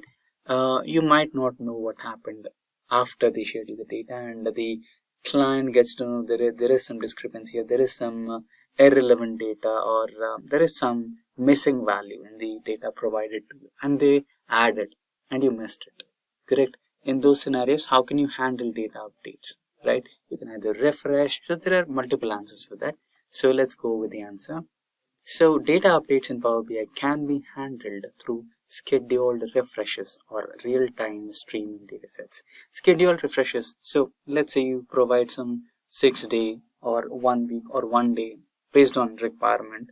You provide a scheduled refresh, and it will act upon it, and it will refresh its source every single time. It basically refreshes the dashboard you created. It will extract the data from the source, and it will create a new report out of it. So scheduled refreshes can be configured in Power BI service, allowing data to be updated at specified intervals.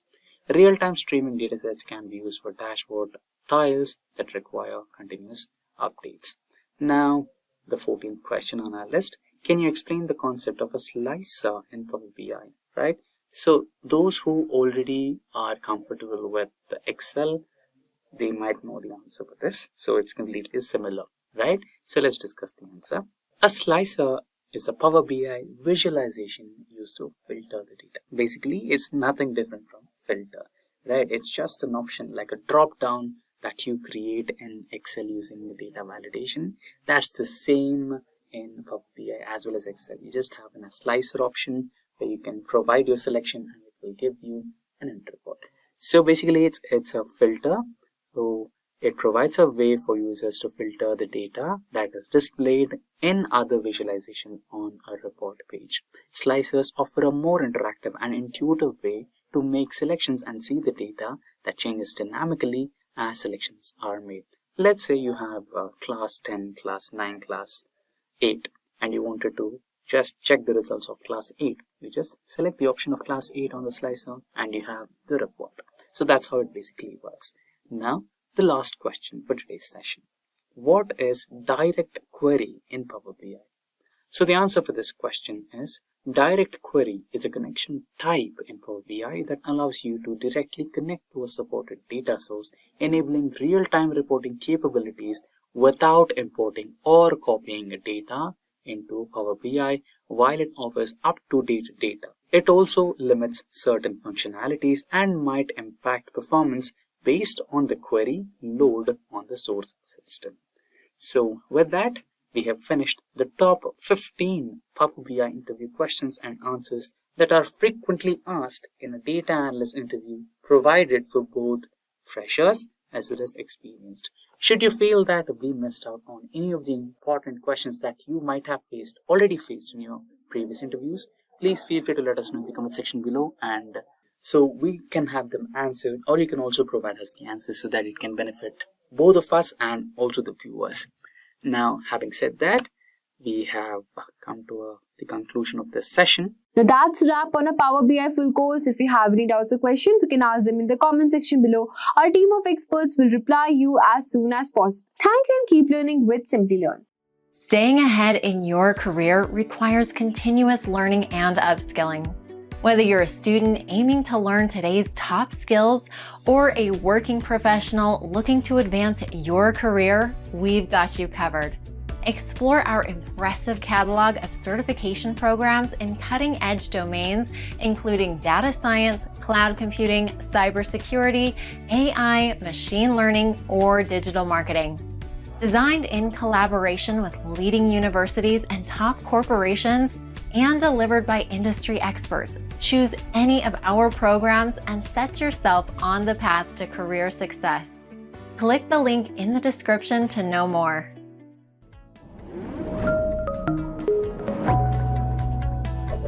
Hi there, if you like this video, subscribe to the Simplilearn YouTube channel and click here to watch similar videos. To nerd up and get certified, click here.